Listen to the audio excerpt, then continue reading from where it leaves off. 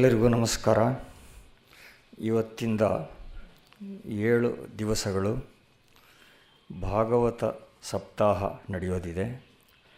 ದಿವಂಗತ ಶಾನುಭೋಗ ಎಚ್ ಚಂದ್ರಶೇಖರಯ್ಯ ಮತ್ತು ಶ್ರೀಮತಿ ಲಕ್ಷ್ಮೀದೇವಮ್ಮ ಅವರ ಸ್ಮರಣಾರ್ಥ ಶ್ರೀ ಎಚ್ ಸಿ ಪಟ್ಟಾಭಿರಾಮಯ್ಯ, ಸಿ ಶಂಕರನಾರಾಯಣರಾವ್ ಅವರ ಸ್ಮರಣಾರ್ಥ ಎಚ್ ಎಸ್ ಅನಂತರಾಮಯ್ಯ, ವೆಂಕಟರಾಮ್ ಅವರ ಸ್ಮರಣಾರ್ಥ ಅವರ ಮಗ ವಿ ಶ್ರೀನಿವಾಸ್, ಶ್ರೀಮತಿ ರತ್ನಮ್ಮ ಅವರ ಸ್ಮರಣಾರ್ಥ ಅವರ ಮಗ H S Narasimhamurthy, H N Suryanarayanarao, Shrimati H V Sushilamma ಅವರ ಮಗ ಎಚ್ ಎಸ್ ಅಶ್ವಥ್ ನಾರಾಯಣ ಕುಮಾರ್. ಈ ಹಿತೈಷಿಗಳು ಈ ಶ್ರೀಮದ್ ಭಾಗವತ ಪ್ರವಚನಮಾಲೆಯನ್ನು ಪ್ರಾಯೋಜನೆ ಮಾಡಿದ್ದಾರೆ. ಈ ಸಜ್ಜನ ಬಂಧುಗಳಿಗೆಲ್ಲ ಕೃತಜ್ಞತೆ ಸಲ್ಲಿಸ್ತಾ ಇದ್ದೇನೆ. ಈ ಸಪ್ತಾಹವನ್ನು ನಡೆಸ್ಕೊಡೋದಕ್ಕೆ ಕೃಪೆ ಮಾಡಿ ಬಂದಿರುವ ವಿದ್ಯಾವಾಚಸ್ಪತಿ ಡಾಕ್ಟರ್ ಅರಳುಮಲ್ಲಿಗೆ ಪಾರ್ಥಸಾರಥಿಯವರು ಸುಪರಿಚಿತರು, ಸುವಿಖ್ಯಾತರು. ವ್ಯವಸ್ಥಾಪನಾ ಶಾಸ್ತ್ರದಿಂದ ಭಕ್ತಿ ಸಾಹಿತ್ಯದವರೆಗೆ ಹಲವು ಕ್ಷೇತ್ರಗಳಲ್ಲಿ ಇವರಿಗೆ ಪರಿಣತಿ ಇದೆ. ಆದರೂ ನಾಡಿನ ಜನತೆ ಇವರನ್ನು ವಿಶೇಷವಾಗಿ ಗುರುತಿಸಿರೋದು ದಾಸ ಸಾಹಿತ್ಯ ಪ್ರಸಾರಕರಾಗಿ. ಶ್ರೀ ರಾಘವೇಂದ್ರ ಸಂಪುಟ, ಶ್ರೀಪಾದರಾಜ ಸಂಪುಟ, ವ್ಯಾಸರಾಜ ಸಂಪುಟ, ವಾದಿರಾಜ ಸಂಪುಟ, ಪುರಂದರ ಸಂಪುಟ, ಅಲ್ಲದೆ ಜನಪ್ರಿಯ ಭಜನ ಸಂಪುಟಗಳು, ಇಂಥ 10 ಸದ್ಗ್ರಂಥಗಳನ್ನು ನೀಡಿದ್ದಾರೆ ವಿದ್ಯಾವಾಚಸ್ಪತಿ ಡಾಕ್ಟರ್ ಅರಳುಮಲ್ಲಿಗೆ ಪಾರ್ಥಸಾರಥಿ. 35ಕ್ಕೂ ಹೆಚ್ಚು ಸಂಪಾದಿತ ಹಾಗೂ ವ್ಯಾಖ್ಯಾನ ಗ್ರಂಥಗಳನ್ನು ಬರೆದು ಪ್ರಕಟಿಸಿದ್ದಾರೆ. 30ಕ್ಕೂ ಹೆಚ್ಚು ಉಪನ್ಯಾಸ ಧ್ವನಿ ಸುರುಳಿಗಳು ಇವರಿಂದ ಹೊರಬಂದಿವೆ. ಪಾರ್ಥಸಾರಥಿಯವರು 35 ವರ್ಷಗಳಿಂದ ದಾಸ ಸಾಹಿತ್ಯ ಆಂದೋಲನದ ಮುಂಚೂಣಿಯಲ್ಲಿ ಇದ್ದಾರೆ. ಗ್ರಂಥರಚನೆ, ಸಂಶೋಧನೆ, ಧ್ವನಿ ಸುರುಳಿ ಹಾಗೂ ಪ್ರಭಾವಿ ಪ್ರವಚನಗಳಿಂದ ದಾಸ ಸಾಹಿತ್ಯದ ದಿಗಂತಗಳನ್ನು ಅವರು ವಿಸ್ತರಿಸಿದ್ದಾರೆ. ಹಲವಾರು ಬಾರಿ America, England, Australia, Canada, Singapore, Italy, Switzerland, Abu Dhabi, Bahrain, Dubai, Muscat, Sharjah, Qatar ಮುಂತಾದ 10 ದೇಶಗಳಲ್ಲಿ ಸಾವಿರಾರು ವಿದ್ವತ್ಪೂರ್ಣ ಉಪನ್ಯಾಸಗಳನ್ನು ನೀಡಿದ್ದಾರೆ. ದಾಸ ಸಾಹಿತ್ಯದ ವಿಶ್ವ ಪ್ರಚಾರ ಮಾಡಿ ಇಡೀ ಕನ್ನಡ ಸಾಹಿತ್ಯಕ್ಕೆ ಹೊಸದೊಂದು ಅಂತಾರಾಷ್ಟ್ರೀಯ ಆಯಾಮವನ್ನು ತಂದುಕೊಟ್ಟಿದ್ದಾರೆ. ಕರ್ನಾಟಕ ಸರ್ಕಾರ ಇವರಿಗೆ ರಾಜ್ಯೋತ್ಸವ ಪ್ರಶಸ್ತಿ ನೀಡಿ ಗೌರವಿಸಿದೆ. ಅಲ್ಲದೆ ಮಂತ್ರಾಲಯ ಶ್ರೀ ರಾಘವೇಂದ್ರ ಸನ್ನಿಧಿಯಿಂದ ಹರಿದಾಸ ಕುಲಭೂಷಣ, ಮುಳುಬಾಗಿಲು ಶ್ರೀಪಾದರಾಜ ಮಠದಿಂದ ವಿದ್ಯಾವಾಚಸ್ಪತಿ, ಪೇಜಾವರ ಮಠದಿಂದ ಹರಿದಾಸ ಸಾಹಿತ್ಯ ಭೂಷಣ, ಉತ್ತರಾದಿ ಮಠದಿಂದ ದಾಸ ಸಾಹಿತ್ಯ ಧುರೀಣ, ವ್ಯಾಸರಾಜ ಮಠದಿಂದ ಸಾಹಿತ್ಯ ಸಂಶೋಧನಾ ವಾಚಸ್ಪತಿ, ಭಂಡಾರಕೇರಿ ಮಠದಿಂದ ದಾಸ ಸಾಹಿತ್ಯ ರತ್ನ, ಅಮೆರಿಕದಿಂದ international celebrity award, global heritage award, ಹೀಗೆ 10 ಉನ್ನತ ಪ್ರಶಸ್ತಿಗಳು ಡಾಕ್ಟರ್ ಅರಳುಮಲ್ಲಿಗೆ ಪಾರ್ಥಸಾರಥಿ ಅವರನ್ನು ಅಲಂಕರಿಸಿವೆ. ಇವರ ವ್ಯಾಪಕ ಸಾಧನೆ ನಮಗೆಲ್ಲ ಬಹಳ ಹೆಮ್ಮೆ ತಂದಿದೆ. ನಿಜಾರ್ಥದಲ್ಲಿ ಸಾಂಸ್ಕೃತಿಕ ರಾಯಭಾರಿಯಾಗಿ ಅವರು ಸಲ್ಲಿಸ್ತಾ ಬಂದಿರುವ ಕೈಂಕರ್ಯ ಹೀಗೆಯೇ ದಾಪುಗಾಲಿಡ್ತಾ ನಿರಂತರವಾಗಿ ಸಾಗಲಿ ಅಂತ ತಮ್ಮೆಲ್ಲರ ಪರವಾಗಿ, ಇಡೀ ಸಮಾಜದ ಪರವಾಗಿ ಹಾರೈಸ್ತಾ ಇದ್ದೇನೆ. ಇವತ್ತಿಂದ ಇಲ್ಲಿ ಅವರ ಶ್ರೀಮದ್ ಭಾಗವತ ಸಪ್ತಾಹ ನಡೆಯೋದಿದೆ. ಭಾಗವತ ಕುರಿತೇ ಇವರ 4-5 ಧ್ವನಿ ಸುರುಳಿಗಳು ಹಲವು ವರ್ಷ ಹಿಂದೆ ಬಂದು ಜನಪ್ರಿಯ ಆಗಿವೆ. ಶ್ರೀಮದ್ ಭಾಗವತಕ್ಕೆ ನಮ್ಮ ಪರಂಪರೆಯಲ್ಲಿ ಮೂರ್ಧನ್ಯಭೂತವಾದ ಸ್ಥಾನ ಇದೆ. ಉದ್ದಕ್ಕೂ ಕಥನ ಮತ್ತು ದಾರ್ಶನಿಕತೆ ಈ 2 ಚಕ್ರಗಳ ಮೇಲೆ ಈ ಭಾಗವತ ರಥ ನಡೆಯುತ್ತೆ. ದಾರ್ಶನಿಕ ಬೋಧೆ ಭಾಗವತದಲ್ಲಿ ಇರುವಷ್ಟು ಸಾಂದ್ರವಾಗಿ ಬಹುಶಃ ಬೇರೆ ಯಾವ ಪುರಾಣದಲ್ಲೂ ನಮಗೆ ಸಿಗೋದಿಲ್ಲ. ಇದರ ಬಂಧ ಬಿಗಿಯಾದದ್ದು. ಇದನ್ನು ಒಂದು ವಿಶ್ವಕೋಶವಾಗಿಸುವ ಆಶಯವೇ ಭಗವಾನ್ ವೇದವ್ಯಾಸರಿಗೆ ಇದ್ದಂತೆ ನಮಗೆ ಅನಿಸುತ್ತೆ. ಸಾವಿರಾರು ವರ್ಷಗಳಿಂದ ಒಂದೊಂದು ಪೀಳಿಗೆಯೂ ಈ ವಾಂಗ್ಮಯದಲ್ಲಿ ಹೊಸ ಹೊಸ ಅರ್ಥಗಳನ್ನು ಕಂಡುಕೊಳ್ತಾನೇ ಇದೆ. ಇದನ್ನು ಒಂದು ದೊಡ್ಡ ವಿಸ್ಮಯ ಅಂತ ನಾವು ಒಪ್ಪಬೇಕಾಗಿದೆ. ಏಕೆಂದರೆ ಜಗತ್ತಿನ ಬೇರೆ ಯಾವ ದೇಶದ ಯಾವುದೇ ಭಾಷೆಯ ಶ್ರೇಷ್ಠ ಕೃತಿಗಳು ಕೂಡ ಅವು ಸ್ಟ್ಯಾಟಿಕ್ ಆಗಿವೆ, ಭಾಗವತದ ಹಾಗೆ ಡೈನಾಮಿಕ್ ಆಗಿಲ್ಲ. ಒಂದು ವೃತ್ರಾಸುರ ಪ್ರಕರಣವನ್ನು ನೋಡಿದ್ರೂ ಅದು ಆದಿಭೌತಿಕ, ಆದಿದೈವಿಕ, ಆಧ್ಯಾತ್ಮಿಕ ಸಂದೇಶಗಳನ್ನೆಲ್ಲ ಗರ್ಭೀಕರಿಸಿಕೊಂಡು ತ್ರಿವಿಕ್ರಮ ಸದೃಶ್ಯವಾಗಿ ಇದೆ. ಇಂಥ ಗ್ರಂಥರಾಜದ ಬಗ್ಗೆ ಇದು ಮೊದಲ ಸಪ್ತಾಹ ಅಂತ ಭಾವಿಸೋಣ. ನಾನು ಅರಿಕೆ ಮಾಡ್ತಾ ಇದ್ದೇನೆ. ಮುಂದೆ ಅನುಕೂಲವಾದಾಗ ಈ ಅವಲೋಕನ ಮುಂದುವರಿಯುತ್ತೆ ಅಂತ ನಾನು ಆಸೆ ಪಟ್ಕೊಂಡಿದ್ದೇನೆ. ಸದ್ಯದ ಈ ಪರ್ಯಾಯದ ವ್ಯಾಖ್ಯಾನವನ್ನು ಆರಂಭಿಸಬೇಕು ಅಂತ ವಿದ್ಯಾವಾಚಸ್ಪತಿ ಡಾಕ್ಟರ್ ಅರಳುಮಲ್ಲಿಗೆ ಪಾರ್ಥಸಾರಥಿಯವರನ್ನು ತಮ್ಮೆಲ್ಲರ ಪರವಾಗಿ, ಗೋಖಲೆ ಸಾರ್ವಜನಿಕ ವಿಚಾರ ಸಂಸ್ಥೆಯ ಪರವಾಗಿ ಹಾಗೂ ಪ್ರಾಯೋಜಕರ ಪರವಾಗಿ ಪ್ರಾರ್ಥನೆ ಮಾಡುತ್ತೇನೆ. ಮೌಳಿಪರ್ಯಂತಂ ಗುರುಣಾಂ ಆಕೃತಿಂ ಸ್ಮರೇತ್ ತೇನ ವಿಘ್ನಾ ಪ್ರಣಶ್ಯಂತಿ ಸಿದ್ಧ್ಯಂತಿ ಚ ಮನೋರಥಾಃ. ಯೋऽन्तಃ ಪ್ರವಿಶ್ಯ ಮಮ ವಾಚಮಿಮಾಂ ಪ್ರಸುಪ್ತಾಂ ಸಂಜೀವಯದ್ಯಖಿಲ ಶಕ್ತಿಧರಸ್ವಧಾಮ್ನಾಂ ಅನ್ಯಾಂ ಸಹಸ್ರಚರಣಶ್ರವಣತ್ವಾಧೀನ್ ಪ್ರಾಣಾನ್ ನಮೋ ಭಗವತೆ ಪುರುಷಾಯ ತುಭ್ಯಂ. मनोजवं मारुततुल्यवेगं जितेन्द्रियं बुद्धिमतां वरिष्ठं वातात्मजं वानरयूथमुख्यं श्रीरामदूतं शिरसा नमामि. बुद्धिर्बलं यशो धैर्यं निर्भयत्वम् अरोगता अजाड्यं वाक्पटुत्वं च हनुमत्स्मरणात् भवेत्.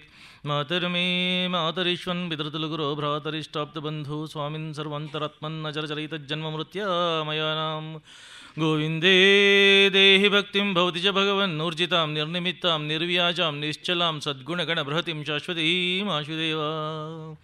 अभ्रमं भङ्गरहितं अजडं विमलं सदा आनन्दतीर्थमतुलं भजे तापत्रयापहं. भवति यदनुभावादेडमुको विवाग्मिज्जडमतिर्विजन्तुर्जायते प्राज्ञमौलिः सकलवचनचेतो देवता भारती स ममोचसि निधत्तां सन्निधिं मानसे च. चित्रैपदैश्च गम्भीरै वाक्यैर्मानैरखण्डिते गुरुभावं व्यञ्जयन्ती भाति श्रीजयतीर्थवाक्. अर्थिकल्पितकल्पोऽयं प्रत्यर्थिगजकेसरी व्यासतीर्थगुरुर्भूयादस्मदिष्टार्थसिद्धये. तपो विद्याविरक्त्यादि सद्गुणौघाकरानहं वादिराजगुरुन् वन्दे हयग्रीवदयाश्रयन्. पूज्याय राघवेन्द्राय सत्यधर्मरताय च भजतां कल्पवृक्षाय नमतां कामधेनवे. मन्मनोभीष्टवरदं सर्वाभीष्टफलप्रदं पुरन्दरगुरुं वन्दे दासश्रेष्ठं दयानिधिं. नमः श्रीपादराजाय नमस्ते व्यासयोगिने नमः पुरन्दरार्याय विजयार्याय ते नमः. जन्माद्यस्य यदोन्मयादितरतश्चार्थेष्वभिघ्नस्वराट् तेने ब्रह्महृदायादिकवये मुह्यन्ति यं सूरयः. तेजोवारिमृतां यथा विनिमयो यत्र त्रिसर्गो मृषा धाम्ना स्वेन सदा निरस्तकुहकं सत्यं परं धीमहि. निगमकल्पतरोर्गलितं फलं शुकमुखादमृतद्रवसंयुतं पिबत भागवतं रसमालयं मुहुर्मुहुः रसिका भुवि भावुकाः. कृष्णाय वासुदेवाय देवकी नन्दनाय च नन्दगोपकुमाराय गोविन्दाय नमो नमः.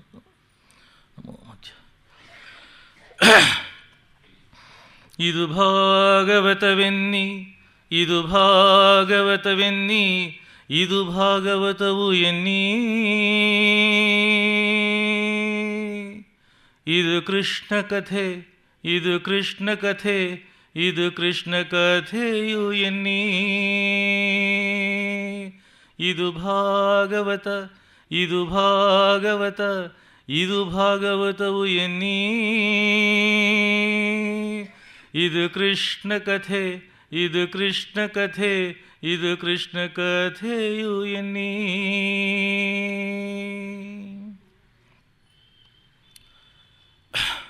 ಪರಮಾತ್ಮನ ಪಾದ ಪದ್ಮಗಳಲ್ಲಿ ಭಕ್ತಿಯಿಂದ ಶ್ರದ್ಧೆಯಿಂದ ಗೌರವದಿಂದ ಸಾಷ್ಟಾಂಗ ನಮಸ್ಕಾರಗಳನ್ನು ಮಾಡ್ತಾ, ಸಹಸ್ರ ವರ್ಷಗಳ ಕಾಲ ಪರಮಾತ್ಮನ ನಾಮ ಸಂಜೀವನಿಯನ್ನು ಮಾಡ್ತಾ ನಮ್ಮೆಲ್ಲರಿಗೆ ಸಂಸ್ಕಾರ ಸಂಸ್ಕೃತಿಯನ್ನು ಕೊಟ್ಟಿರತಕ್ಕಂಥ ಎಲ್ಲ ಮಹಾತ್ಮರನ್ನು, ಮಹಿತಾತ್ಮರನ್ನು ನಾನು ಭಕ್ತಿಯಿಂದ ಶ್ರದ್ಧೆಯಿಂದ ನಮಸ್ಕಾರ ಮಾಡ್ತಾ, ಯಾವ ಮಹಾನುಭಾವರ ಪರಂಪರೆ, ಆ ಸಂಸ್ಕಾರಗಳು, ಆ ಸಂಸ್ಕೃತಿಗಳು ಸಂಸ್ಥೆಯ ರೂಪ ತಳಿಬಹುದು, ಅಂಥ ಸಂಸ್ಥೆಗೆ ಸಾಕಾರ ನಿದರ್ಶನ ಆಗಿರತಕ್ಕಂಥ ಈ ಸಂಸ್ಥೆಯ ಎಲ್ಲ ಪ್ರವರ್ತಕರಿಗೆ ನನ್ನ ನಮಸ್ಕಾರಗಳನ್ನ ಮಾಡ್ತಾ, ಏನಾದರೂ ಹಾಗೂ ಪುಷ್ಪವಾಗಿರೋ ನೀನು ಮಂಕುತಿಮ್ಮ ಅಂತ ಹೇಳಿರತಕ್ಕಂತಹ DVG ಅವ್ರನ್ನ ನಾನು ಸ್ಮರಣೆ ಮಾಡ್ತಾ, ಹೂವಿನ ಹಾಗಿರಪ್ಪ ಅಂತಂದರು. ಹೂವಿನ ಹಾಗಿರು, ಪರಿಮಳ, ಗಂಧ ಕೊಡ್ತಾಯಿರು, ಮಕರಂದ ಕೊಡ್ತಾಯಿರು, ಆನಂದವಾಗಿರು, ಎಷ್ಟು ಹೂವಿನ ಹಾಗಿರು ನೀನು ಅಂಥ DVG ಅವರನ್ನು ಸ್ಮರಣೆ ಮಾಡ್ತಾ, ಒಬ್ಬ ವ್ಯಕ್ತಿ ಚಿಂತನೆ ಅದ್ಭುತವಾಗಿದ್ದರೆ ಎಂಥ ಸಂಸ್ಥೆ ಬರುತ್ತೆ ಅಂತಂದಕ್ಕೆ ನಾನು ಬಂದ ತಕ್ಷಣ ರಾಮಸ್ವಾಮಿ ಅವ್ರಿಗೆ ಹೇಳಿದೆ, ವೇದವ್ಯಾಸರ ಆಶ್ರಮಕ್ಕೆ ಬಂದಾಗ ಆಗುತ್ತೆ ಸ್ವಾಮಿ, ನನಗೆ ಅಷ್ಟು ಸಂತೋಷ ಆಗ್ತಾಯಿದೆ ಇವತ್ತಿನ ದಿನ ಅಂತಂದ್ಬಿಟ್ಟು. ಏನು ಚಿಂತನೆ ಮಾಡ್ತೀರೋ ಅದಾಗುತ್ತೆ. ರಾಮಸ್ವಾಮಿ ಅವರು ಹೇಳಿದರು, DVG ಅವರು ವ್ಯಾಸರನ್ನ, ವಾಲ್ಮೀಕಿಗಳನ್ನ ನಮ್ಮ ರಾಷ್ಟ್ರದ ಸಂಸ್ಕೃತಿ ನಿರ್ಮಾಪಕರು ಅಂದ್ಕೊಂಡಿದ್ರು. ವೇದವ್ಯಾಸರ ಆಶ್ರಮ, ವಾಲ್ಮೀಕಿಗಳ ಆಶ್ರಮ ಅವರ ಚಿಂತನೆಯಲ್ಲಿತ್ತು. ಏನು ಚಿಂತನೆ ಇರುತ್ತೋ ಅದಾಗುತ್ತೆ ಜೀವನದಲ್ಲಿ. Whatever you think you are going to have it. ಅಂಥ ಅದ್ಭುತವಾಗಿರತಕ್ಕಂಥ ರೂಪಕಲ್ಪನೆಯನ್ನು ಮಾಡಿ ಅದನ್ನು ಸಾಕಾರಗೊಳಿಸಿರತಕ್ಕಂಥ ಎಲ್ಲ ದಿವ್ಯ ಚೇತನಗಳಿಗೆ ನಮಸ್ಕಾರ ಮಾಡ್ತಾ, ಆ DVG ಅವರ ಆ ಮೌಲ್ಯಗಳೇನಿದೆ, ಆ ಚೇತನ ಏನಿದೆ, ಆ ಚೇತನ ಇವತ್ತು ರಾಮಸ್ವಾಮಿ ಅವರ ರೂಪದಲ್ಲಿ, ಅವರ ಸ್ನೇಹಿತರ ರೂಪದಲ್ಲಿ ಈ ಸಂಸ್ಥೆಯನ್ನು ನಡೆಸ್ತಾ ಇದೆ.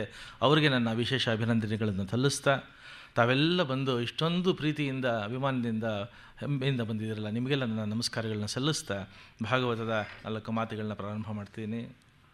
ಭಾಗವತದ ಕಥೆ ಅಂತಂದ್ರೆ ಭಗವಂತನ ಕಥೆ, ಕೃಷ್ಣನ ಕಥೆ, ಕೃಷ್ಣನ ಅವತಾರಗಳ ಕಥೆ, ಕೃಷ್ಣನ ಲೀಲೆ ಕಥೆ, ಕೃಷ್ಣನ ಮಹಿಮೆ ಕಥೆ. ಅದು ಭಗವಂತನ ಪಾದಪದ್ಮಗಳಲ್ಲಿ ಮತ್ತೊಮ್ಮೆ ಭಕ್ತಿಯಿಂದ ನಮಸ್ಕಾರಗಳನ್ನ ಸಲ್ಲಿಸ್ತಾ, ಭಗವದ್ಭಕ್ತರಿಗೆ ಹಾಗೂ ಎಲ್ಲ ಭಾಗವತೋತ್ತಮರಿಗೆ ಶಿರಸ ನಮಿಸ್ತಾ, ವಚಸ ಸ್ತುತಿಸ್ತಾ, ಮನಸ ಸ್ಮರಿಸ್ತಾ ಈ ಭಾಗವತದ ಕಥಾ ವಚನ ಪ್ರವಚನವನ್ನು ಪ್ರಾರಂಭಿಸಲು ತಮ್ಮೆಲ್ಲರ ಅನುಮತಿಯನ್ನು ಮೊದಲು ಪ್ರಾರ್ಥನೆ ಮಾಡ್ತಾ ಇದ್ದೇನೆ. ಭಾರತದ ಭಕ್ತಿ ಸಾಹಿತ್ಯ ಪರಂಪರೆಯ ಅತ್ಯಂತ ಉತ್ಕೃಷ್ಟವಾಗಿರತಕ್ಕಂಥ, ಶ್ರೇಷ್ಠವಾಗಿರತಕ್ಕಂಥ ಉತ್ತುಂಗ ಶೃಂಗ ಅಂತಂತಂದರೆ ಅದು ಭಾಗವತ. ಭಗವದ್ ಭಕ್ತರಿಗೆ ಪ್ರಿಯತಮವಾಗಿರತಕ್ಕಂಥ ತುಂಬ ಪ್ರೀತಿಯ ವಿಚಾರಗಳ ಆಗರ ಯಾವುದಪ್ಪ, ಸಾಗರ ಯಾವುದಪ್ಪ ಅಂತಂದರೆ ಅದು ಭಾಗವತ. ಜ್ಞಾನ, ಭಕ್ತಿ, ವೈರಾಗ್ಯಗಳ ತ್ರಿವೇಣಿ ಸಂಗಮ ಯಾವುದಪ್ಪ, ಅಮೃತ ಧಾರೆ ಯಾವುದಪ್ಪ, ಅಮೃತ ವಾಹಿನಿ ಯಾವುದಪ್ಪ, ಅದು ಭಾಗವತ. ಅಮೃತದಂತಹ ಮಾತು ಎಲ್ಲಿದೆಯಪ್ಪ ಭಾಗವತದಲ್ಲಿ, ಮಧುರವಾದ ಮಾತೆಲ್ಲಿದೆಯಪ್ಪ ಭಾಗವತದಲ್ಲಿ, ಮೃದುವಾದ ಮಾತೆಲ್ಲಿದೆಯಪ್ಪ ಭಾಗವತದಲ್ಲಿ. ಅಮೃತದಂತಹ ಮಧುರವಾದ ಮಧುರವಾಗಿರತಕ್ಕಂತಹ ಮಧುರನಾಥ ಶ್ರೀಕೃಷ್ಣನ ಕಥೆಯ ಅಮರ ತರಂಗಿಣಿ, ಆ ಅದ್ಭುತವಾಗಿರತಕ್ಕಂಥ ಭಕ್ತಿ ಭಾಗೀರಥಿ, ಅದು ಭಾಗವತ.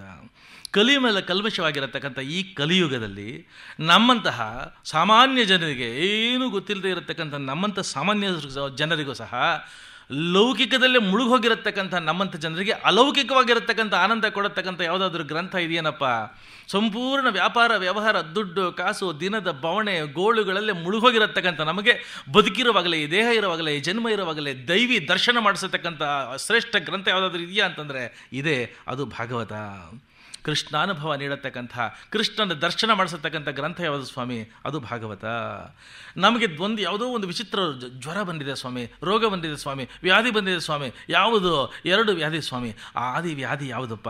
ಅಹಂಕಾರ, ಮಮಕಾರಗಳು ಅನ್ನತಕ್ಕಂಥ ವ್ಯಾಧಿಗೆ ಪರಮ ಔಷಧ ಯಾವುದಪ್ಪ? ಸಿದ್ಧೌಷಧ ಅಂತಂತಂದರೆ ಅದು ಭಾಗವತ. ಏನಿದೆ ಇದರಲ್ಲಿ? ಗೋವಿಂದ ಸುಂದರ ಪದಾರವಿಂದ ರತಿ ಮಕರಂದ ರಸದಿಂದ ದಿವ್ಯವಾಗಿ, ಭವ್ಯವಾಗಿ, ನವ್ಯವಾಗಿ, ನವಿದ್ದಂದಿಗೂ ನವ್ಯವಾಗಿ ಕಂಗೊಳಿಸ್ತಾ ಇರತಕ್ಕಂತಹ ಭಾಗವತವೆಂಬ ಪಾರಿಜಾತ ವೃಕ್ಷ, ಶ್ರವಣ ಮಾಡತಕ್ಕಂಥ ಜನರ ಕಾಮಧೇನು, ಮನನ ಮಾಡತಕ್ಕಂಥವರ ಕಲ್ಪವೃಕ್ಷ. ಇದು ಏನು ಇಷ್ಟು ಮಹತ್ವ ಹೇಳ್ತಿದ್ರಲ್ಲ ಇದಕ್ಕೆ ಅಂತಂದರೆ, ಕೃಷ್ಣ ಪರಮಾತ್ಮನ ಗಾನ ನೋಡಬೇಕು, ಇದರಲ್ಲಿ ನೋಡಬೇಕು, ತಾನ ನೋಡಬೇಕು, ಇದರಲ್ಲಿ ನೋಡಬೇಕು, ಅವನ ತನನ ನೋಡಬೇಕು, ಇಲ್ಲಿ ನೋಡಬೇಕು, ಅವನ ಸ್ಮರಣನ ಕೇಳಬೇಕು, ಇಲ್ಲಿ ನೋಡಬೇಕು, ಅವನ ಮನನ ಮಾಡಬೇಕು, ಇಲ್ಲಿ ಮಾಡಬೇಕು.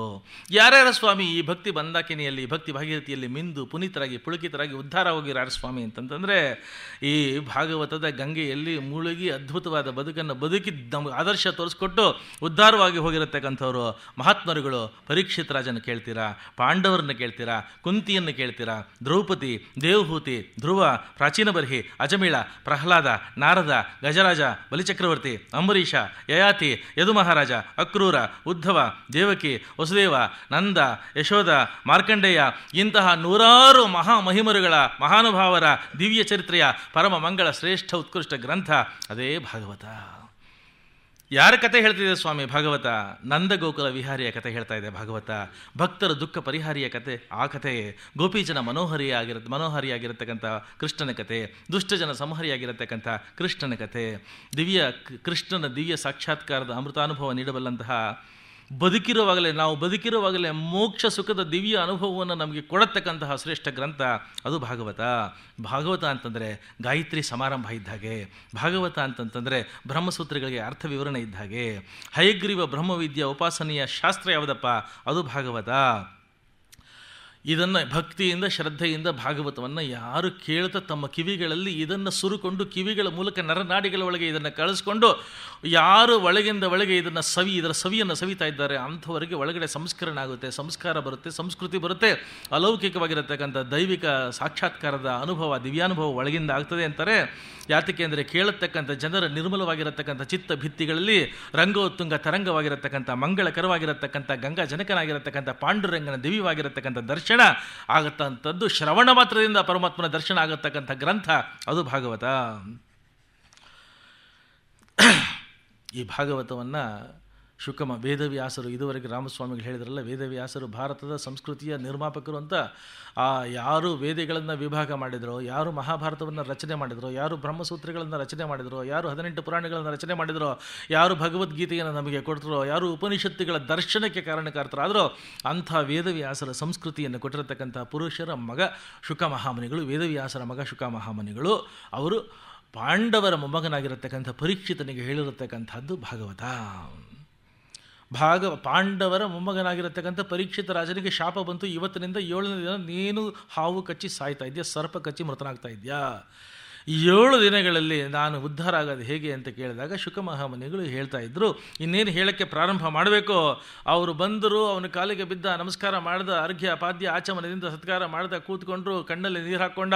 ಸ್ವಾಮಿ, ಒಂದು ಗೋದಹನ ಕಾಲ ಹಸುವಿನ ಕೆಚ್ಚಲಿಗೆ ಕೈ ಹಾಕಿ ಒಂದು ಸಲ ಹಾಲು ಕರಿಯೋಷ್ಟು ಸಮಯ ಕೂಡ ಜೀವನದಲ್ಲಿ ನೀವು ಒಬ್ಬರ ಮನೆ ಮುಂದೆ ನಿಂತಿಲ್ಲ, ಒಬ್ಬರನ್ನ ಯಾಚನೆ ಮಾಡಿಲ್ಲ, ನೀಚ ಜನರ ಮನೆ ಬಾಗಿಲಿಗೆ ಹೋಗಿ ಜನ್ಮದಲ್ಲಿ ಯಾಚನೆ ಮಾಡಿಲ್ಲ ನೀವು.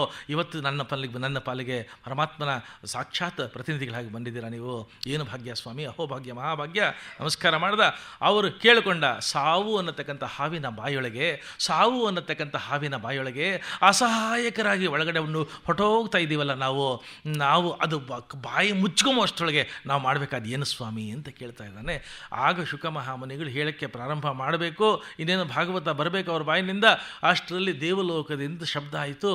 ನೋಡಿದ್ರು ದೇವತೆಗಳೆಲ್ಲ ಬರ್ತಾ ಇದ್ದಾರೆ, ದೇವೇಂದ್ರನ ನಾಯಕತ್ವದಲ್ಲಿ ಬರ್ತಿದ್ದಾರೆ. ದೇವೇಂದ್ರ ನೇತೃತ್ವದಲ್ಲಿ ಸಮಸ್ತ ದೇವತೆಗಳೆಲ್ಲ ಬಂದು ಶುಕ ಮಹಾಮುನಿಗಳ ಮುಂದೆ ಇಳಿದುಬಿಟ್ಟು ನಮಸ್ಕಾರ ಮಾಡ್ದ. ದೇವೇಂದ್ರ ಅವರಿಗೆ ನಮಸ್ಕಾರ, ಅಷ್ಟಾಂಗ ನಮಸ್ಕಾರ ಮಾಡ್ದ. ಸ್ವಾಮಿಯಿಂದ ಒಂದು ಕುಂಭ ತಂದಿದ್ದ. ಏನಪ್ಪ ಈ ಕುಂಭ ತಂದಿದೆಯಲ್ಲೋ ಅಂತಂದ್ರು ಶುಕ ಮಹಾಮುನಿಗಳು. ಸ್ವಾಮಿ, ಪರೀಕ್ಷಿತ ರಾಜನಿಗೆ ತಾವು ಯಾತಕ್ಕೆ ಈ ಭಾಗವತ ಹೇಳ್ತಿದ್ದೀರಾ? ಯಾಕೆ 7 ದಿನಗಳಲ್ಲಿ ಅವನು ಮೃತನಾಗ್ತಾ ಇದ್ದಾನೆ, ಅವನು ಉದ್ಧಾರ ಮಾಡಬೇಕು ಅಂತ ಹೇಳ್ತಿದ್ದೀರಾ? ನಾವು ಅದಕ್ಕೆ ಒಂದು ಉಪಾಯ ತಂದಿದ್ದೀವಿ. ಏನು ಉಪಾಯ? ನಾನು ದೇವಲೋಕದಿಂದ ಅಮೃತ ತಂದು ಬಿಟ್ಟಿದ್ದೀನಿ. ನಮ್ಮ ಹತ್ರ ಅಮೃತ ಸಿಗುತ್ತೆ, ಸ್ಟಾಕ್ ಇದೆ, ನನ್ನ ಹತ್ರ ತೊಗೊಂಬಂದಿದ್ದೀನಿ, ನಿಮಗೆ ಕೊಡ್ತೀನಿ. ನೀವು ಇದನ್ನು ಪರೀಕ್ಷಿತ ರಾಜನಿಗೆ ಕೊಟ್ಟುಬಿಡಿ. ಪರೀಕ್ಷಿತ ರಾಜನ ದೇಹ ಬಿದ್ದೋಗೋದಿಲ್ಲ, ಉಳ್ಕೊಂಡ್ಬಿಡ್ತಾನೆ. ಆದರೆ ಒಂದು ನಿಬಂಧನೆ. ಏನು? ಇದು ನಾನು ಬಂದಿರತಕ್ಕಂಥದ್ದು ಒಂದು ಕೊಡೋದಕ್ಕೆ, ಒಂದು ತೊಗೊಂಬೋದಕ್ಕೆ. ಏನು ಕೊಡ್ತೀಯಾ, ಏನು ತಗೊಳ್ತೀಯಾ? ನಾನು ಅವನನ್ನು ಬದುಕಿಸತಕ್ಕಂಥ ಅಮೃತವನ್ನು, ದಿವ್ಯಾಮೃತವನ್ನು, ಸ್ವರ್ಗಲೋಕದ ಅಮೃತವನ್ನು ನಿಮಗೆ ಕೊಡ್ತಿದ್ದೀನಿ. ಅದಕ್ಕೆ ಬದಲಾಗಿ ನೀವು ನನಗೆ ಭಾಗವತ ಕಥಾಮೃತವನ್ನು ನಮಗೆ ಕೊಡಬೇಕು. ಭಾಗವತ ಕಥಾಮೃತವನ್ನು ನೀವು ಕೊಡಬೇಕು. ಶುಕ ಮಹಾಮುನಿಗಳು ನಕ್ಕರಂತವ್ರು ಹೇಳ್ತಿದ್ದಾರೆ, ಕ್ವ ಸುಧಾ ಕ್ವ ಕಥಾಲೋಕೆ ಕ್ವ ಕಾಚತಿ ಕ್ವ ಕಾಚ ಕ್ವ ಮಣಿರ್ಮಹಾನ್. ಅಲ್ವೋ, ನೀನು ತಂದಿರತಕ್ಕಂಥದ್ದು ಗಾಜಿನ ಮಣಿ ಇದ್ದಾಗೆ, ಭಾಗವತ ಕಥಾಮೃತ ಅನ್ನತಕ್ಕಂಥದ್ದು ಕೌಸ್ತುಭ ಇದ್ದಾಗೆ. ಎಲ್ಲಿ ಗಾಜಿನ ಮಣಿ, ಎಲ್ಲಿ ಕೌಸ್ತುಭನಪ್ಪ? ಅದು ಅಲ್ಲದೆ ನೀನು ತಂದಿರತಕ್ಕಂಥ ಅಮೃತ ಆ ದೇಹನ ಎದ್ದು ನಿಲ್ಲಿಸಬಹುದಷ್ಟೇ.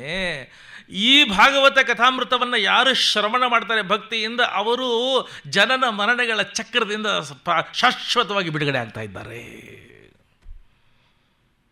ಬೇಡಪ್ಪ, ಹೋಗು. ಕಳಿಸಿದರು. ಬ್ರಹ್ಮದೇವರಿಗೆ ಗೊತ್ತಾಯ್ತಂತೆ, ಏನು ದೇವಾನುದೇವತೆಗಳೆಲ್ಲ, ಎಲ್ಲ ಋಷಿಗಳು, ಮುನಿಗಳು, ಬ್ರಹ್ಮರ್ಷಿಗಳು, ತಪಸ್ವಿಗಳು, ದೇವಾನುದೇವತೆಗಳು, ಇಂದ್ರ ಎಲ್ಲರೂ ಭಾಗವತದ ಬಗ್ಗೆ ಇಷ್ಟೆಲ್ಲ ಹೇಳ್ತೀಯಾರಲ್ಲ ಅಂತ ಬ್ರಹ್ಮದೇವರು ಜಗತ್ತಿನಲ್ಲಿರತಕ್ಕಂಥ ಸಮಸ್ತವಾಗಿರತಕ್ಕಂಥ ಎಲ್ಲ ಶಾಸ್ತ್ರ ವಿಚಾರಧಾರೆಗಳನ್ನು, ಎಲ್ಲ ಧರ್ಮಶಾಸ್ತ್ರಗಳನ್ನು, ಎಲ್ಲ ಸ್ಕ್ರಿಪ್ಚರ್ಸ್ ಅಂತ ಎಲ್ಲವನ್ನು ತಗೊಂಡು ತಕ್ಕಡಿಯ ಒಂದು ತಟ್ಟೆಗೆ ಹಾಕಿ, ಭಾಗವತವನ್ನು ತಕ್ಕಡಿಯ ಇನ್ನೊಂದು ತಟ್ಟೆಗೆ ಹಾಕಿ ಯಾವುದಕ್ಕೆ ತೂಕ ಅಂತ ನೋಡಿದಾಗ ಆ ಜಗತ್ತಿನ ಸಮಸ್ತ ವಿಚಾರಶಾಸ್ತ್ರಗಳು, ಧರ್ಮಶಾಸ್ತ್ರಗಳು ಇದ್ದಂತಹ ತಕ್ಕಡಿಯ ತಟ್ಟೆ ಹಗುರಕ್ಕೆ ಮೇಲೆ ಹೋಯ್ತಂತೆ, ಭಾಗವತ ಇದ್ದಂಥ ತಕ್ಕಡಿಯ ತಟ್ಟೆ ಭಾರಕ್ಕೆ ಜಗ್ಗತಂತೆ. ಬ್ರಹ್ಮದೇವರು ಹೇಳ್ತಾ ಇದ್ದಾರೆ, ಭಾಗವತ ಅಂದರೆ ಭಾಗವತ. ನಾರದರು ಹೇಳ್ತಾರೆ, ಯಾಕೆ ಭಾಗವತದಲ್ಲಿ ಇಷ್ಟೊಂದು ವಿಶೇಷವಾಗಿರತಕ್ಕಂಥ ಮಹಿಮಾ ಭಾಗವತಕ್ಕೆ ಯಾಕೆ ಅಂತಂದರೆ, ನಾರದರು ಹೇಳ್ತಾ ಇದ್ದಾರೆ ಪದ್ಮಪುರಾಣದಲ್ಲಿ, ಭಾಗವತ ಅಂತಂದರೆ ಬರೀ ಗ್ರಂಥ ಅಲ್ಲ ರಾಜ. ಭಾಗವತವನ್ನು ಎಲ್ಲಿ ಹೇಳ್ತಾರೆ, ಭಾಗವತವನ್ನು ಎಲ್ಲಿ ಕೇಳ್ತಾರೆ, ಆ ಕೇಳತಕ್ಕಂಥ ಸ್ಥಳ ತೀರ್ಥಕ್ಷೇತ್ರ. ನಾರದರು ಹೇಳ್ತಾ ಇರತಕ್ಕಂಥದ್ದು ಭಾಗವತವನ್ನು ಹೇಳತಕ್ಕಂಥ, ಭಾಗವತವನ್ನು ಕೇಳತಕ್ಕಂಥ ಸ್ಥಳ ತೀರ್ಥಕ್ಷೇತ್ರ. ಯಾಕೆ ಅಂದರೆ ಭಾಗವತದಲ್ಲಿ ಸನ್ನಿಧಾನಗಳಿದೆ. ಯಾವ ಸನ್ನಿಧಾನ ಇದೆ ಅನ್ನೋದನ್ನು ನಾರದ ಹೇಳ್ತಿದ್ದಾರೆ. ಓಂಕಾರದ ಸನ್ನಿಧಾನ, ಗಾಯತ್ರಿಯ ಸನ್ನಿಧಾನ, ಪುರುಷ ಸೂಕ್ತದ ಸನ್ನಿಧಾನ, ದ್ವಾದಶ ಸ್ತೋತ್ರ, ದ್ವಾದಶಾಕ್ಷರ ಮಂತ್ರ, ಓಂ ನಮೋ ಭಗವತೆ ವಾಸುದೇವಾಯ ಅನ್ನುವಂತಕ್ಕಂಥ ಮಂತ್ರದ ಸನ್ನಿಧಾನ, ದ್ವಾದಶ ಮೂರ್ತಿ ಎನಿಸಿಕೊಂಡಿರತಕ್ಕಂಥ ಸೂರ್ಯನ ಸನ್ನಿಧಾನ, ಮಹಾಕ್ಷೇತ್ರವಾಗಿರತಕ್ಕಂಥ ಪ್ರಯಾಗದ ಸನ್ನಿಧಾನ, ಕಾಲಪುರುಷನ ಸನ್ನಿಧಾನ, ಸದ್ಬ್ರಾಹ್ಮಣನ ಸನ್ನಿಧಾನ, ಮತ್ತು ಶ್ರೀ ತುಳಸಿಯ ಸನ್ನಿಧಾನ, ಅಗ್ನಿಹೋತ್ರಿಯ ಸನ್ನಿಧಾನ, ಗೋವಿನ ಸನ್ನಿಧಾನ, ದ್ವಾದಶಿ ತಿಥಿಯ ಸನ್ನಿಧಾನ, ವಸಂತ ಋತುವಿನ ಸನ್ನಿಧಾನ, ಎಲ್ಲಕ್ಕಿಂತ ಮಿಗಿಲಾಗಿ ಭಗವಾನ್ ಪುರುಷೋತ್ತಮ ಶ್ರೀಕೃಷ್ಣನ ವಿಶೇಷ ಸನ್ನಿಧಾನ ಇರತಕ್ಕಂಥ ಒಂದೇ ಒಂದು ಗ್ರಂಥ ಅಂದರೆ ಅದು ಶ್ರೀಮದ್ ಭಾಗವತ ಅಂತ ನಾರದರು ಹೇಳ್ತಾ ಇದ್ದಾರೆ.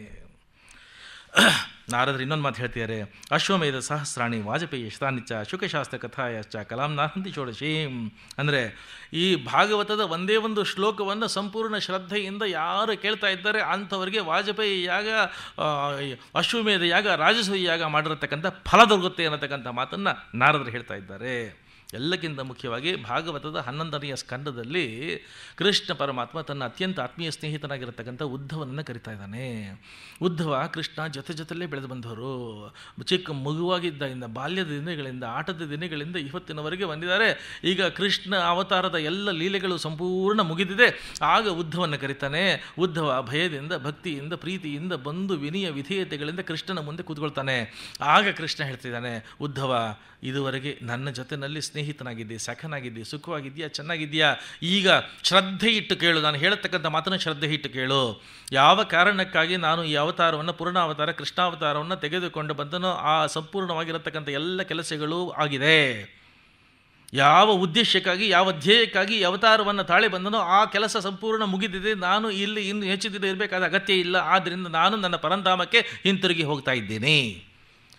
ಯಾರು ನಾನು ಇಲ್ಲಿ ಕೃಷ್ಣಾವತಾರ ಮಾಡೋಕ್ಕೆ ಬಂದಾಗ ನನಗೆ to play the supportive role, ನನಗೆ ಪೂರಕವಾಗಿ ಪೋಷಕರಾಗಿ ತಾವು ಸೇವೆ ಮಾಡೋದಕ್ಕಾಗಿ ಸಮಸ್ತ ದೇವಾನುದೇವತೆಗಳು ಯಾದವರಾಗಿ ಏನು ಬಂದಿದ್ರು, ನಾನೇ ಹಿಂತಿರುಗಿ ಹೋದ ಮೇಲೆ, ಪರಂಧಾಮಕ್ಕೆ ಹೋದ ಮೇಲೆ ಅವರಿಲ್ಲಿ ಇರತಕ್ಕಂಥ ಅಗತ್ಯ ಇಲ್ಲ. ಪ್ರಭಾಸದ ದಡದಲ್ಲಿ ಅವರು ಕೇವಲ ಜಗಳದ ನಿಮಿತ್ತದಲ್ಲಿ ಸಂಪೂರ್ಣ ಅವರೆಲ್ಲ ವಾಪಸ್ಸು ಬರ್ತಾ ಇದ್ದಾರೆ. ಯಾರು ಯಾದವರು ಇಲ್ಲಿರೋದಿಲ್ಲ.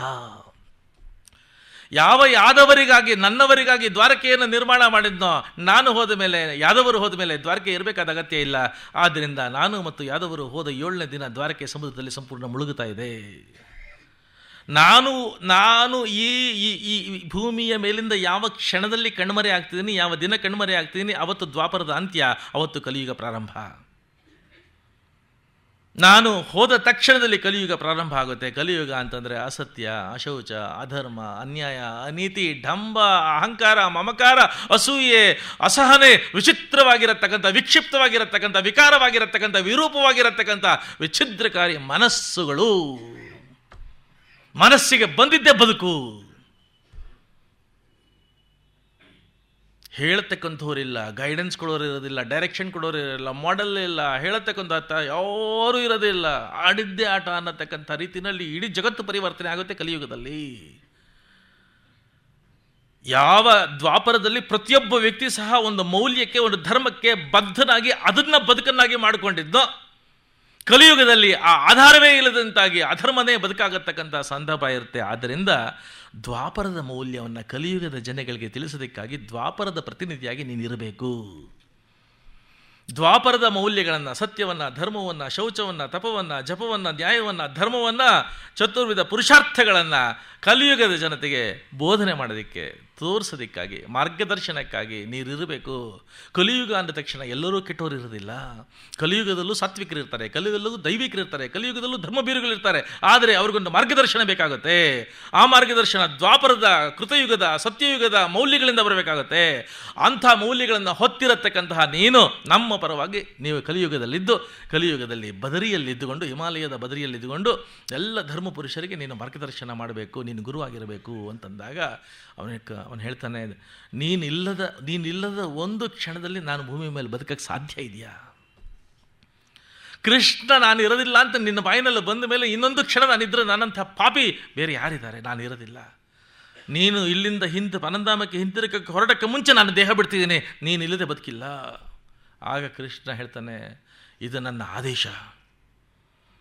ಯಾವುದೋ ಒಂದು ಅಭೂತಪೂರ್ವವಾಗಿರತಕ್ಕಂಥ ಜವಾಬ್ದಾರಿಯನ್ನು ನೀನು ಕೊಡ್ತಾ ಇದ್ದೀನಿ, ಇರಬೇಕು ನೀನು. ಕಲಿಯುಗದಲ್ಲಿ ಮಹಾತ್ಮರುಗಳು ಬರ್ತಿದ್ದಾರೆ, ಪುಣ್ಯಾತ್ಮರುಗಳು ಬರ್ತಿದ್ದಾರೆ ಕಲಿಯುಗದಲ್ಲಿ. ಅಂಥವ್ರಿಗೆಲ್ಲ ದ್ವಾಪರದ ಮಹಿಮೆಯನ್ನು, ಮೌಲ್ಯವನ್ನು ತೋರಿಸತಕ್ಕಂಥ ಗುರು ಆಗಬೇಕು ನೀನು, ಇರಬೇಕು ನೀನು.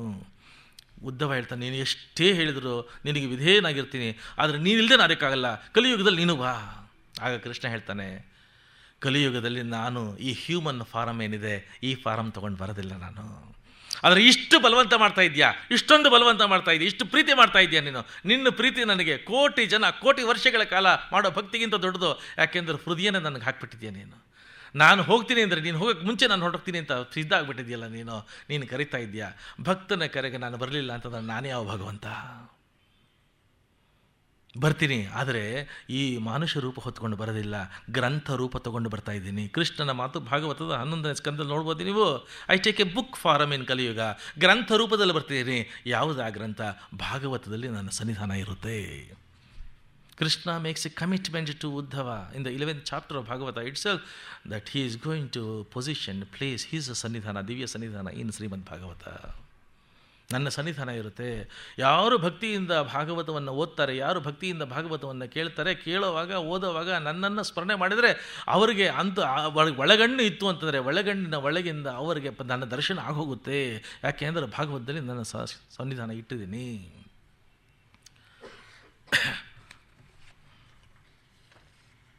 ಭಾಗವತವನ್ನು ಯಾರಿಗೆ ಹೇಳಿದರು? ಭಾಗವತ ನಡೆದು ಬಂದ ದಾರಿ ಯಾವುದು? ಮೊಟ್ಟ ಮೊದಲು ಚತುಶ್ಲೋಕಿ ಭಾಗವತ, 4 ಶ್ಲೋಕಗಳಲ್ಲಿ ಪರಮಾತ್ಮ ಮಹಾವಿಷ್ಣು ಬ್ರಹ್ಮದೇವರಿಗೆ, ಚತುರ್ಮುಖ ಬ್ರಹ್ಮನಿಗೆ 4 ಶ್ಲೋಕಗಳು ಹೇಳಿದ್ದು ಚತುಶ್ಲೋಕಿ ಭಾಗವತ. ಬ್ರಹ್ಮದೇವರು ತಮ್ಮ ಮಕ್ಕಳಾಗಿರತಕ್ಕಂಥ ನಾರದರಿಗೆ ಈ ಭಾಗವತವನ್ನು ಸವಿಸ್ತಾರವಾಗಿ ಹೇಳಿದರು. ನಾರದರು ವೇದವ್ಯಾಸರ ಬಳಿ ಬಂದು ವೇದವ್ಯಾಸರಲ್ಲಿ ಭಿನ್ನಯಿಸಿಕೊಂಡು, ಸ್ವಾಮಿ, ಇಂಥ ಅಭೂತಪೂರ್ವವಾಗಿರತಕ್ಕಂಥ ಭಗವತ್ ಲೀಲೆ, ಇದನ್ನು ತಾವು ಭಕ್ತಿಯ ರೂಪದಲ್ಲಿ ಪ್ರಪಂಚದ ಜನಗಳಿಗೆ ಕೊಡಿ ಅನ್ನತಕ್ಕಂಥ ಪ್ರಾರ್ಥನೆ ಭಿನ್ನ ಮಾಡಿಕೊಂಡಾಗ ನಾರದರು ವೇದವ್ಯಾಸರಿಗೆ ಅದನ್ನು ಭಿನ್ನ ರೂಪದಲ್ಲಿ ಹೇಳಿದರು. ವೇದವ್ಯಾಸರು ಅದನ್ನು ಗ್ರಂಥ ರೂಪದಲ್ಲಿ ಬರೆದರು. ಗ್ರಂಥ ರೂಪದಲ್ಲಿ ಬರೆದು ಇದನ್ನು most befitting and most deserving ಯಾರಪ್ಪ ಅಂತ ಯೋಚನೆ ಮಾಡಿದಾಗ ಅವರಿಗೆ ಬಂತು ಯಾರು ಅಂತಂದರೆ ಶುಕ ಮಹಾಮುನಿಗಳು. ತಮ್ಮ ಸ್ವಂತ ಮಗ ಅನ್ನತಕ್ಕಂಥ ಮೋಹ ಅಲ್ಲ, ಜಗತ್ತಿನ ಯಾವ ಮಗನಿಗೂ ಇಲ್ಲದೆ ಇರತಕ್ಕಂಥ ಅದ್ಭುತವಾಗಿರತಕ್ಕಂಥದ್ದು ಏನು ಅಂತಂತಂದರೆ ಯಾರು ಶುಕ ಮಹಾಮುನಿಗಳು ಅಂತಂದರೆ, ವೇದವ್ಯಾಸರು ಬರ್ತಾ ಇದ್ದಾರೆ ಒಂದು ನದಿ ತೀರದಲ್ಲಿ. ವೇದವ್ಯಾಸರು ತುಂಬ ವಯಸ್ಸಾಗಿ ಹೋಗಿದೆ, ಬಿಳಿ ಗಡ್ಡ ಬಿಟ್ಬಿಟ್ಟಿದ್ದಾರೆ, ವೃದ್ಧರಾಗಿ ಹೋಗಿದ್ದಾರೆ, ಅಷ್ಟು ಹಣ್ಣ ಮುದುಕರು ಬರ್ತಾ ಇತ್ತು ಅಂದರೆ ನದಿಯಲ್ಲಿ ಸ್ನಾನ ಮಾಡ್ತಾ ಇದ್ದಾರೆ. ಅನೇಕ ಜನ ಯುವತಿಯರು ಸ್ನಾನ ಮಾಡ್ತಿದ್ದವರು ಈ ವೇದವ್ಯಾಸರು ಬಂದ್ರಲ್ಲ ಅಂತಂದ್ಬಿಟ್ಟು ದಡ್ಡುಗುಟ್ಟುಕೊಂಡು ಬೇಗ ದಡ್ಡದ ಮೇಲೆ ಬಂದು ಸೀರೆ ಉಟ್ಕೊಂಡು ಬಟ್ಟೆ ಹಾಕ್ಕೊಳ್ತಾ ಇದ್ದಾರೆ. ವೇದವ್ಯಾಸರ ಹತ್ರ ಬಂದರು, ಅವರೆಲ್ಲ ನಮಸ್ಕಾರ ಮಾಡಿದರು ಭಕ್ತಿಯಿಂದ. ವೇದವ್ಯಾಸರು ಕೇಳಿದ್ರು, ನಾನೊಂದು ಪ್ರಶ್ನೆ ಕೇಳ್ತೀನಿ, ನೀವೇನು ತಪ್ಪು ತಿಳ್ಕೊಬೇಡಿ. ಏನು ಪ್ರಶ್ನೆ? ಅಲ್ಲ, ನಾನು ಇಷ್ಟು ವಯಸ್ಸಾಗಿ ಹೋಗಿದೆ, ವೃದ್ಧನಾಗಿ ಹೋಗಿದ್ದೀನಿ, ಕಣ್ಣುಗಳು ಕಾಣ್ತಾ ಇಲ್ಲ, ದಂತಗಳು ಸಡಿಲಾಗಿ ಹೋಗಿದೆ, ಧಾತುಗಳು ಕುಂದಿದೆ, ಊರುಗೋಲು ಇಟ್ಕೊಂಡಿದ್ದೀನಿ, ಬಿಳಿ ಗಡ್ಡ, ನನಗೇನು ಬೇಕಿಲ್ಲ, ಮೋಹ ದಾಹ ಎಲ್ಲ ಹೊಟ್ಟೋಗಿದೆ, ನನಗೆ ಈಗಲೂ ಆಗಲೋ ಸ್ಥಿತಿ ನಾನು ಬರ್ತಾ ಇತ್ತು ಅಂತಂದರೆ ನನ್ನ ನೋಡಿಬಿಟ್ಟು ನೀವು ನಾಚಿಕೆ ಮಾಡಿಕೊಂಡು ಲಜ್ಜೆ ಮಾಡಿಕೊಂಡು ಬೇಗ ಬಂದು ಬಟ್ಟೆ ಹಾಕ್ಕೊಳ್ತಾ ಇದ್ದೀರಾ. ನನ್ನ ಮಗ ಸುಂದರ ಸುರದ್ರೂಪಿ, 16 ವರ್ಷ 16 ವರ್ಷ, ನವಕೋಟಿ ಮನ್ಮಥ ಇದ್ದಾಗಿದ್ದಾನೆ, ಅದ್ಭುತವಾಗಿದ್ದಾನೆ. ಅವನು ಬರ್ತಾ ಇದ್ದ ಈಗಲೇ ಸ್ವಲ್ಪ ಹೊತ್ತಿಗೆ ಮುಂಚೆ ನಾನು ನೋಡಿದೆ, ಅವನು ಬರ್ತಾ ಇದ್ದ. ನೀವು ಅವನ್ನು ನೋಡಿ ಕೂಡ ದಡಕ್ಕೆ ಓಡ್ ಬರಲಿಲ್ಲ, ದಡಗುಟ್ಕೊಂಡು ಓಡ್ ಬರಲಿಲ್ಲ, ಬಟ್ಟೆ ಹಾಕ್ಕೊಳ್ಳಿಲ್ಲ, ನೀವು ಕ್ರೀಡೆ ಮಾಡ್ತಾ ಇದ್ರಿ. ಇದು ನನಗೆ ಅರ್ಥ ಆಗೋದಿಲ್ಲ. ಆ ಹೆಣ್ಣು ಮಕ್ಕಳು ವೇದವ್ಯಾಸರಿಗೆ ಒಂದು ಉತ್ತರ ಕೊಟ್ಟರು, ನಿಮಗೆ ನಾವು ಹೆಂಗಸರು, ನೀವು ಗಂಡಸರು ಅನ್ನತಕ್ಕಂಥ ಪರಿವೆ ನಿಮಗಿದೆ. ನಿಮ್ಮ ಮಗನಿಗೆ ಅದು ಗೊತ್ತಿಲ್ಲ. ಅದು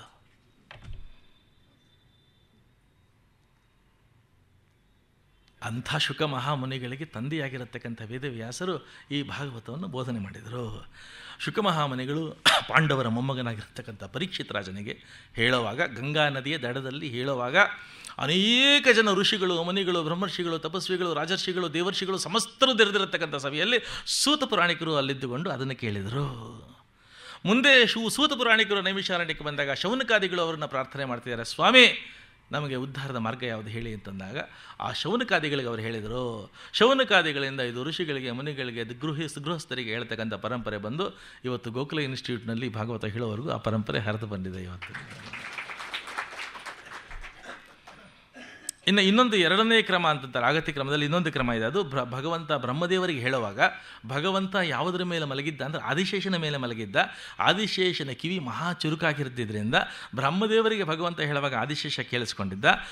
ತಾನು ಶ್ರವಣ ಮಾಡಿದ್ದ ವಿಚಾರವನ್ನು ಅದನ್ನು ಸಾರ್ಥಕ ಸಮರ್ಥರಿಗೆ, ಸಾತ್ವಿಕರಿಗೆ ಕೊಡಬೇಕು, ಸಾಧನೆ ಮಾಡ್ಕೋರು ಕೊಡಬೇಕು ಅಂತಂದಾಗ, ಸಂಪೂರ್ಣ ಸಾತ್ವಿಕವಾಗಿ, ಪೂರ್ಣ ಸಾತ್ವಿಕ, ಶುದ್ಧ ಸಾತ್ವಿಕವಾಗಿದ್ದವರು ಯಾರು ಅಂತಂದಾಗ ಸನಕ, ಸನಂದನ, ಸನಾತನರು, ಸನತ್ಕುಮಾರರುಗಳು ಪರಮ ಸಾತ್ವಿಕರಾಗಿದ್ದರಿಂದ ಆ ಆದಿಶೇಷ ಸನಕ ಸನಂದನಾದಿಗಳಿಗೆ ಭಾಗವತವನ್ನು ಹೇಳ್ದ ಅನ್ನತಕ್ಕಂಥದ್ದು.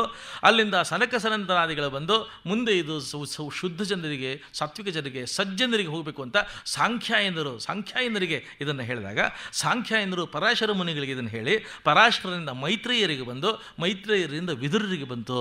ಇದು ಇನ್ನೊಂದು ಕ್ರಮದಲ್ಲಿ ಬಂದಿರತಕ್ಕಂಥದ್ದು. ಕಾರಣ ಏನು? ಭಾಗವತ ಬರೆಯೋಕ್ಕೆ ವೇದವ್ಯಾಸರಿಗೆ ಕಾರಣ ಏನಾಯಿತು? ಅವತ್ತು ಸರಸ್ವತಿ ನದಿಯ ತೀರ ವೇದವ್ಯಾಸರು ವೇದಗಳನ್ನು ವಿಭಾಗ ಮಾಡಿದ್ದಂಥವ್ರು, ಮಹಾಭಾರತವನ್ನು ಬರೆದಿದ್ದಂಥವ್ರು. ಮಹಾಭಾರತ ಬರೆದಿರತಕ್ಕಂಥ ಮನಸ್ಸು, ಒಬ್ಬ ಯುರೋಪಿಯನ್ ಸ್ಕಾಲರ್ ಹೇಳ್ತಿದ್ದಾನೆ, ಮಹಾಭಾರತ ಬರೆದಿರತಕ್ಕಂಥ ಮನಸ್ಸೇನಿದೆ, ಅದನ್ನು ಪರಿಭಾವನೆ ಮಾಡಿರತಕ್ಕಂಥ ಮನಸ್ಸೇನಿದೆ, ಯಾವ ಮನಸ್ಸು ಮಹಾಭಾರತವನ್ನು ಕಾನ್ಸೆಪ್ಚುಯಲೈಸ್ ಮಾಡಿದೆ, that is the most remarkable and the greatest mind of all times in the whole world ಅಂತ ಹೇಳ್ತಾ ಇದ್ದಾನೆ ಅವನು. ಕಾನ್ಸೆಪ್ಟ್ ಮಹಾಭಾರತವನ್ನು ಕನ್ಸೀವ್ ಮಾಡಿದೆಯಲ್ಲ ಮೈಂಡ್, ಅದು ಯಾವ ಮೈಂಡ್ ರೀ? ಅದು ವೇದವ್ಯಾಸರದು. ಆ ವೇದಗಳನ್ನು ವಿಭಾಗ ಮಾಡಿದರು. ಅನಂತಾವೈ ವೇದಾಹ ಅಂತಂದ್ಬಿಟ್ಟು, ವೇದಗಳ ರಾಶಿ, ವೇದಗಳ ಗುಡ್ಡ, ವೇದಗಳ ಬೆಟ್ಟ, ವೇದಗಳ ಪರ್ವತ, infinite Vedas, and he was able to bring all of them integrated. He was able to classify them, he was able to codify them, he was able to index ಮಾಡಿ ಅದಕ್ಕೆ ಅದನ್ನು ಆಕ್ಸೆಸಬಲ್ಲು, ರೀಚಬಲ್ಲು, ರೀಡಬಲ್ಲು, ಅಂಡರ್ಸ್ಟ್ಯಾಂಡಬಲ್ಲು, ಅಸಿಂಬಲ್ ಮಾಡಿದ್ರು ಅದನ್ನು. ಆದರೆ ವೇದದಲ್ಲಿದ್ದು ಮಿಸ್ಟಿಕಲ್ ಲ್ಯಾಂಗ್ವೇಜಸ್ಸು, ಮಿಸ್ಟೀರಿಯಸ್ ಲ್ಯಾಂಗ್ವೇಜಸ್ಸು ಅರ್ಥ ಆಗೋದಿಲ್ಲ, ಗುಹ್ಯತಮವಾಗಿರತಕ್ಕಂಥದ್ದು ಅರ್ಥ ಆಗೋದಿಲ್ಲ. ಅದಕ್ಕೆ ಸ್ಟೋರಿ ಫಾರಮ್ ಬೇಕು. ಸ್ಟೋರಿ ಫಾರಮ್ ಇದ್ದರೆ ಈಸಿಯಾಗಿ ಅರ್ಥ ಆಗುತ್ತೆ. ಅದಕ್ಕೆ ಏನು ಮಾಡಿದರು, ಕಾರ್ಟೂನ್ ಫಾರಮ್ ಬಂದರೆ ಮಕ್ಕಳಿಗೆ ಅರ್ಥ ಆಗುತ್ತೆ. ನಾವು ದೇಹ ಬೆಳೆದಿರುತ್ತೆ, ಮನಸ್ಸೆಲ್ಲ ಮಕ್ಕಳಿದ್ದ ಹಾಗೇನೆ. ಮಕ್ಕಳು ಅಂತಂದರೆ ಇನ್ನೋಸೆಂಟ್ ಚೈಲ್ಡ್ ಅಲ್ಲ, ಚೈಲ್ಡಿಶ್ನೆಸ್ ಹೇಳ್ತಾ ಇರೋದು. ಅದಕ್ಕೆ ಏನು ಮಾಡಿದರು, ಅದಕ್ಕೆ ಕಥಾರೂಪದಲ್ಲಿ ಕೊಡೋಣ ಅಂತ ಮಹಾಭಾರತ ಕೊಟ್ಟರು. ಅದ್ಭುತವಾದ ವಿಚಾರಗಳನ್ನು ಒಳಗಡೆ ಇಟ್ಟು ಮಹಾಭಾರತವನ್ನು ಕೊಟ್ಟರು. ಬರೀ ಮಹಾಭಾರತ ಕಥೆ ಕೊಟ್ಟರಾಗಲ್ಲ, ಕಥೆ ಒಳಗೆ ಸಂದೇಶ ಕೊಡಬೇಕು. ಸಂದೇಶದಿಂದ ಉಳಿಯೋದು ದೇಶ. ಯಾವ ಸಂದೇಶ ಅಂದರೆ ಭಗವದ್ಗೀತೆಯನ್ನು ಕೊಟ್ಟರು, ತಿರುಳಾಗಿ ಕೊಟ್ಟರು. ಅದು ತಿರುಳದು, ಮಹಾಭಾರತ ತಿರುಳು ಕೊಟ್ಟರು. ಉಪನಿಷತ್ತಿನ ಅದ್ಭುತವಾದಂಥ sites and insights and visions ಏನಿದೆ ರುಚಿಗಳಿಗೆ ಬಂದಿದ್ದು, ಇದಕ್ಕೆಲ್ಲ ಮೂಲ ಆಧಾರ, ಮೂಲ ನೆಲೆ, ಮೂಲ ಸೆಲೆ ವೇದವ್ಯಾಸರು. ಇವತ್ತಿನ ದಿನ ವೇದ ತಗೊಳ್ಳಿ, ಉಪನಿಷತ್ತುಗಳು ತಗೊಳ್ಳಿ, ಭಾರತ ತಗೊಳ್ಳಿ, ಭಗವದ್ಗೀತೆ ತಗೊಳ್ಳಿ, ಪುರಾಣಗಳು, 18 ಪುರಾಣಗಳು ಎಲ್ಲ ಕೊಟ್ಟಿರತಕ್ಕಂಥ ಮಹಾನುಭಾವರು ವೇದವ್ಯಾಸರು. ಆದರೆ ಇಷ್ಟೆಲ್ಲ ಕೊಟ್ಟಿರ್ತಕ್ಕಂಥ ಮನುಷ್ಯನ ಮನಸ್ಥಿತಿ ಹೇಗಿರ್ಬೇಕ್ರಿ? ಆನಂದ ಇರಬೇಕಲ್ಲ, ದಿವ್ಯ ಆನಂದ ಇರಬೇಕು, ಮಹದ ಆನಂದ ಇರಬೇಕು, ಭವ್ಯ ಆನಂದ ಇರಬೇಕು. ಅಸಮಾಧಾನದಿಂದ ಓಡಾಡ್ತಾ ಇದ್ದಾರೆ. ಸರಸ್ವತಿ ನದಿಯ ತೀರದ ವೇದವ್ಯಾಸರ ಆಶ್ರಮದಲ್ಲಿ ಆ ಕಡೆಯಿಂದ ಈ ಕಡೆ, ಈ ಕಡೆಯಿಂದ ಆ ಕಡೆ ಓಡಾಡ್ತಾ ಇದ್ದಾರೆ. ಮನಸ್ಸಿಗೆ ತೃಪ್ತಿ ಇಲ್ಲ, ಸಮಾಧಾನ ಇಲ್ಲ, ಶಾಂತಿ ಇಲ್ಲ, ಓಡಾಡ್ತಾ ಇದ್ದಾರೆ. ನಾರದರು ಬಂದರು, ನಾರಾಯಣ ನಾರಾಯಣ ಅಂದ್ಕೊಂಡು ನಾರದರು ಬಂದು ವೇದವ್ಯಾಸರಿಗೆ ಸಾಷ್ಟಾಂಗ ನಮಸ್ಕಾರವನ್ನು ಮಾಡಿಬಿಟ್ಟು ವೇದವ್ಯಾಸರನ್ನು ಹೇಳಿದರು, ಸ್ವಾಮಿ, ವೇದಗಳನ್ನು ವಿಭಾಗ ಮಾಡಿ ಕರ್ಮ ಜ್ಞಾನವನ್ನು ಕೊಟ್ರಿ, ಮಹಾಭಾರತವನ್ನು ಕೊಟ್ಟು ಜ್ಞಾನಕಾಂಡವನ್ನು ಕೊಟ್ರಿ, ಮತ್ತು ಉಪನಿಷತ್ತುಗಳ ಮತ್ತು ಅದ್ಭುತವಾಗಿರತಕ್ಕಂಥ ಕಾಣಿಕೆಗಳು, ವಿಷನ್ಸ್ ಅಂತಾರೆ, ಉಪನಿಷತ್ತುಗಳ ವಿಷನ್ ಮೂಲಕ ಹೊಸದೊಂದು ಆಯಾಮವನ್ನು ಆಧ್ಯಾತ್ಮ ಪ್ರಪಂಚಕ್ಕೆ ಕೊಟ್ಟರೆ, ಇಷ್ಟಾದರೂ ನಿಮ್ಮ ಮನಸ್ಥಿತಿ ಯಾಕೋ ಸಮಾಧಾನಕರವಾಗಿಲ್ಲ, ತೃಪ್ತಿ ಇಲ್ಲ, ಏನೂ ಆಗಿಲ್ಲ ಅನ್ನತಕ್ಕಂಥ ಕೊರತೆ, ಕೊರಗು ನಿಮ್ಮ ಕಣ್ಣಿನಲ್ಲಿ, ಮುಖದಲ್ಲಿ ನನಗೆ ಗೋಚರ ಆಗ್ತಾ ಇದೆ. ಏನೋ ಆಗಬೇಕು ಅಂತ. ನನಗೆ ಇಷ್ಟೇ ತೋಚುತ್ತೆ, ನಾರದರು ಹೇಳ್ತಾರೆ, ನನಗೆ ಇಷ್ಟೇ ತೋಚುತ್ತೆ, ಎಷ್ಟು ಜ್ಞಾನನಾದ್ರು ನೀವು ಕೊಟ್ಟಿರಲಿ, ಎಷ್ಟು ಕರ್ಮಗಳಾರು, ಯಜ್ಞಗಳು, ಯಾಗಗಳು, ಹವನಗಳು, ಹೋಮಗಳು ಬೇಕಾದ್ದು ನಡೆದೋಗಲಿ, ಬೇಕಾದ ವೇದ, ಇಡೀ ವೇದ ಯಜ್ಞಗಳ ಬಗ್ಗೆ, ಯಾಗಗಳ ಬಗ್ಗೆ, ಕರ್ಮಕಾಂಡಗಳ ಬಗ್ಗೆ ಬೇಕಾದಷ್ಟು ಹೇಳಿದೆ. ಮಹಾಭಾರತದಿಂದ ಹಿಡಿದು ಎಲ್ಲ ಪುರಾಣಗಳು ಜ್ಞಾನದ ಬಗ್ಗೆ ಅದ್ಭುತವಾದಂಥ ವಿಚಾರ ಹೇಳಿದೆ. ಎಷ್ಟು ಕರ್ಮಕಾಂಡ, ಎಷ್ಟು ಜ್ಞಾನಕಾಂಡ ಕೊಟ್ಟರು ಕೂಡ ಮನುಷ್ಯನ ಮನಸ್ಸು ಮತ್ತು ಹೃದಯ ಮತ್ತು ಭಾವ, ಮನುಷ್ಯನ ಒಳಗಡೆ ಹೂರಣ ಅಂತ ಏನಿರುತ್ತೆ, ಹೃದಯದ ಒಳಗಿನ ಹೃದಯ ಹೂರಣ ಅಂತಿರೋದು, ಅದು ಸ್ಪಂದಿಸೋದು ಯಾವುದಕ್ಕೆ ಅಂದರೆ ಪ್ರಾಮಾಣಿಕವಾಗಿರತಕ್ಕಂಥ ಭಕ್ತಿಗೆ, ಭಗವಂತನ ಭಕ್ತಿಗೆ. ಪೂರ್ತಿ ಭಕ್ತಿಯ ಪ್ರವಾಹ ಹರಿಯತಕ್ಕಂಥ, ಭಕ್ತಿ ಪ್ರವಾಹ ಹರಿಸತಕ್ಕಂಥ, ಯಾವುದನ್ನು ಓದಿದರೆ, ಯಾವುದನ್ನು ಕೇಳಿದರೆ, ಯಾವುದನ್ನು ಸ್ಮರಣೆ ಮಾಡ್ಕೊಂತು ಅಂದರೆ ಕಣ್ಣಲ್ಲಿ ನೀರು ಬಂದು ಕಂಠ ಗದ್ಗದ ಆಗಿಬಿಟ್ಟು ಪುಳಕ ರೋಮಾಂಚನದಿಂದ ಪರಮಾತ್ಮನ ಸ್ಮರಣೆಯಾಗಿ ಹಾಡಿಕೊಂಡು ಕುಣ್ಕೊಂಡು ನಲಿಬೇಕು ಅಂತ ಅನಿಸುತ್ತೋ ಅಂಥದ್ದೊಂದು ಭಕ್ತಿ ರಸಭೂರಿತವಾಗಿರತಕ್ಕಂಥ ಒಂದು ಗ್ರಂಥ ನೀವು ಕೊಡಿ ಎನ್ನತಕ್ಕಂಥ ಪ್ರಾರ್ಥನೆಯನ್ನು ನಾರದರು ವೇದವ್ಯಾಸರಿಗೆ ಮಾಡಿಕೊಂಡು ನಾರದರು ತಮ್ಮ ಪೂರ್ವಜನ್ಮದ ವೃತ್ತಾಂತ ಹೇಳ್ತಿದ್ದಾರೆ. ನಾರದರು ಬ್ರಹ್ಮ ಮಾನಸ ಪುತ್ರರಾಗಿ ಬಂದಿರತಕ್ಕಂಥ ನಾರದರು ವೇದವ್ಯಾಸರಿಗೆ ತಮ್ಮ ಪೂರ್ವಜನ್ಮದ ವೃತ್ತಾಂತ ಹೇಳ್ತಾ ಇದ್ದಾರೆ. ಸ್ವಾಮಿ, ನಾನು ಈ ಮಹತಿ ವಿನಯ ಇಟ್ಕೊಂಡು ಲೋಕದಿಂದ ಲೋಕಕ್ಕೆ ಕಾಸ್ಮಿಕ್ ಪಾಸ್ಪೋರ್ಟ್, ಕಾಸ್ಮಿಕ್ ವೀಸಾ ತೊಗೊಂಡು ಹೋಗ್ತಿದ್ದೀನಿ ಅಂತಾರೆ. ಇದು ನನ್ನ ಮೊದಲನೆಯ ಅವತಾರ ಅಲ್ಲ. ಇದಕ್ಕೆ ಮುಂಚೆ ನಾನು ಒಂದು ಕುಗ್ರಾಮದಲ್ಲಿ ದಟ್ಟ ದರಿದ್ರವಾಗಿರತಕ್ಕಂತಹ ಒಂದು ಮನೆಯಲ್ಲಿ, ಸಣ್ಣ ಹಳ್ಳಿ ಪಕ್ಕ ಒಂದು ನದಿ, ಆ ಹಳ್ಳಿನಲ್ಲಿ ಬರೀ ಬಡತನ, 4 ಗುಡಿಸಲು ಬಿಟ್ಟರೆ ಏನಿಲ್ಲ. ಅಲ್ಲಿ ನಮ್ಮಮ್ಮ ಬಿಟ್ಟರೆ ಇನ್ಯಾರೂ ಇರಲಿಲ್ಲ. ನಮ್ಮಮ್ಮನು ಆ ಗುಡಿಸಲುಗಳಲ್ಲಿ 4 ಮನೆಯಲ್ಲಿ ಮನೆ ಕೆಲಸಗಳು ಮಾಡಿಕೊಂಡು ಅವರು ಇವರು ಕೊಡ್ತಾ ಇದ್ದಿದ್ದು ಕಾಳು ಕಸಿ ಕಡ್ಡ ತೊಗೊಂಡು ನನಗೆ ಜೀವನ ಸಾಕ್ತಿದ್ಲು. ಒಂದು ಮಳೆಗಾಲ ಬಂತು, ವಿಪರೀತ ಮಳೆ, ಕೆರೆ ತೊರೆ ಝರಿಗಳೆಲ್ಲ ತುಂಬಿ ಹರಿಯುತ್ತಾ ಇದ್ವು. ಆಗ ಸಾಧುಗಳು ಸಂತರು ನಮ್ಮ ಊರಿಗೆ ಬಂದರು. ಅವ್ರು ಹೇಳಿದರು, ಮಳೆಗಾಲ ಇದು, ಚಾತುರ್ಮಾಸ್ಯ ಕಾಲ, ಈ ಊರಿನಲ್ಲಿ ಚಾತುರ್ಮಾಸ್ಯ ಸಂಕಲ್ಪ ಮಾಡ್ತೀವಿ, ಇಲ್ಲೇ ಚಾತುರ್ಮಾಸ್ಯ ಕೂತ್ಕೊಳ್ತೀವಿ ಅಂತ ಆ ಮಂಟಪದಲ್ಲಿ ಅವ್ರು ಚಾತುರ್ಮಾಸ್ಯಕ್ಕೆ ಕೂತರು. ಆ ಮಂಟಪ ಆಶ್ರಮದಲ್ಲಿ ಪ್ರತಿನಿತ್ಯ ಅದನ್ನು ಶುದ್ಧ ಮಾಡೋದಕ್ಕೆ, ಅಲ್ಲಿ ಕೆಲಸ ಮಾಡೋದಕ್ಕೆ ನಮ್ಮ ತಾಯಿ ಹೋಗ್ತಾ ಇದ್ಲು. ಮನೆಯಿಂದ ನಾನು ಒಬ್ಬನೇ ಇರ್ತೀನಿ, ಮಳೆ ಬಂದ್ಬಿಡುತ್ತೆ, ಕೊಚ್ಕೊಂಡು ಹೋಗ್ಬಿಡ್ತೀನಿ ಅಂತ ಭಯಕ್ಕೆ ನನ್ನ ಕರ್ಕೊಂಡು ಹೋಗಿ ಆಶ್ರಮದಲ್ಲಿ ನಿಲ್ಲಿಸ್ತಾ ಇದ್ಲು. ನಾನು ನೋಡ್ತಾ ಇದ್ದೆ, ಅವರು ಪ್ರತಿನಿತ್ಯ ದೇವತಾ ವಿಗ್ರಹಗಳನ್ನು, ಮೂರ್ತಿಗಳನ್ನು ತೆಗೆದು ಪೂಜೆ ಮಾಡ್ತಾ ಇರೋದನ್ನು ನೋಡ್ತಾ ಇದ್ದೆ. ಅವ್ರು ಹೇಳ್ತಾ ಇದ್ದಂಥ ಮಂತ್ರ ಸ್ತುತಿಗಳನ್ನು, ಆಕೃತಿಗಳನ್ನು ಕೇಳ್ತಾ ಇದ್ದೆ. ಅವರು ಕೊಡ್ತಾ ಇದ್ದಂಥ ಪ್ರವಚನಗಳನ್ನು ಆಲಿಸ್ತಾ ಇದ್ದೆ. ಅವರು ಕೊಡ್ತಾ ಇದ್ದಂಥ ಉಪನ್ಯಾಸಗಳನ್ನು ಪ್ರತಿನಿತ್ಯ ಸ್ಮರಣೆ ಮಾಡ್ತಾ ಇದ್ದೆ. ಬೆಳಗಿಂದ ರಾತ್ರಿಯವರೆಗೆ ಅವರು ಎದುರು ಕಡೆ ನಿಂತಿರ್ತಾ ಇದ್ದೆ, ಅವರನ್ನು ನೋಡ್ತಾ ಇದ್ದೆ, ಅವ್ರನ್ನ ಕೇಳ್ತಾ ಇದ್ದೆ. ಮತ್ತು ಅವರು ಪೂಜೆ ಮಾಡಿ ನಿವೇದನೆ ಮಾಡಿ ಪರಮಾತ್ಮ ನಿವೇದನೆ ಮಾಡಿ ಕೊಟ್ಟಿರ್ತಕ್ಕಂಥ ಪ್ರಸಾದವನ್ನು ನಮ್ಮ ತಾಯಿಗೆ ಕೊಡ್ತಾ ಇದ್ರು. ನಮ್ಮ ತಾಯಿ ಪ್ರೀತಿಯಿಂದ ತಗೊಂಬಂದು, ತಾಯಿಯ ಪ್ರೀತಿ ಎಲ್ಲ ಅದರಲ್ಲಿಟ್ಟು, ಪರಮಾತ್ಮನ ಅನುಗ್ರಹ ಎಲ್ಲ ಅದರಲ್ಲಿಟ್ಟು ನನಗೆ ತುತ್ತೇ ಕೊಡ್ತಾ ಇದ್ಲು. ತಾಯಿ ಪ್ರೀತಿ ಬಂತು, ಪರಮಾತ್ಮನ ಅನುಗ್ರಹ ಬಂತು, ಗುರುಗಳ ವಿಶೇಷವಾದ ಆಶೀರ್ವಾದ. ಕಡೆಗೆ ಚಾತುರ್ಮಾಸ್ಯ ಮುಗೀತು. ಚಾತುರ್ಮಾಸ್ಯ ಪ್ರತಿನಿತ್ಯ ನಾನು ನಿಂತುಕೊಂಡು ಚಪ್ಪಾಳೆ, ನನಗೂ ಗೊತ್ತಿರಲಿಲ್ಲ, ಕೈ ಚಪ್ಪಾಳೆ ಹೋಗ್ತಾ ಇರೋದು. ಅವ್ರು ಹಾಡು ಹೇಳ್ತಾ ಇದ್ರು, ಭಜನೆ ಮಾಡ್ತಾ ಇದ್ರು, ಉಪನ್ಯಾಸ ಕೇಳ್ತಾ ಇದ್ದೆ. ಹೋಗುವಾಗ ಸ್ವಾಮಿಗಳಿಗೆ ಏನು ಅನ್ನಿಸ್ತೋ ಏನೋ, ಚಾತುರ್ಮಾಸ್ಯ ಎಲ್ಲ ಮುಗೀತು, ಸಮಾರೋಪ ಆಯಿತು. ಆಗ ಅವ್ರು ಹೋಗೋ ದಿನ ನನ್ನೊಬ್ಬನ್ನೇ ಪಕ್ಕಕ್ಕೆ ಕರೆದ್ರು. ಚಿಕ್ಕ ಹುಡುಗ, ನನಗೇನು ಗೊತ್ತಿಲ್ಲ, 5 ವರ್ಷ. ಪಕ್ಕಕ್ಕೆ ಕರ್ಕೊಂಡು ಹೋಗಿ, ನಿನಗೆ ಪರಮಾತ್ಮನ ಅನುಗ್ರಹ ಆಗಿದೆಯಪ್ಪ, ಇಲ್ಲಿದ್ರೆ ಚಾತುರ್ಮಾಸ್ಯ ಪೂರ್ತಿ 4 ತಿಂಗಳ ಕಾಲ ನೀನು ಶ್ರವಣ ಮನನ ಸ್ಮರಣ ದರ್ಶನ ಸ್ಪರ್ಶನದಿಂದ ಇಷ್ಟು ಪುಳಕಿತನಾಗಿದ್ಯಾ ಅಂತಂದರೆ ಇದು ಮಹಾ ಸಂಸ್ಕಾರ, ಇದು ಸಾಧಾರಣ ಸಂಸ್ಕಾರ ಅಲ್ಲ, ಬಾ ಹೇಳ್ತೀನಿ ಅಂತ ನನ್ನ ಕಿವಿಯೊಳಗೆ ಮಂತ್ರೋಪದೇಶ ಮಾಡಿದರು. ಪ್ರೀತಿಯಿಂದ ಮಂತ್ರೋಪದೇಶ ಮಾಡಿದರು ಮಹಾನುಭಾವರು.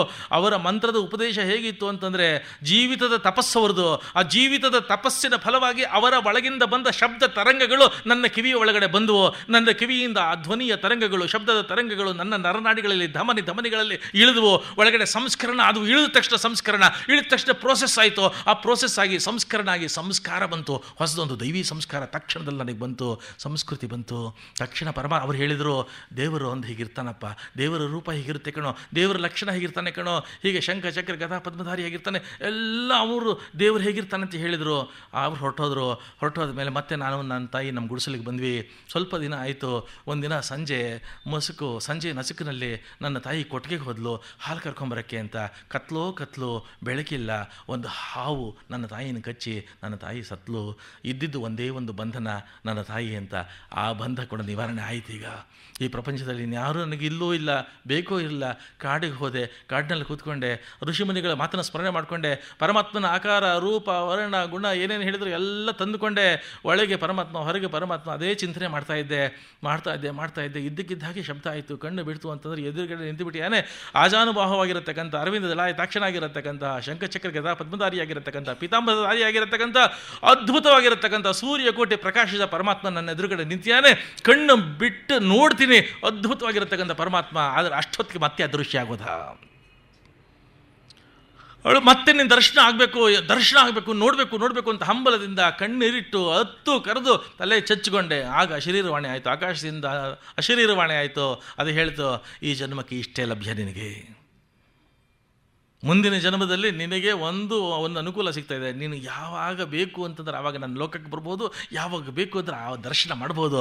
ಆ ಸೌಲಭ್ಯವನ್ನು ಮುಂದಿನ ಜನ್ಮದಲ್ಲಿ ಕೊಡ್ತೀನಿ. ಪರಮಾತ್ಮನ ಸ್ಮರಣೆ ಮಾಡ್ತಾ ಮಾಡ್ತಾ ಮಾಡ್ತಾ ದೇಹದ ಕಡೆ, ಪ್ರಪಂಚದ ಕಡೆ, ಜಗತ್ತಿನ ಕಡೆ, ಜನಗಳ ಕಡೆ, ಜಡ ಪದಾರ್ಥಗಳ ಕಡೆ ಸಂಪೂರ್ಣ ಮನಸ್ಸನ್ನು ಬಿಟ್ಟೆ, ಪರಮಾತ್ಮನನ್ನ ಮನಸ್ಸಿನಲ್ಲಿ ತೊಟ್ಟೆ. ಎಲ್ಲ ಪರಮಾತ್ಮ ಒಳಗೆ ಪರಮಾತ್ಮ, ಹೊರಗೆ ಪರಮಾತ್ಮ, ಇಷ್ಟಿಟ್ಟು ಉಸಿರಿಗೆ ಅವನ ಹೆಸರು ತಗೊಂಡು ಆ ಕಡೆಗೆ ದೇಹ ನನಗೇ ಗೊತ್ತಿಲ್ಲ ಯಾವತ್ತೂ ಒಂದು ಸರ್ತಿ ದೇಹ ಬಿತ್ತು. ಮತ್ತೆ ಬ್ರಹ್ಮದೇವರ ಮಗನಾಗಿ ಬಂದೆ. ದೇವತೆಗಳೆಲ್ಲ ನನ್ನ ಗೌರವಿಸಿ ಆಧರಿಸಿ ಈ ಮಹತಿ ವೀಣಿಯನ್ನು ಕೊಟ್ಟರು. ಒಂದು ಅನುಗ್ರಹ ಆಯಿತು. ಯಾವಾಗ ಬೇಕಾದರೂ ನೀನು ಯಾವ ಲೋಕಕ್ಕೆ ಬೇಕಾದರೂ ಹೋಗ್ಬೋದು. ದೇವರ ಸ್ಮರಣೆ ಯಾವಾಗಲೂ ನಾರಾಯಣ ನಾಮಸ್ಮರಣೆ ಮಾಡ್ತಾ ಇರೋ ನೀನು ಮಾಡ್ಕೊಂಡು ಬಂದಿದ್ದೀನಿ, ಪ್ರಾರ್ಥನೆ ಮಾಡ್ತೀನಿ. ತಾವು ಭಕ್ತಿ ಭಾಗೀರಥಿಯನ್ನು ಜಗತ್ತಿನಲ್ಲಿ ಹರಿಸತಕ್ಕಂಥ ಅಭೂತಪೂರ್ವ ಗ್ರಂಥವನ್ನು ಕೊಡಬೇಕು ಪ್ರಾರ್ಥನೆ ಮಾಡಿದರು. ಈ ಪ್ರಾರ್ಥನೆಗೆ ಮಾಡಿ ಹೋದರು. ಅವರು ಹೋದ ಎಷ್ಟೋ ದಿನಗಳವರೆಗೆ ಅವರ ವೀಣೆಯ ಶಬ್ದ ವೇದವ್ಯಾಸರಿಗೆ ಇನ್ನೂ ಕೇಳಿಸ್ತಾನೇ ಇತ್ತು. ಎಷ್ಟೋ ದಿನ ಹೋಗಿ ಕಡೆಗೆ ಆ ವೀಣೆಯ ಶಬ್ದದ ಹಿನ್ನೆಲೆ, ನಾರದರು ಪ್ರಾರ್ಥನೆ ಮಾಡಿರ್ತಕ್ಕಂಥ ಹಿನ್ನೆಲೆ, ಭಕ್ತಿ ಭಾಗೀರಥಿಯನ್ನೇ ಕೊಡಿ ಅಂತ ಹೇಳಿದ್ದು. ಕಣ್ಣು ಮುಚ್ಚಿದ್ರು. ಕಣ್ಣು ಮುಚ್ಚಿ ವೇದವ್ಯಾಸರು ಅಸಂಪ್ರಾಜ್ಞಾತ ಸಮಾಧಿ ಹೊರಟೋದ್ರು.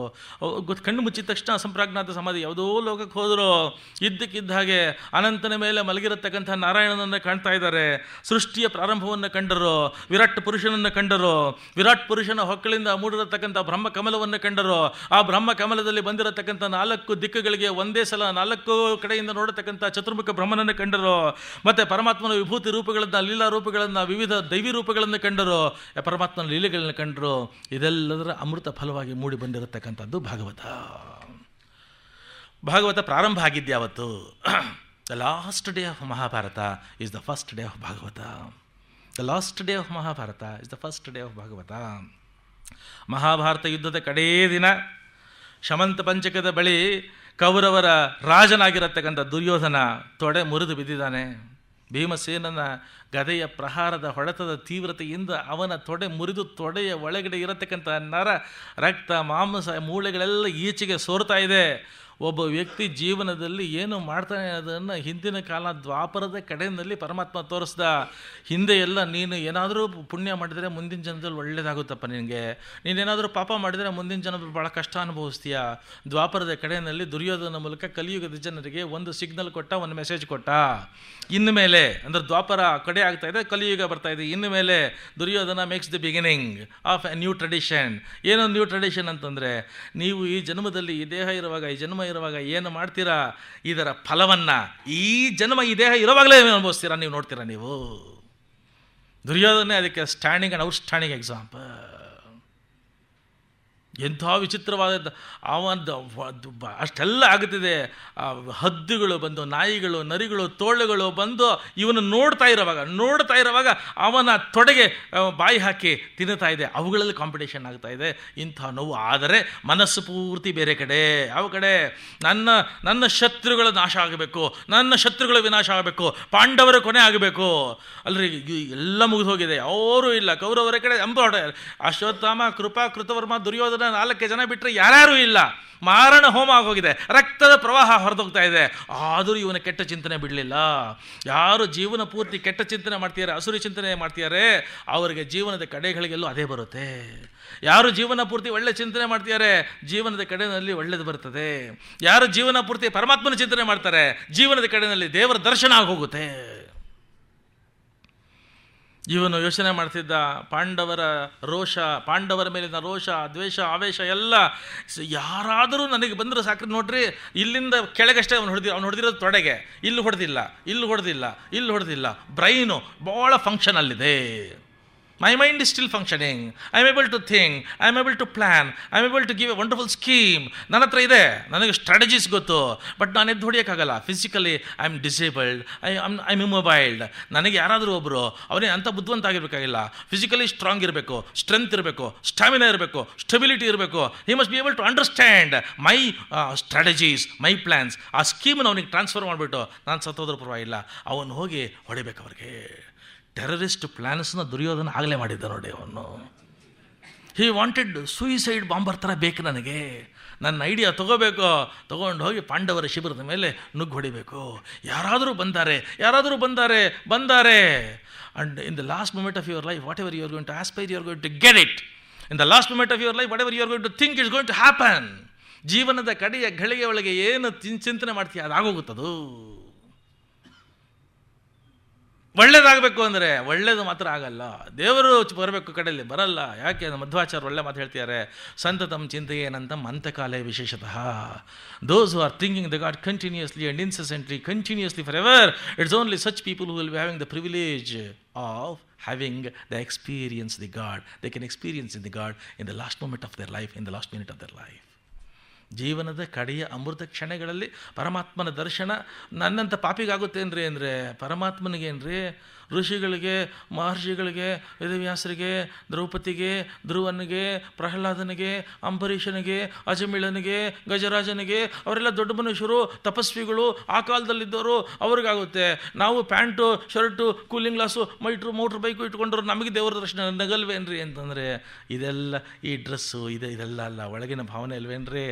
ನಾನು ಜೀವನ ಪೂರ್ತಿ ಪರಮಾತ್ಮನ ಸ್ಮರಣೆ ಮಾಡಿ ನಿನ್ನ ದರ್ಶನ ಕೊಡು ಅಂತ ಕೇಳಿ ಜೀವನದ ಕಡೆಗಳಿಗೆ ಅವನ ದರ್ಶನ ಕೊಡಲಿಲ್ಲ ಅಂದ್ರೆ ಅವನೆಂತ ದೇವ್ರಿ ಅವನು. ವಾದಿರಾಜ ಸ್ವಾಮಿಗಳು ಕೇಳ್ತಾರೆ, ನಮ್ಮನ್ನೊಲ್ಲದ ಹೈವದನ ಎಲ್ಲಿದ್ದರೇನು. ದೇವರ ದರ್ಶನ ಆಗುತ್ತೆ ಯಾರಿಗೆ? ಸಜ್ಜನರಿಗೆ. ಇವನಿಗೆ ಕಡೆ ಘಳಿಗೆನಲ್ಲಿ ಯಾರಾದರೂ ಬಂದಾರೆ ದೇವ್ರದ್ದು ಏನು ಅಂತಾರೆ, ಲಾಸ್ಟ್ ಮೂಮೆಂಟಲ್ಲಿ ಏನು ಕೇಳ್ಕೊಡ್ತೀವಿ ಕೊಟ್ಬಿಡ್ತಾನೆ, ಏನು ಕೇಳ್ತೀವಿ ಕೊಡ್ತಾನೆ.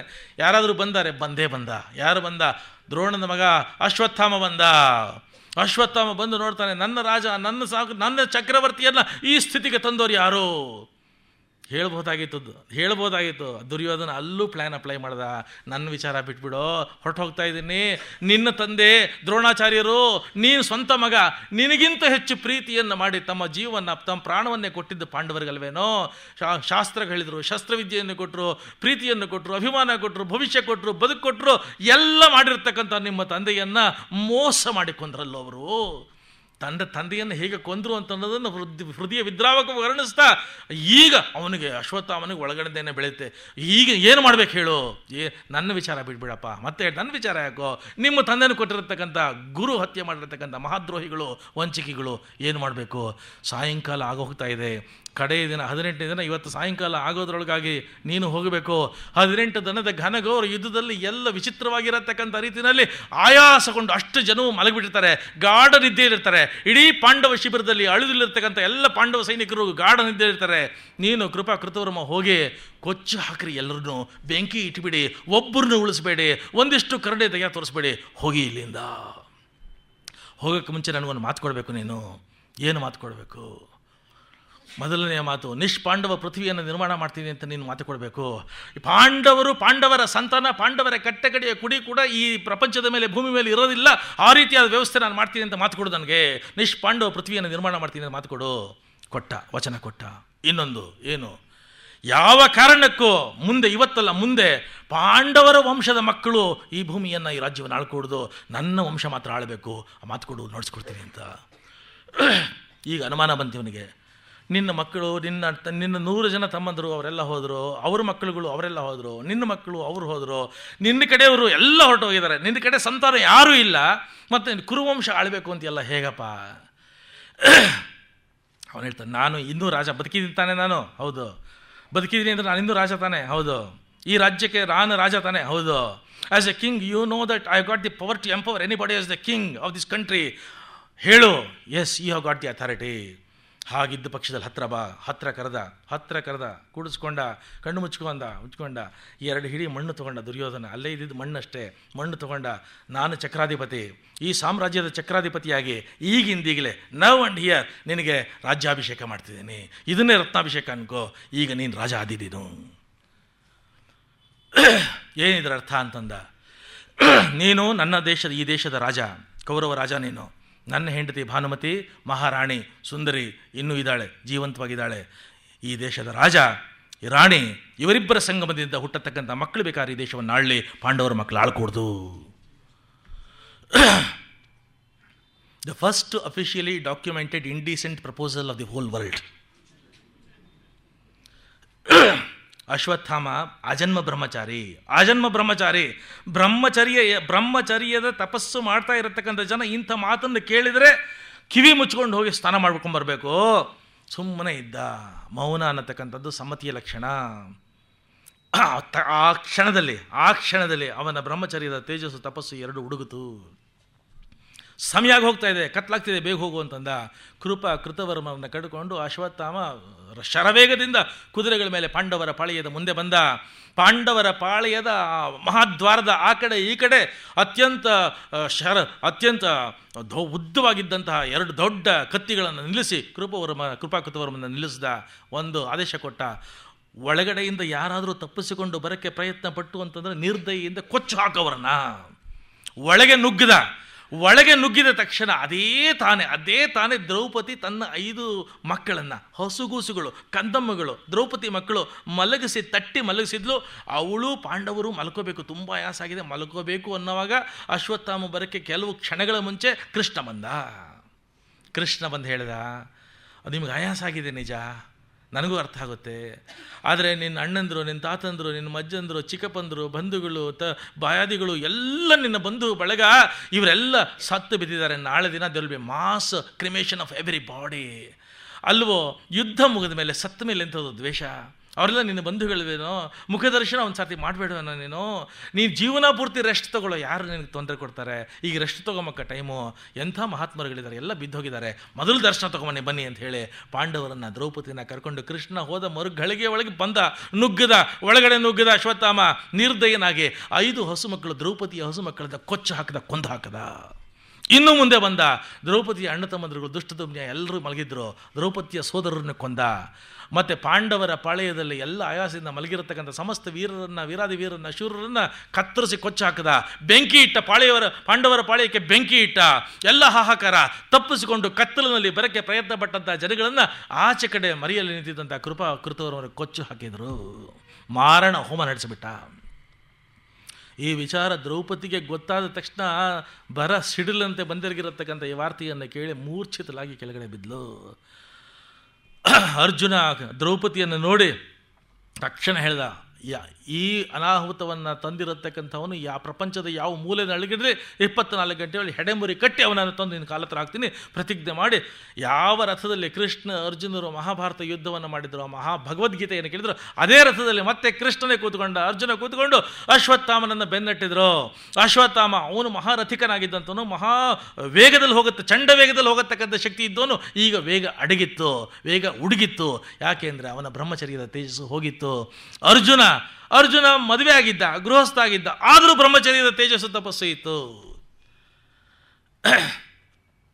ಅರ್ಜುನನಿಗೆ ಹೆಂಗ್ರಿ ಅಶ್ವತ್ಥಾಮ ದುರ್ಯೋಧನ ಆ ಒಂದು ಸಲಹೆಯನ್ನು ಯಾವ ಕ್ಷಣದಲ್ಲಿ ಕೊಟ್ಟ, ನನ್ನ ಪತ್ನಿ ಭಾನುಮತಿ ಮತ್ತು ನಿನ್ನ ಸಂಗಮದಿಂದ ಹುಟ್ಟತಕ್ಕಂಥ ಮಕ್ಕಳು ಮುಂದೆ ಈ ದೇಶವನ್ನು ಆಳಿದ್ರೂ ಪರವಾಗಿಲ್ಲ, ಪಾಂಡವರ ಮಕ್ಕಳು ಆಳ್ಕೊಡ್ದು ಅನ್ನತಕ್ಕಂಥ ಅತ್ಯಂತ ಅನೀತಿ ಅನ್ಯಾಯದ ಆ ಒಂದು ಸಲಹೆಯನ್ನು ಕೊಟ್ಟ ಮರುಕ್ಷಣದಲ್ಲೇ ಇವನ ಬ್ರಹ್ಮಚರ್ಯ ತೇಜಸ್ಸು ಹೋಗಿತ್ತು. ಅರ್ಜುನ ಮದುವೆ ಆಗಿದ್ದಂಥವನು, ದ್ರೌಪದಿ ಅಲ್ಲ, ಬೇರೆಯವರೆಲ್ಲ ಇದ್ದರು, ಆದರೆ ಬ್ರಹ್ಮಚರ್ಯದ ತೇಜಸ್ಸಿತ್ತು. ಯಾಕೆ ಅಂದರೆ ಒಂದು ಸಲ ಊರ್ವಶಿ ಅಂತಂದರೆ ಸಮಸ್ತ ದೇವಾನುದೇವತೆಗಳೆಲ್ಲ ಹಾತೊರೆಯತಕ್ಕಂತಹ, ಮೋಹ ಮಾಡ್ತಾ ಇರತಕ್ಕಂತಹ, ಅವರೆಲ್ಲ ಆಶಯ ಇಟ್ಕೊಂಡಿರತಕ್ಕಂತಹ ಅತಿ ಸುಂದರಿ, ಜಗದೇಕ ಸುಂದರಿಯಾಗಿರತಕ್ಕಂಥ ಊರ್ವಶಿ ಅರ್ಜುನನ ಸೌಂದರ್ಯವನ್ನು ನೋಡಿ ಬಂದು ಮರುಳಾಗಿ ಅರ್ಜುನನಲ್ಲಿ, ನಾನು ನಿನ್ನನ್ನು ತುಂಬ ಅಭಿಮಾನ ಮಾಡ್ತೀನಿ, ನೀನು ಪ್ರೀತಿ ಮಾಡ್ತೀನಿ, ನೀನು ಪ್ರೀತಿ ಮಾಡು ಅಂತ ಕೇಳಿದ್ಲು, ಬಾಯ್ಬಿಟ್ಟು ಕೇಳಿದ್ಲು. ಆಗ ಅರ್ಜುನ ಹೇಳ್ದ, ನಾನೆಂಥ ಅದೃಷ್ಟವಂತ ಅಂದ ಅರ್ಜುನ, ನಾನೆಂಥ ಭಾಗ್ಯವಂತ. ಯಾಕೆ? ನನ್ನ ತಾಯಿ ನನ್ನ ಮೇಲೆ ಎಷ್ಟು ಅಭಿಮಾನ ಮಾಡಿದಾಳೆ ಅಂತಂತಂದರೆ, ಅರ್ಜುನ ಹೇಳ್ತಾನೆ, ನನ್ನ ತಾಯಿ ನನ್ನ ಪ್ರೀತಿ ಮಾಡಿದ್ಲು, ನನ್ನ ತಾಯಿ ನನ್ನನ್ನು ಪ್ರೇಮಿಸಿದ್ಲು, ನನ್ನ ತಾಯಿ ಅಭಿಮಾನ ಮಾಡಿದ್ಲು, ನನ್ನ ತಾಯಿ ಆಶೀರ್ವಾದ ಎಂಥ ಬಲ ಅಂತಂದರೆ ಅದರ ಫಲ ನಾನು ಅನುಭವಿಸ್ತಾ ಇದ್ದೀನಿ, ಪ್ರಬಲ ಆಗಿದ್ದೀನಿ ಇವತ್ತಿನ ದಿನ. ನೀನು ಹೇಳ್ತಾ ಇದ್ದೀಯಾ ಪ್ರೀತಿ ಮಾಡ್ತೀನಿ ಅಂತ, ನೀನು ಹೇಳ್ತಾ ಇದ್ದೀಯಾ ಅಭಿಮಾನ ಮಾಡ್ತೀನಿ ಅಂತ, ನನಗೆ ನನ್ನ ತಾಯಿ ಕಾಣಿಸ್ತಾ ಇದ್ದಾಳೆ ನಿನ್ನಲ್ಲಿ. ನೀನು ನನ್ನ ತಾಯಿ, ನನ್ನ ಪ್ರೀತಿ ಮಾಡು, ನನ್ನ ಅಭಿಮಾನ ಮಾಡು, ಆಶೀರ್ವಾದ ಮಾಡು ಮಗ ಅಂತನೋ. ಈ ಮಾತು ಕೇಳಿ ಊರ್ವಶಿ ನಾಚಿ ಹೋದ್ಲಂತೆ. ಅಂದರೆ ತನ್ನನ್ನು ಪ್ರೀತಿ ಮಾಡೋಕ್ಕೆ ಬಂದಿರೋಳು ಊರ್ವಶಿ, ಆದರೆ ಅವಳಲ್ಲಿ ತಾಯಿಯನ್ನು ಮಾತೃ ಸ್ವರೂಪವನ್ನು ಪರಿಭಾವಿಸಿಕೊಂಡಿರತಕ್ಕಂತಹ. ಆಗ ಅಶ್ವತ್ಥಾಮನನ್ನು ಹಿಡಿದು ಹೆರೆಮುಡಿ ಕಟ್ಟಿ ತಂದರು, ಅಶ್ವತ್ಥಾಮನನ್ನು ಹಾಕಿದರು. ದ್ರೌಪದಿಯ ಕಾಲು ಮುಂದೆ ಹಾಕ್ತಾ ಇದ್ದಾರೆ. ಆಗ ದ್ರೌಪದಿಗೆ ಎಚ್ಚರ ಆಗುತ್ತಂತೆ. ಇನ್ನೊಂದು ಕ್ಷಣದಲ್ಲಿ ಭೀಮಸೇನನ ಗದೆಯ ಹೊಡೆತಕ್ಕೆ ಅಶ್ವತ್ಥಾಮನ ತಲೆ ಸಂಪೂರ್ಣ ಜಜ್ಜಬೇಕು. ಅರ್ಜುನ ಕತ್ತಿ ಎತ್ತಿದ್ದಾನೆ. ಮರುಕ್ಷಣದಲ್ಲಿ ಅಶ್ವತ್ಥಾಮನನ್ನು ಕತ್ತರಿಸಿ ಹಾಕೋದಕ್ಕೆ ಅರ್ಜುನ ಕತ್ತಿ ಎತ್ತಿದ್ದಾನೆ, ಭೀಮಸೇನ ಗದೆ ಎತ್ತಿದ್ದಾನೆ. ಇನ್ನೊಂದು ಕ್ಷಣದಲ್ಲಿ ಅಶ್ವತ್ಥಾಮನ ತಲೆ ಉರುಳುತ್ತೆ ಅಂತ ಎಲ್ಲ ನಿರೀಕ್ಷೆ ಮಾಡ್ತಿದ್ದಾರೆ. ಅಷ್ಟೊತ್ತಿಗೆ ದ್ರೌಪದಿಗೆ ಎಚ್ಚರ ಆಯಿತು. ಎದ್ದು ನೋಡಿದ್ಲು, ಇಬ್ಬರು ಹೊಡೆಯೋಕ್ಕೆ ಸಿದ್ಧ ಆಗಿದ್ದಾರೆ. ಅಶ್ವತ್ಥಾಮ ಕೆಳಗಡೆ ಅಳ್ತಾ ಇದ್ದಾನೆ. ಆಗ ಅವಳು ಹೇಳ್ತಾಳೆ, ಮಾ ರೋದಿದಸ್ಯ ಜನನಿ ಗೌತಮಿ ಪತಿದೇವತಾ ಯಥಾ ಮೃತವತ್ಸಾರ್ಥ ರೋದಿಮ್ಯ ಶುರುಮುಖೇ ಮುಹು. ಈ ಅಶ್ವತ್ಥಾಮನನ್ನು ಕೊಲ್ಲಬೇಡಿ. ಆ ಗದಿಯನ್ನು ಕೆಳಗಡೆ ಹಾಕಿ, ಕತ್ತಿಯನ್ನು ಕೆಳಗಡೆ ಇಡು, ಕೊಲ್ಲಬೇಡ. ನನಗೆ ಒಂದು ಅರ್ಥ ಆಗ್ತಾ ಇದೆ, ನಾನು ಎಷ್ಟು ಕಷ್ಟಪಟ್ಟಿದ್ದೀನಿ. ನಿಮ್ಮ ಪತ್ನಿ, ಪಾಂಡವರ ಪತ್ನಿಯಾಗಿ ನಾನು ವನವಾಸದಲ್ಲಿ, ಅಜ್ಞಾತವಾಸದಲ್ಲಿ, ಮರ್ಯಾದೆ ಎಲ್ಲ ಪಟ್ಟಿರ್ತಕ್ಕಂಥ ಕಷ್ಟಗಳು, ಗಂಡಾಂತರಗಳೆಲ್ಲ ನೋಡಿದ್ದೀರಾ. ಆದರೆ ಈ ಕಷ್ಟ ಮಾತ್ರ ಯಾರಿಗೂ ಬರದು ಬೇಡ. ಯಾವುದು? ಪುತ್ರ ಶೋಕವನ್ನು ಈಗ ಅನುಭವಿಸ್ತಾ ಇದ್ದೀರಲ್ಲ, ನನ್ನ 5 ಮಕ್ಕಳನ್ನು ಕಳ್ಕೊಂಡು ಆ ನೋವು ನನಗೆ ಆಗ್ತಾ ಇದೆಯಲ್ಲ, ವ್ಯಥೆ, ಇದು ಯಾರಿಗೂ ಯಾವ ಹೆಣ್ಣಿಗೂ ಬರದು ಬೇಡ. ಅವನ ತಾಯಿ, ಈ ಅಶ್ವತ್ಥಾಮನ ತಾಯಿ, ತನ್ನ ಪತಿಯನ್ನು, ದ್ರೋಣಾಚಾರ್ಯರನ್ನು ಈಗ ತಾನೇ ಕಳ್ಕೊಂಡಿದ್ದಾಳೆ. ಆದರೆ ಅವಳು ಸತಿ ಸಹಗಮನ ಯಾಕೆ ಗಂಡನ ಚಿತೆಯಲ್ಲಿ ಹೋಗಲಿಲ್ಲ ಅಂದರೆ, ಮಗನ ಮುಖ ನೋಡ್ಕೊಂಡು ಬದುಕಿರ್ಬೋದಲ್ಲ ಅನ್ನೋ ಒಂದೇ ಕಾರಣಕ್ಕೆ ಅವಳು ಬದುಕಿದ್ದಾಳೆ. ಅವಳ ಪುತ್ರ ಶೋಕವನ್ನು ನಾನು ಊಹಿಸೋಕ್ಕೂ ಆಗೋದಿಲ್ಲ. ನಾನು ನಿಮ್ಮ ರಾಜಕಾರಣ, ನಿಮ್ಮ ದ್ವೇಷ, ನಿಮ್ಮ ದಳ್ಳುರಿ ಅದೆಲ್ಲ ಬೇರೆ. ಆದರೆ ಇನ್ನೊಂದು ಹೆಣ್ಣು ಈ ಪುತ್ರ ಶೋಕವನ್ನು ಅನುಭವಿಸ್ಕೊಡ್ದು, ಇದು ನನ್ನ ಭಾವನೆ. ಜಗತ್ತಿನಲ್ಲಿ ಇನ್ನೊಂದು ಹೆಣ್ಣಿಗೆ ಪುತ್ರ ಶೋಕ ಬರೋದು ಬೇಡ. ಆದ್ದರಿಂದ ಇವನು ಕೊಲ್ಲಬೇಡಿ. ಅದು ಅಲ್ಲದೆ ಇವನು ಯಾರು ಅಂದ್ಕೊಂಡಿದ್ದೀರಾ? ಅಶ್ವತ್ಥಾಮ ಅಂದ್ಕೊಂಡಿದ್ದೀರಾ? ಇವನು ನಿಮ್ಮ ಗುರುಪುತ್ರ. ಇವತ್ತು ನೀವೇನಾದ್ರು ಆಗಿದ್ದರೆ, ಮನುಷ್ಯರಾಗಿದ್ದರೆ, ವೀರರಾಗಿದ್ದರೆ, ರಾಜರಾಗಿದ್ದರೆ, ಯಾರ ಅನುಗ್ರಹದಿಂದ, ಯಾರ ಒಂದು ಆಶೀರ್ವಾದದಿಂದ? ದ್ರೋಣಾಚಾರ್ಯರಲ್ವಾ? ದ್ರೋಣಾಚಾರ್ಯರು ಯಾರು? ಅಶ್ವತ್ಥಾಮ ಯಾರು? ಮಗ ಯಾರು? ತಂದೆನೇ ಮಗ ಅಲ್ವಾ? ನಿಮಗೆ ಹೇಳಬೇಕಾ? ದ್ರೋಣಾಚಾರ್ಯರೇ ಅಶ್ವತ್ಥಾಮನಾಗಿ ಬಂದಿದ್ದಾನೆ. ಆದ್ದರಿಂದ ಗುರುಹತ್ಯೆ ಮಾಡಿಕೊಡ್ದು, ಇವನನ್ನು ನೀವು ಕೊಲ್ಲಕೂಡ್ದು. ಭೀಮ ತಕ್ಷಣ ಹೇಳ್ತಾನೆ, ನಾವು ಇಷ್ಟು ದಿನ ಕಷ್ಟಪಟ್ಟು ಈಗ ರಾಜರಾಗಿದ್ದೀವಿ, ಈಗ ಅಡ್ಮಿನಿಸ್ಟ್ರೇಷನ್ ನಮ್ಮ ಕೈನಲ್ಲಿ ಬಂದಿದೆ. ಈ ಅಡ್ಮಿನಿಸ್ಟ್ರೇಷನ್ ಇಡೀ ಜಗತ್ತು ನಮ್ಮ ಕಡೆ ನೋಡ್ತಿದೆ. ಇವರು ಯಾವ ರೀತಿಯಾಗಿರತಕ್ಕಂಥ ನ್ಯಾಯ ಪರಿಪಾಲನೆ ಮಾಡ್ತಾರೆ ಅನ್ನತಕ್ಕಂಥ ದೃಷ್ಟಿಯಿಂದ ಇಡೀ ಜಗತ್ತು ನಮ್ಮ ಕಡೆ ನೋಡ್ತಾ ಇದೆ. It is the first case of the law and order situation for us. ಇವನು ನಿಷ್ಕರುಣೆಯಿಂದ ಯಾವ ದೋಷವನ್ನೂ ಇಲ್ಲದೆ ಇರತಕ್ಕಂಥ ಸಣ್ಣ ಹಸುಗೂಸುಗಳನ್ನು ಮಾರಣ ಹೋಮ ಮಾಡಿ ಕೊಂದು ಹಾಕಿರತಕ್ಕಂಥ ಮಹಾ ಚಂಡಾಲ. ಇವನನ್ನು ನಾವು ಕ್ಷಮ ಮಾಡಿ ಕಳಿಸ್ತು ಅಂತಂದರೆ ಜಗತ್ತು ನಮ್ಮನ್ನು ಏನನ್ನುತ್ತೆ? ಇವರ ನ್ಯಾಯದ ದೃಷ್ಟಿ ಇದನ್ನ ಅಂತ ಕೇಳುತ್ತೆ. ಆದ್ದರಿಂದ ಇವನು ಕ್ಷಮಾರ್ಹ ಅಲ್ಲ, ವದಾರ್ಹ, ಈಗಲೇ ಕೊಂದು ಹಾಕ್ತೀನಿ ಅಂತ ಹೇಳ್ತಾ ಇದ್ದಾನೆ. ಆಗ ಕೃಷ್ಣ ಹೇಳ್ತಾನೆ, ದ್ರೌಪದಿಯ ಮಾತು ಮತ್ತು ಭೀಮನ ಮಾತು ಎರಡು ಸರಿನೇ. ಅಶ್ವತ್ಥಾಮ ಅಂದರೆ ಯಾರು ಅಂದ್ಕೊಂಡಿದ್ದೀರಾ? ಕೃಷ್ಣ ಹೇಳ್ತೀವಿ, ಅಶ್ವತ್ಥಾಮ ಅಂದರೆ ಯಾರು ಅಂದ್ಕೊಂಡಿದ್ದೀವಿ? ಈ ದೇಹ ಇದೆಯಲ್ಲ, ಈ ದೇಹ ಅಶ್ವತ್ಥಾಮ ಅಲ್ಲ. ಅಶ್ವತ್ಥಾಮನ ಸಾಮರ್ಥ್ಯ, ಅಶ್ವತ್ಥಾಮನ ಸಾಧನೆ, ಅಶ್ವತ್ಥಾಮನ ತೇಜಸ್ಸು, ಅಶ್ವತ್ಥಾಮನ ಈ ಎಲ್ಲ ಇವತ್ತಿನವರೆಗೂ ಏನು ಖ್ಯಾತಿ ಬಂದಿದೆ ಅದೆಲ್ಲ ಯಾವುದರಿಂದ ಅಂತಂದರೆ ಅವನು ಹುಟ್ಟುವಾಗ ಅವನ ಜೊತೆ ಇದ್ದಂಥ ಶಿರೋರತ್ನ ಇದೆಯಲ್ಲ, ಅದು ಅಶ್ವತ್ಥಾಮ. ಈ ದೇಹ ಅಲ್ಲ ಅಶ್ವತ್ಥಾಮ. ಆದ್ದರಿಂದ ಭೀಮಸೇನ ಹೇಳ್ತಾ ಇರತಕ್ಕಂಥ ಸರಿ, ಅಶ್ವತ್ಥಾಮ ಅನ್ನತಕ್ಕಂಥ ಆ ತೇಜಸ್ಸು ಏನಿದೆ, ಆ ಶಕ್ತಿ ಏನಿದೆ, ಸಾಮರ್ಥ್ಯ ಏನಿದೆ, ಅದು ಹೋಗಬೇಕು. ಅವಳು ಹೇಳ್ತಾ ಇರ್ತಕ್ಕಂಥ ಸರಿ, ಈ ದೇಹ ಹೋಯಿತು ಅಂತಂದರೆ ಅವಳ ತಾಯಿ ಪುತ್ರ ಶೋಕದಿಂದ ಒದ್ದಾಡೋಗ್ತಾಳೆ. ಆದ್ದರಿಂದ ಈ ಅಶ್ವತ್ಥಾಮನ ಸಮಸ್ತ ತೇಜಸ್ಸಾಗಿರತಕ್ಕಂಥ ಶಿರೋರತ್ನ ಇದೆಯಲ್ಲ, ಕತ್ತರಿಸಿ ಅವನನ್ನು ಹೊರಗೆ ದಬ್ಬಿ ಹುಚ್ಚನ ಹಾಗೆ, ಆರ್ತನ ಹಾಗೆ ವಿಕಾರದಲ್ಲಿ ಅರಳಿಕೊಂಡು ಹೋಗ್ತಾನವನು. ಮರುಕ್ಷಣದಲ್ಲಿ ಅರ್ಜುನನ ಕತ್ತಿ ಅವನ ತಲೆಯಲ್ಲಿದ್ದಂಥ ಶಿರೋಮಣಿಯನ್ನು ಕತ್ತರಿಸಾಕಿತ್ತು. ಹುಚ್ಚನ ಹಾಗೆ ವಿಹ್ವಲನಾಗಿ ಕಿರುಚಿಕೊಂಡು ಅಬ್ಬರಿಸಿಕೊಂಡು ಅವನ ಆಚೆ ಹೋದ.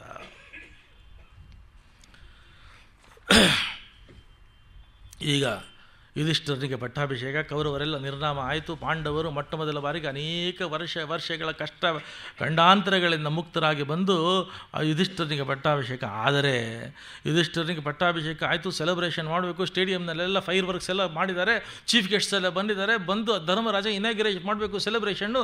ಅರ್ಜುನ, ಭೀಮ, ನಕುಲ, ಸಹದೇವ ಬಂದು ಬಾ ಇನಾಗ್ರೇಟ್ ಮಾಡುವ ಎಲ್ಲ ಕಾದಿದ್ದಾರೆ. Lakhs and lakhs people are waiting, ಬಾ ಇನಾಗ್ರೇಟ್ ಮಾಡುವ ಅಂತ ಕರೆದ್ರೆ ಧರ್ಮರಾಜ ಮೂಲೆಯಲ್ಲಿ ಕೂತ್ಕೊಂಡು ಅಳಕ್ಕೆ ಪ್ರಾರಂಭ ಮಾಡಿದ್ದಾನೆ. ಡಿಪ್ರೆಷನ್ ಪ್ರಾರಂಭ ಆಗೋಯ್ತು. ಅವನು ಹೇಳ್ದ, ನನ್ನ ರಾಜ್ಯ ಲೋಭದಿಂದ ಎಷ್ಟು ಜನನ ಕೊಂದೆ, ತಂದೆಗಳನ್ನ, ತಾಯಿಗಳನ್ನ, ಬಂಧುಗಳನ್ನ, ಬಳಗವನ್ನು, ತಾತಂದ್ರನ್ನ, ಗುರುಗಳನ್ನು. ಇಂಥ ಹತ್ಯೆ ನನಗೆ ಸಾಧಾರಣವಾಗಿ ಈಗಿರೋ ನರಕ ಯಾವುದು ಸಾಕಾಗಲ್ಲ. ಯಾವುದೊಂದು ಹೊಸದೊಂದು ನರಕವನ್ನು ಪರಮಾತ್ಮ ಸೃಷ್ಟಿ ಮಾಡ್ತೀಯನೋ ಅಂಥ ಘನಘೋರ ನರಕಕ್ಕೆ ಅರ್ಹ ನಾನು. ಯಾತಕ್ಕೆ ಬೇಕು ಈ ರಾಜ್ಯ? ಅಷ್ಟು ಜನನ ಕೊಂದ ಮೇಲೆ ರಕ್ತದ ಪ್ರವಾಹವನ್ನು ಹರಿಸಿರತಕ್ಕಂಥದ್ದು ನನಗೆ ಬೇಡ, ನನಗೆ ಬೇಡ, ನನಗೆ ಬೇಡ, ರಾಜ್ಯ ಬೇಡ, ಎಲ್ಲ ಕ್ಯಾನ್ಸಲ್ ಮಾಡಿ. ಆಗ ವೇದವ್ಯಾಸರು ಬಂದು ಹೇಳಿದರು, ಅಪ್ಪ ಯಾರ್ಯಾರು ಏನು ಮಾಡ್ತಾರೋ ಜೀವನ ಪೂರ್ತಿ ಏನೇ ಮಾಡ್ಕೊಂಡು ಹೋಗ್ತೀನಿ ಅನುಭವಿಸ್ಬೇಕಷ್ಟೇ. ಅವನು ತುಂಬ ಕಷ್ಟದಲ್ಲಿದ್ದಾನಲ್ಲ ಅಂತಂದರೆ ಏನು ಮಾಡ್ತೀಯೋ ಅದು ಅನುಭವಿಸ್ಬೇಕು. ಏನು ಬೀಜ ಬಿತ್ತಿ ಆ ಬೆಳೆ ಬೆಳ್ಕೊಂಡು ಹೋಗೋದಷ್ಟೇ. ಅವರು ಮಾಡಿದ ತಪ್ಪು ಅಪರಾಧಗಳು ಹಾಗಿತ್ತು, ಪರ್ವತ ಇದ್ದಾಗಿತ್ತು, ಅದು ಅನುಭವಿಸ್ತಾ ನೀನು ಯಾಕೆ ಅದಕ್ಕಪ್ಪ ಬೇಡ. ವೇದವ್ಯಾಸರು ಹೇಳಿದರು, ನಾರದರು ಬಂದು ಸಮಾಧಾನ ಮಾಡಿದರು, ದ್ರೌಪದಿ ಬಂದು ಸಮಾಧಾನ ಮಾಡಿದ್ಲು, ಕಡೆಗೆ ಕೃಷ್ಣ ಬಂದು ಹೇಳ್ದ, ವಿಧಿ ಬರಹವ ತಪ್ಪಿಸಕ್ಕೆ ಯಾರಿಂದಲೂ ಆಗೋದಿಲ್ಲಪ್ಪ, ಬಾ ಧರ್ಮರಾಜ. ಕೃಷ್ಣ ಹೇಳ್ದ, ಕೃಷ್ಣನ ಮಾತನ್ನು ಕೇಳಿಲ್ಲ. ಕಡೆಗೆ ಅವನೇ ಬಾಯ್ಬಿಟ್ಟ, ನನಗೆ ಎಲ್ಲರನ್ನೂ ಕೊಂದಿದ್ದಲ್ಲ, ನನ್ನ ಸೋದರ ಕರ್ಣನನ್ನು ಕೊಂದು ಹಾಕ್ಬಿಟ್ವಲ್ಲ ನಾವು, ಆ ದುಃಖನ ನಾನು ಮರೆಯೋಕ್ಕಾಗದೇ ಇಲ್ಲ, ಆಗ್ತಾನೆ ಇಲ್ಲ ನನಗೆ. ಆಗ ಕೃಷ್ಣ ಯೋಚನೆ ಮಾಡಿದ, ಇವನನ್ನು ಹೀಗೆ ಬಿಟ್ಟು ಇಷ್ಟು ಡಿಪ್ರೆಷನ್ ಆಗೋಯ್ತು ಅಂತಂದರೆ ಇಷ್ಟೆಲ್ಲ ನಾವು ಮಾಡಿದ್ದು ವ್ಯರ್ಥ ಆಗುತ್ತೆ. ಆದ್ದರಿಂದ ಇವನಿಗೆ ಸರಿಯಾಗಿರತಕ್ಕಂಥ ಗುರುಗಳ ಮೂಲಕ ಪಾಠ ಕಲಿಸ್ಬೇಕು ಅಂತ ಹೇಳಿ ಆ ಧರ್ಮರಾಜನನ್ನು, ಭೀಮನನ್ನು, ಅರ್ಜುನನನ್ನು, ನಕುಲ, ಸಹದೇವ, ದ್ರೌಪದಿಯರನ್ನು ಕರೆದುಕೊಂಡು ಎಲ್ಲಿಗೆ ಬಂದ, ಶರಪಂಜರದ ಮೇಲೆ ಮಲಗಿ ಉತ್ತರಾಯಣದಕ್ಕೆ ನಿರೀಕ್ಷೆಯಲ್ಲಿದ್ದಂಥ ಭೀಷ್ಮಾಚಾರ್ಯರ ಬಳಿ ಕರ್ಕೊಂಬಂದರು.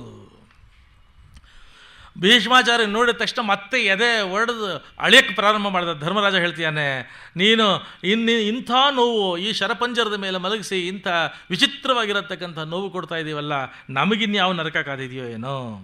ಆಗ ಧರ್ಮರಾಜನಿಗೆ ಭೀಷ್ಮಾಚಾರ್ಯರು ಸಮಾಧಾನ ಮಾಡಿ ಹೇಳ್ತಿದ್ದಾರೆ, ಇಂಥ ಕೆಟ್ಟ ಜೀವನ, ದುರ್ಭರ ಜೀವನದಿಂದ ನನಗೆ ಮುಕ್ತಿ ಕೊಟ್ಟು ಉಪಕಾರ ಮಾಡಿದ್ಯಾ ನೀನು. ಅಸಹ್ಯಕರವಾಗಿರತಕ್ಕಂಥ ದುರ್ಭರವಾಗಿರತಕ್ಕಂಥ ಜೀವನನ ನಾನು ಸಾಗಿಸಿದೆ, ಅದರಿಂದ ಮುಕ್ತಿ ಕೊಟ್ಟು ನನಗೆ ಉಪಕಾರ ಮಾಡಿದ್ಯಾ. ಅದು ಅಲ್ಲದೆ ನನ್ನ ತಾಯಿ ಸತ್ಯವತಿಗೆ ನಾನು ಮಾತು ಕೊಟ್ಟಿದ್ದೆ, ಕುರುವಂಶ ದೃಢವಾಗಿ ನಿಲ್ಲಬೇಕು, ಸದೃಢವಾಗಿ ನಿಲ್ಲಬೇಕು, ದೃಢಿಷ್ಠವಾಗಿ, ಬಲಿಷ್ಠವಾಗಿ, ವಿಶಿಷ್ಟವಾಗಿ ನಿಲ್ಲುವವರೆಗೂ ಕೂಡ ನಾನು ದೇಹವನ್ನು ಬಿಡೋದಿಲ್ಲ ಅನ್ನತಕ್ಕಂಥ ಮಾತನ್ನು ನಮ್ಮ ತಾಯಿ ಕೊಟ್ಟಿದ್ದೆ. ಈಗ ನೀನು ಬಂದಿದ್ಯಾ, ಧರ್ಮಕ್ಕೆ ಪ್ರಭುವಾಗಿರತಕ್ಕಂಥ ಧರ್ಮರಾಜನಾಗಿರತಕ್ಕಂಥ ನೀನು ಬಂದಿದ್ಯಾ, ನಿನಗೆ ಇದು ಕ್ಷಣಿಕ, ನಿನಗೆ ಧೈರ್ಯ ಇದೆ, ಆತ್ಮಸ್ಥೈರ್ಯ ಇದೆ, ಧರ್ಮದ ಧೈರ್ಯ ಇದೆ ನಿನಗೆ, ಆ ವಿಶ್ವಾಸ ಭರವಸೆಗಳು ನನಗಿದೆ. ಆದ್ದರಿಂದ ನಿಶ್ಚಿಂತೆಯಾಗಿ ನಾನು ಪ್ರಾಣ ಬಿಡ್ತಿದ್ದೀನಿ. ಈಗ ಇನ್ನೊಂದು ಮಾತು ನೀನು ಹೇಳಿದೆ, ಅವ್ರನ್ನ ಕೊಂದುಬಿಟ್ಟೆ ಇವ್ರನ್ನ ಕೊಂದುಬಿಟ್ಟೆ ಅಂತ ಅಳಕ್ಕೆ ಪ್ರಾರಂಭ ಮಾಡಿದೆಯಲ್ಲ. ಒಂದು ಮಾತು ತಿಳ್ಕೊ, ಭೀಷ್ಮಾಚಾರ್ಯರು ಶರಪಂಜರದ ಮೇಲಿಂದ ಧರ್ಮರಾಜನಿಗೆ ಹೇಳ್ತಿದ್ದಾರೆ, ರಾಜನಾದವನಿಗೆ, ನಾಯಕನಾಗಿರತಕ್ಕಂಥವನಿಗೆ, ಮಂತ್ರಿಯಾಗಿರತಕ್ಕಂಥವನಿಗೆ ತನ್ನದೇ ಆಗಿರತಕ್ಕಂಥ ಸುಖ ದುಃಖ ಅನ್ನತಕ್ಕಂಥದ್ದು ಇರೋದಿಲ್ಲ. ವೈಯಕ್ತಿಕವಾಗಿರತಕ್ಕಂಥ ಸುಖ, ವೈಯಕ್ತಿಕವಾಗಿರತಕ್ಕಂಥ ದುಃಖ ಇಲ್ಲ. ಪ್ರಜಾಹಿತವೇ ನಿನ್ನ ಹಿತ. ನಿನ್ನನ್ನು ರಾಜನನ್ನಾಗಿ ಜಗತ್ತು, ಆ ಜನತೆ ಆಯ್ಕೆ ಮಾಡಿಕೊಂಡಾಗ ನೀನೇನೋ ತಪ್ಪು ಮಾಡಿಬಿಡಿ ಅಂತ ಅಳ್ತಾ ಕೂತ್ಕೊಂತು ಅಂತಂದರೆ ಅವ್ರಿಗೆ ಮಾಡ್ತಾ ಇರ್ತಕ್ಕಂಥ ದ್ರೋಹ ಅದು. ಆದ್ದರಿಂದ ನಿನ್ನದೇ ಆಗಿರತಕ್ಕಂಥ ವೈಯಕ್ತಿಕ ಸುಖ ದುಃಖ ರಾಜನಿಗೆ ಇರೋದಿಲ್ಲ. ನೀನು ತಕ್ಷಣದಲ್ಲಿ ಜವಾಬ್ದಾರಿ ತೆಗೆದುಕೊಂಡು ಮತ್ತೆ ಇದನ್ನು ಕೃಷ್ಣ ನಿನಗೆ ಹೇಳ್ದ ಅಂತಂದ ಮೇಲೆ ಕೃಷ್ಣನ ಮಾತಿನಲ್ಲಿ ಯಾವತ್ತೂ ಅವಿಶ್ವಾಸ ಮಾಡಿಕೊಡ್ದು. ರಾಯಿಭಾರಿಯಾಗಿ ನೋಡ್ಕೊಂಡ್ರಿ, ದೂತನನ್ನಾಗಿ ನೋಡ್ಕೊಂಡ್ರಿ, ಸಖನನ್ನಾಗಿ ನೋಡ್ಕೊಂಡ್ರಿ, ಗೆಳೆಯನನ್ನಾಗಿ ನೋಡ್ಕೊಂಡ್ರೆ, ಅವನ ಜೊತೆ ತಮಾಷೆ ಮಾಡಿದ್ರಿ, ನೀವು ಯಾರು ಅಂದ್ಕೊಂಡಿದ್ದೀರಾ? ಕೃಷ್ಣ ಬಂದ ತಕ್ಷಣದಲ್ಲಿ ಭೀಷ್ಮಾಚಾರ್ಯರು ಗದ್ಗದ ಕಂಠರಾಗ್ತಾರೆ, ಕಣ್ಣಿಂದ ನೀರು ಹರಿದೋಗ್ತಾ ಇದೆ. ಅವರು ಜ್ಞಾಪಿಸ್ಕೊಳ್ತಾರೆ, ಕೃಷ್ಣ ಹಿಂದಿಂದೆಲ್ಲ ಜ್ಞಾಪಿಸ್ಕೊಳ್ತಾ ಇದ್ದಾರೆ. ಯುದ್ಧದಲ್ಲಿ ಒಂದು ದಿನ ನನಗೆ ಯಾರೋ ಹೇಳಿದರು, ಕೃಷ್ಣ ಈ ಯುದ್ಧದಲ್ಲಿ ಕೇವಲ ಸಾರಥಿಯಾಗಿರ್ತಾನಂತೆ, ಆಯುಧ ಹಿಡಿಯೋದಿಲ್ವಂತೆ ಅಂತ ಯಾರೋ ಹೇಳಿದರು. ಈಗ ಜ್ಞಾಪಿಸ್ಕೊಳ್ತಾ ಇದ್ದಾನೆ ಕೃಷ್ಣನಿಗೆ. ನಾನು ಹೇಳಿದೆ, ಇದೇ ಯುದ್ಧದಲ್ಲಿ, ಇದೇ ಮಹಾಭಾರತ ಯುದ್ಧದಲ್ಲಿ ಏನು ವಚನ ಮಾಡಿದ್ದಾನೆ, ಪ್ರತಿಜ್ಞೆ ಮಾಡಿದ್ದಾನೆ ಕೃಷ್ಣ, ಇವನ ಕೈನಲ್ಲಿ ಆಯುಧ ಹಿಡಿಸ್ತೀನಿ, ಇದು ನನ್ನ ಪ್ರತಿಜ್ಞೆ. ನಾನು ಅಂದರೆ ಯಾರು? ಭೀಷ್ಮ ಪ್ರತಿಜ್ಞೆ ಇದು. ಈ ಯುದ್ಧದಲ್ಲಿ ಕೃಷ್ಣನ ಕೈನಲ್ಲಿ ಹಿಡಿಸ್ತೀನಿ. ಮತ್ತೆ ಕೃಷ್ಣ ಹೇಳಿದ, ಭೀಷ್ಮ ಹೇಳಿರ್ಬೋದು, ಆದರೆ ಕೃಷ್ಣನ ಮಾತು ಹರಿಚಿತ್ತ ಸತ್ಯ, ನರಚಿತ್ತಕ್ಕೆ ಬಂದದ್ದು ಲವಲೇಶ ನಡೆಯೋದು. ನನ್ನ ಚಿತ್ತ, ನನ್ನ ಸಂಕಲ್ಪ, ಈ ಯುದ್ಧದಲ್ಲಿ ನಾನು ಆಯುಧ ಹಿಡಿಯೋದಿಲ್ಲ. ಮತ್ತೆ ಇವಾಗ ಭೀಷ್ಮ ಜ್ಞಾಪಿಸ್ಕೊಳ್ತಾ ಇದ್ದಾನೆ, ಆವತ್ತಿನ ಯುದ್ಧ ನೀನು ಅರ್ಜುನನ್ನು ಕೂಡಿಸ್ಕೊಂಡು ನನ್ನ ರಥದ ಹತ್ತಿರ ಬಂದೆ, ತಕ್ಷಣ ನನಗೆ ಜ್ಞಾಪಕಕ್ಕೆ ಬಂತು ನೀನು ಕೈನಲ್ಲಿ ಆಯುಧ ಹಿಡಿಯೋದಿಲ್ಲ ಅನ್ನತಕ್ಕಂಥದ್ದು. ನಾನು ನನ್ನ ಬತ್ತಳಿಗೆ ಕೈ ಹಾಕಿ ಬಾಣವನ್ನು ತೆಗೆದು ಕಣ್ಣಿಗೆ ಒತ್ತಿಕೊಂಡು ನಿನ್ನ ಸ್ಮರಣೆ ಮಾಡಿಕೊಂಡೆ, ಮನಸ್ಸಿನಿಂದ ನಿನಗೆ ಸಾಷ್ಟಾಂಗ ನಮಸ್ಕಾರ ಮಾಡಿದೆ, ನಿನಗೆ ಭಕ್ತಿ ಮಾಡಿದೆ. ನಾನು ನಿನ್ನ ಪ್ರಾಮಾಣಿಕವಾಗಿರತಕ್ಕಂಥ ಭಕ್ತ ಆಗಿದ್ದ ಪಕ್ಷದಲ್ಲಿ ಇದು ಬಂದು ನೀನಿರತಕ್ಕಂಥ ರಥದ ಸಂಪೂರ್ಣ ಕಟ್ಟಡವನ್ನು ಉರುಳಿಸ್ಲಿ ಅಂತಂದ್ಬಿಟ್ಟು ಬಾಣವನ್ನು ಬಿಟ್ಟೆ. ಆ ಬಾಣ ನಿನಗೆ ಸಮರ್ಪಣೆ ಮಾಡಿ, ನಿನಗೆ ಭಕ್ತಿಯಿಂದ ಕೊಟ್ಟಂಥ ಬಾಣ ನೀನು ಇದ್ದಂಥ ರಥದ ಮೇಲ್ಗಡೆಯ ಗೋಪುರವನ್ನು ಕಿತ್ತು ಹಾಕಿದು. ಇನ್ನೊಂದು ಬಾಣ ಬಿಟ್ಟೆ, ರಥದ ಎಲ್ಲ ಪುಡಿಪುಡಿ ಆಯಿತು ರಥ. ಮತ್ತೊಂದು ಬಾಣ ಬಿಟ್ಟೆ, ಅರ್ಜುನನ ಮೇಲಿದ್ದಂಥ ಕಿರೀಟ ಎಗರುಬಿತ್ತು. ಇನ್ನೊಂದು ಬಾಣ ಬಿಟ್ಟೆ, ಅರ್ಜುನನ ವಜ್ರಕವಚ ಕಿತ್ತುಕೊಂಡು ಹೋಯಿತು. ಬಟಾ ಬಯಲಿನಲ್ಲಿ ನಿಂತುಕೊಂಡ ಅರ್ಜುನ. ಇನ್ನೊಂದು ಬಾಣ ಬಿಟ್ಟೆ, ಇನ್ನೊಂದು ಬಾಣ ಬಿಟ್ಟೆ. ಬಿಡುವಾಗ ಕೇಳಿಕೊಂಡೆ, ಇದು ನಿನ್ನ ಹೃದಯಕ್ಕೆ ಹೊಡಿತಾ ಇದ್ದೀನಿ, ನಿನ್ನ ಎದೆಗೆ ಹೊಡಿತಾ ಇದ್ದೀನಿ. ಜಗತ್ತಿನಲ್ಲಿ ಯಾರೂ ಮಾಡದೇ ಇರತಕ್ಕಂಥ ಸಾಹಸವನ್ನು ನಾನು ಮಾಡ್ತಾ ಇದ್ದೀನಿ ಕೃಷ್ಣ, ನಾ ಅಕ್ಷಮ್ಯ, ಆದರೂ ಕ್ಷಮ ಮಾಡು. ನಿನ್ನ ಎದೆಗೆ ಹೋಗಿ ನಿನ್ನ ಎದೆಯಿಂದ ರಕ್ತವನ್ನು ಜಲ್ಲಂತ ಈಚೆಗೆ ತರಲಿ ಇದು ಅಂತ ಪ್ರಾರ್ಥನೆ ಮಾಡಿಕೊಂಡು ನಿನಗೆ ಸಮರ್ಪಣೆ ಮಾಡ್ತೀನಿ ಅಂತ ಹೇಳಿ ಭಕ್ತಿಯಿಂದ ನಿನಗೆ ಬಿಟ್ಟ ಬಾಣ ನಿನ್ನ ಕವಚವನ್ನು, ನಿನ್ನ ಅಂಗಿಯನ್ನು ಭೇದಿಸಿಕೊಂಡು ಕಿತ್ತು ಹಾಕಿ ಒಳಗಡೆ ಹೋಗಿ ನಿನ್ನ ಒಳಗಡೆ ಎದೆಯಿಂದ ರಕ್ತ ಸುರಿತು. ನಿನ್ನ ಪೀತಾಂಬರವೆಲ್ಲ ರಕ್ತ ಆಯಿತು. ರಕ್ತ ನೋಡಿದೆ, ಹಿಂದೆ ತಿರುಗಿ ನೋಡಿದೆ, ಅರ್ಜುನ ಎಲ್ಲ ಅವನ ಕಿರೀಟ ಕವಚ ಎಲ್ಲ ಕಿತ್ತು. ಇಡೀ ತಕ್ಷಣ ನಿನಗೆ ಪ್ರಚಂಡವಾಗಿರತಕ್ಕಂಥ ಕೋಪ ಬಂತು. ರಥದಿಂದ ಧುಮುಕಿ ಆಯುಧ ಹಿಡಿದು ಚಕ್ರ ಹಿಡಿದು ಕೊಂದು ಬಿಡ್ತೀನಿ ಭೀಷ್ಮನ, ಇವತ್ತು ಬಿಡೋದಿಲ್ಲ, ನನ್ನ ಪ್ರತಿಜ್ಞೆ ಸೋತ್ರೂ ಪರವಾಗಿಲ್ಲ, ಭೀಷ್ಮನ್ ನಿನ್ನ ಕೊಂದು ಬಿಡ್ತೀನಿ ಅಂತ ಓಡಿ ಬಂದೆ ನೀನು. ಅರ್ಜುನ ತಕ್ಷಣ ಧುಮುಕಿ ಕಾಲು ಹಿಡ್ದ, ಬೇಡ ಪ್ರತಿಜ್ಞೆ ಮಾಡಿದ್ಯಾ, ಚಕ್ರ ಪ್ರಯೋಗ ಮಾಡಬೇಡ ಪ್ರತಿಜ್ಞೆ ನನ್ನ ಪ್ರತಿಜ್ಞೆ ಭಗ್ನ ಆದರೂ ಪರವಾಗಿಲ್ಲ, ಭೀಷ್ಮನ್ ಕೊಂದು ಬಿಡ್ತೀನಿ ಇವತ್ತು ಅಂತ ತಕ್ಷಣದಲ್ಲಿ ನಾನು ಕಿರೀಟ ತೆಗೆದೆ, ಬತ್ತಳಿಕೆ ತೆಗೆದೆ, ಬಾಣ ತೆಗೆದೆ, ಎಲ್ಲ ಬಿಟ್ಟು ಬಂದು ನಿನ್ನ ಕಾಲು ಹಿಡಿದೆ, ಒಂದು ಮಾತು ಹೇಳಿದೆ, ಏನು ಕರುಣಾನಿಧಿಯೋ, ಅದೇನು ಭಕ್ತವತ್ಸಲದ ನೀನು, ಅದೇನೋ ನಿನ್ನ ಅನುಗ್ರಹ, ನನ್ನ ಮಾತನ್ನು ಉಳಿಸೋದಕ್ಕೆ, ನಿನ್ನ ಭಕ್ತನಾಗಿರತಕ್ಕಂಥ ನನ್ನ ಸಂಕಲ್ಪವನ್ನು ಉಳಿಸೋದಕ್ಕೆ ನಿನ್ನ ಸಂಕಲ್ಪವನ್ನು ಕೂಡ ನೀನು ವಿಘ್ನ ಮಾಡಿಕೊಂಡಲ್ಲೋ, ಅಂಥ ಕರುಣಾನಿಧಿ ನನ್ನ ಎದುರಿಗೆ ಈಗ ಬಂದು ಕೂತಿದೆಯಲ್ಲ. ನಾನು ಯಾಕೆ ಪ್ರಾಣ ಬಿಟ್ಟಿರಲಿಲ್ಲ ಹೇಳ್ತೀನಿ. ನಾನು ಉತ್ತರಾಯಣಕ್ಕೆ ನಿರೀಕ್ಷೆ ಮಾಡ್ತೀನಿ, ನಿಮಿತ್ತ ಶರಪಂಜರದ ಮೇಲಿದ್ದೀನಿ, ನಿಮಿತ್ತ ಒಳಗೆ ಕೃಷ್ಣ ಸ್ಮರಣೆ, ಹೊರಗೆ ಕೃಷ್ಣ ದರ್ಶನ ಆಗಿರತಕ್ಕಂಥ ಆ ಲಾಲಸೆ, ಆಸೆ, ಉಸಿರಿನಲ್ಲಿ ಕೃಷ್ಣ ದರ್ಶನಕ್ಕಾಗಿ, ಕೃಷ್ಣ ಸ್ಪರ್ಶನಕ್ಕೆ ಹಾತೊರಿತಾ ಇದೆ ನನ್ನ ಮನಸ್ಸು, ನನ್ನ ನರನಾಡಿಗಳೆಲ್ಲ ಕೃಷ್ಣ ಕೃಷ್ಣ ಅಂತ ಇದೆ. ನೀನು ಬಂದಿದ್ಯಾ, ಇನ್ನೇನು ಬೇಕಾಗಿದೆ ನನಗೆ, ನನ್ನ ಜೀವನ ಸಾರ್ಥಕ, ಧನ್ಯ ಇವತ್ತು. ಕೃಷ್ಣನನ್ನು ನೆನೆತಾ ಇದ್ದಾನೆ. ಅವ್ರು ಹೇಳ್ತಾನೆ, ಈ ಕೃಷ್ಣ ಏನು ಅಂದ್ಕೊಂಡಿದ್ದೀರೋ, ನೀವು ಅಂದ್ಕೊಂಡಿದ್ದೀರಾ ಪಾಂಡವರು ಕೌರವರನ್ನು 11 ಅಕ್ಷೋಹಿಣಿಕೆ ನಿರ್ನಾಮ ಮಾಡಿಬಿಟ್ವಿ ಅಂತ. ಏನಿಲ್ಲ, ಅರ್ಜುನನ ರಥದಲ್ಲಿ ಮೊಟ್ಟ ಮೊದಲು ಕೃಷ್ಣ ಸಾರಥಿಯಾಗಿ ಬಂದಾಗ ರಥವನ್ನು ಮಧ್ಯದಲ್ಲಿ ಸ್ಥಾಪನೆ ಮಾಡು ಅಂತ ಕೇಳಿಕೊಂಡ ಅರ್ಜುನ. ಭಗವದ್ಗೀತೆಯ ಮೊದಲಲ್ಲೇ ಬರುತ್ತೆ, ರಥವನ್ನು ಸ್ಥಾಪನೆ ಮಾಡ್ದ. ಈಗ ಭೀಷ್ಮಾಚಾರ್ಯ ಹೇಳ್ತಿದ್ದಾರೆ, ಏನು ಮಾಡ್ದ ಗೊತ್ತೇನ್ರೋ, ಏನು ಮಾಡ್ದ, ಅರ್ಜುನನಿಗೆ ಎಲ್ಲರನ್ನು ತೋರಿಸ್ತಾ ಇದ್ದ. ಭೀಷ್ಮ, ದ್ರೋಣ, ಅತಿರಥ ಮಹಾರಥಗಳನ್ನೆಲ್ಲ ತೋರಿಸ್ತಿರುವಾಗ ಒಂದು ಸಲ ದೃಷ್ಟಿ ಕೊಟ್ಟನಲ್ಲ ಕೃಷ್ಣ, ತನ್ನ ದೃಷ್ಟಿಯಿಂದ ಅವರ ಎಲ್ಲರ ಪ್ರಾಣಗಳನ್ನು, ಸಾಮರ್ಥ್ಯಗಳನ್ನು ತಗೊಂಡ್ಬಿಟ್ಟಿದ್ದಾಗಲೇ. ಬರೇ ನಿರ್ಜೀವ ದೇಹಗಳು ಯುದ್ಧ ಮಾಡಿದ್ವು ಅಷ್ಟೇ, ನೀವೇನು ಕೊಂದ್ರಿ ಎಲ್ಲ ತೊಗೊಂಡವನು ಕೃಷ್ಣ. ಅಂಥವನು ನಿಮ್ಮ ಜೊತೆಲಿ ಬಂದಿದ್ದಾನೆ. ಅವನೇ ಪರಮಾತ್ಮ, ಅವನೇ ದೈವ, ಅವನು ನಿಮಗೆ ಸುಖ, ನಿಮಗೆ ಸಖ. ಅವನ ಅನುಗ್ರಹದಲ್ಲಿ ಯಾವತ್ತೂ ಅವನ ರಕ್ಷಣೆಯಲ್ಲಿರಿ ನೀವು ಅಂತ ಹೇಳಿ ಕೃಷ್ಣ ಸ್ಮರಣೆ ಮಾಡ್ತಾ, ಕೃಷ್ಣ ದರ್ಶನ ಮಾಡ್ತಾ ಜೀವನ ಸಾರ್ಥಕ ಆಯಿತು, ಧನ್ಯ ಆಯಿತು. ಹಿಂದಿದ್ದೆಲ್ಲ ಮರೆತರು, ಎದುರು ಕೃಷ್ಣ ಇದ್ದಾನಲ್ರಿ. ಜೀವನ ಪೂರ್ತಿ ಕೃಷ್ಣ ಯಾರು ಅಂತ ಗೊತ್ತಿದ್ದಂಥ, ಅವನ ಮಹಾತ್ಮ್ಯ ಜ್ಞಾನ ಇದ್ದಂಥ ಮಹಾನುಭಾವರು, ಜೀವನದ ಕಡೆಯಲ್ಲಿ ಒಂದೇ ಒಂದು ಆಸೆ ಇದ್ದಂಥದ್ದು ಕೃಷ್ಣನ ಸ್ಮರಣೆ ಬರಲಿ ಅಂತ. ಆದರೆ ಬಂದಿದ್ದು ಕೃಷ್ಣ ದರ್ಶನ. ಎದುರು ಕೃಷ್ಣ ಬಂದ, ಒಂದು ಹೂವು ತರಿಸ್ಕೊಂಡ್ರು, ಹೇಳೋಕ್ಕಾಗಲಿಲ್ಲ, ಒಂದು ಹೂವು ತರಿಸ್ಕೊಂಡ್ರು, ಕೃಷ್ಣನ ಕಾಲಿಗೆ ಹಾಕಿದರು, ಕೃಷ್ಣನ ಸ್ಪರ್ಶನ ಮಾಡಿದರು. ಕೃಷ್ಣ ಪುಳುಕಿತನಾಗಿ ಅವರ ದೇಹವನ್ನು ಸ್ಪರ್ಶನೆ ಮಾಡಿದ. ಕೃಷ್ಣನ ದರ್ಶನ ಮಾಡ್ತಿದ್ದಾರೆ, ಕೃಷ್ಣನ ಸ್ಪರ್ಶನ ಮಾಡ್ತಿದ್ದಾರೆ. ಕೃಷ್ಣ ಅಂತ ಅಂದ್ಕೊಂಡು ಆ ಜ್ಞಾನ ಸೂರ್ಯ ಅಸ್ತಂಗತ ಆಯಿತು.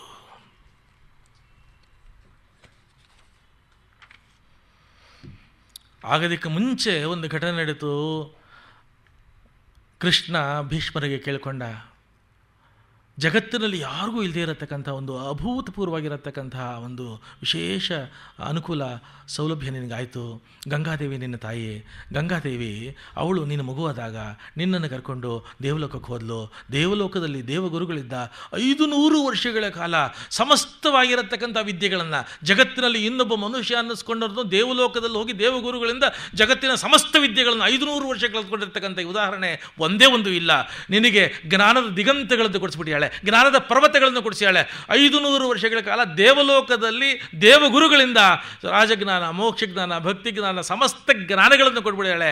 ಆ ಜ್ಞಾನ ನಿನ್ನ ದೇಹ ಹೋದ ಮೇಲೆ ನೀನೊಬ್ಬ ಅಸ್ತಂಗತ ಆಗ್ತಿರೋದಿಲ್ಲ, ಜ್ಞಾನದ ಸೂರ್ಯ ಅಸ್ತಂಗತ ಆಗೋಗ್ತಾನಪ್ಪ. ಆದ್ದರಿಂದ ನೀನು ಹೋಗೋಕ್ಕೆ ಮುಂಚೆ ಈ ಜ್ಞಾನವನ್ನು ಸಮರ್ಥರಿಗೆ ಕೊಡಬೇಕು, ಸಾರ್ಥಕ ಜೀವಿ ಕೊಡಬೇಕು ಅಂತ ಒಬ್ಬ ಸಾರ್ಥಕ ಸಮರ್ಥನ ಕರ್ಕೊಂಡ್ಬಂದಿದ್ದೀನಿ. ಧರ್ಮಕ್ಕೆ ಪ್ರಭು, ಧರ್ಮಕ್ಕೆ ರಾಜ, ಧರ್ಮರಾಜ ನಿನ್ನ ಮೊಮ್ಮಗ, ಅವನಿಗೆಲ್ಲ ಕೊಡು.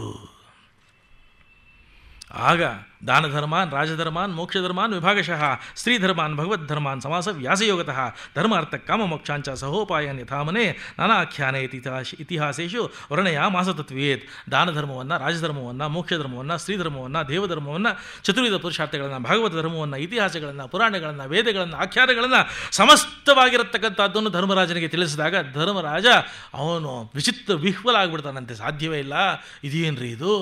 ಕಡೆಗೆ ಅವನು ಹೇಳ್ತಾನೆ, ಧರ್ಮರಾಜ ನಮಸ್ಕಾರ ಮಾಡಿ ಹೇಳ್ದ, ತಾತ ನೀನು ಹೇಳಿರತಕ್ಕಂಥದ್ದು ಎಷ್ಟು ಅಗಾಧ, ಎಷ್ಟು ಅಪೂರ್ವ, ಎಷ್ಟು ಅಭೂತಪೂರ್ವ ಅಂತಂತಂದರೆ, ನಾನು ದ್ವಾಪರದ ಕಡೆಯಲ್ಲಿರತಕ್ಕಂಥವನು. ನೀನು 500 ವರ್ಷಗಳ ಕಾಲ ದೇವಲೋಕಕ್ಕೆ ಹೋಗಿ ಕಲ್ತಿರತಕ್ಕಂಥ ಅಮೃತ ವಿದ್ಯೆ, ಅಮೃತ ಜ್ಞಾನ, ಅದು ದ್ವಾಪರದ ಕಡೆಯಲ್ಲಿರೋನು. ಇನ್ನೇನು ಕಲಿಯುಗ ಬರ್ತಾ ಇದೆ, ನಾವು ಯಾರು ಅಂದ್ಕೊಂಡಿದ್ಯಾ ಇಷ್ಟು ಜ್ಞಾನ ನಮ್ಮ ಕೈಲಿ ಸಾಧ್ಯ ಇದೆ ತಿಳ್ಕೊಂಬಕ್ಕೆ, ತಡ್ಕೊಂಬಕ್ಕೆ? ಅಲ್ಪಮತಿಗಳು ನಾವು, ಮಂದಮತಿಗಳು ನಾವು, ಅಲ್ಪಾಯುಷಿಗಳು ನಾವು, ರಾಗಪೀಡಿತರು ನಾವು, ರೋಗ ಪೀಡಿತರು ನಾವು, ವಿಸ್ಮರಣೆಗಳು ನಾವು. ಏನೂ ಇರೋದಿಲ್ಲ ನಮಗೆ. ತ್ರಾಣ ಇಲ್ಲ, ಪ್ರಾಣ ಇಲ್ಲ, ಸ್ಮರಣೆ ಇಲ್ಲ. ನೀನು ಕೊಟ್ಟಿರತಕ್ಕಂಥದ್ದು ಪರ್ವತ ಸದೃಶವಾಗಿರತಕ್ಕಂಥದ್ದು, ಅದು ದ್ವಾಪರದ ಕಡೆಯಲ್ಲಿ. ಇನ್ನು ಕಲಿಯುಗ ಬಂದುಬಿಟ್ರಂತೂ ಏನೂ ಇರೋದಿಲ್ಲ. ಹಿಂದಿಲ್ಲ ಸ್ವಾಮಿ, ಮುಂದಿಲ್ಲ ಕಲಿಯುಗದಲ್ಲಿ. ಆದ್ದರಿಂದ ನೀನು ಹೇಳ್ತಾ ಇದೆಯಾ, ಈ ವೇದ, ಈ ಉಪನಿಷತ್ತು, ಈ ಇತಿಹಾಸ, ಈ ಆಖ್ಯಾನ, ಈ ಪುರಾಣಗಳು, ಈ ಜ್ಞಾನ, ಈ ಮೋಕ್ಷ, ಇದೆಲ್ಲ ತಿಳ್ಕೊಂಬಿಡ್ತು ಅಂದರೆ ಅದ್ಭುತ ಪುಣ್ಯ ಬರುತ್ತೆ ಅಂತ ನೀನು ಹೇಳ್ತಿದ್ಯಾ. ಕಲಿಯುಗದ ಜನಕ್ಕೆ ಪುಣ್ಯ ಸಂಪಾದನೆ ಆಸೆ ಇದೆ, ನಮಗೆ ಪುಣ್ಯ ಬೇಕು, ಫಲ ಬೇಕು, ಆದರೆ ಇಷ್ಟು ಯೋಗ್ಯತೆ ಇಲ್ಲ ನಮಗೆ. ಆದ್ದರಿಂದ ಕಲಿಯುಗದ ಜನಗಳಿಗಾಗಿ ಏನು ಹೇಳಿಕೊಂಡ್ರೆ ಇಷ್ಟು ಪುಣ್ಯನೂ ಬರುತ್ತೋ, ಹೇಳ್ಕೊಬೋಕ್ಕೆ ಯೋಗ್ಯತೆ ಇಲ್ಲ, ಏನು ಹೇಳ್ಕೊಬೋದು ಅವರು, ಅಂಥದನ್ನು ಯಾವುದು ಹೇಳ್ಕೊಂಡ್ರೆ ಇಷ್ಟೆಲ್ಲ ತಿಳ್ಕೊಂಡಿರತಕ್ಕಂತಹ ಒಂದು ಫಲ ಸಿಗುತ್ತೋ ಅಂಥದ್ದೊಂದು ಕಲಿಯುಗದ ಜನಗಳಿಗಾಗಿ ದ್ವಾಪರದ ಕಡೆಯಲ್ಲಿ ನೀನು ನನಗೆ ತಿಳಿಸ್ಕೊಡು ಅಂತ ಪ್ರಾರ್ಥನೆಯನ್ನು ನಮ್ಮ ಪರವಾಗಿ ಧರ್ಮರಾಜ ಭೀಷ್ಮಾಚಾರ್ಯಲ್ಲಿ ಪ್ರಾರ್ಥನೆ ಮಾಡಿದಾಗ ಅವ್ರು ಹೇಳ್ತಾರೆ, ಕಲಿಯುಗದ ಜನಗಳಿಗೂ ಅಂಥದ್ದೊಂದಿದೆ. ಯಾವುದು ಅಂತಂದಾಗ ವಿಷ್ಣು ಸಹಸ್ರನಾಮ. ಭೀಷ್ಮಾಚಾರ್ಯರು ಕಲಿಯುಗದ ಜನಗಳಿಗೆ ವರಪ್ರಸಾದ ಅಮೃತ ಸದೃಶವಾಗಿರತಕ್ಕಂಥ ಸಂಜೀವಿನಿ ಮಂತ್ರ ವಿಷ್ಣು ಸಹಸ್ರನಾಮ ಹೇಳ್ತಿದ್ದಾರೆ. ವಿಷ್ಣು ಸಹಸ್ರನಾಮವನ್ನು ಹೇಳ್ಕೊಳ್ಳಿ. ಸಮಸ್ತ ವೇದ, ಪುರಾಣ, ಆಖ್ಯಾನ, ಇತಿಹಾಸ, ಉಪನಿಷತ್ತುಗಳನ್ನು ಹೇಳಿರತಕ್ಕಂಥ ಪೂರ್ಣ ಫಲ, ಪುಣ್ಯ ಫಲ ಲಭಿಸತಕ್ಕಂಥದ್ದು ವಿಷ್ಣು ಸಹಸ್ರನಾಮದಲ್ಲಿ. ವಿಷ್ಣು ಸಹಸ್ರನಾಮ ಹೇಳ್ಕೋಬೇಕು 30 ನಿಮಿಷ, 40 ನಿಮಿಷದಲ್ಲಿ ತುಂಬ ಚೆನ್ನಾಗಿ ಸ್ಪಷ್ಟವಾಗಿ ಹೇಳ್ಬೋದು. ಅದು ವಿಷ್ಣು ಸಹಸ್ರನಾಮದ ಫಲಶ್ರುತಿನಲ್ಲಿ ಕಡೆಯಲ್ಲಿ ಪಾರ್ವತಿ ಈಶ್ವರನ್ನು ಕೇಳ್ತಾ ಇದ್ದಾಳೆ, ಕೇನೋಪಾಯೇನ ಲಘುನ. ಪಾರ್ವತಿ ಹೇಳ್ತಾಳೆ, ಐ ಆಮ್ ಕಾಂಟೆಂಪ್ಲೇಟಿಂಗ್ ಸಮಥಿಂಗ್ ಇನ್ ಕಲಿಯುಗ. ಏನು ಕಾಂಟೆಂಪ್ಲೇಟ್ ಮಾಡ್ತಾ ಇದೆಯಾ? ಕಲಿಯುಗದಲ್ಲಿ ವಿಷ್ಣು ಸಹಸ್ರನಾಮ ಹೇಳಕ್ಕೆ ಬೇಕಾಗಿರೋ 30 ನಿಮಿಷ 40 ನಿಮಿಷ ಅಂತನ್ನೋದು ತುಂಬ ಕಾಸ್ಟ್ಲಿ ಆಗುತ್ತೆ, ಇಂಪಾಸಿಬಿಲಿಟಿ ಆಗುತ್ತೆ.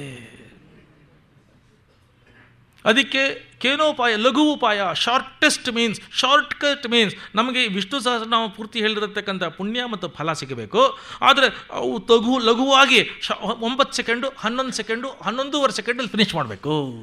ಅಂಥದ್ದು ಯಾವುದಾದ್ರೂ ಇದೆಯಾ ಅಂತ ಕೇಳ್ತಾಳೆ. ಆಗ ಈಶ್ವರ ಅಂಥದ್ದು ಇದೆ, ಯಾಕೆಂದ್ರೆ ಆ ಟೈಮು ಬರುತ್ತಪ್ಪ.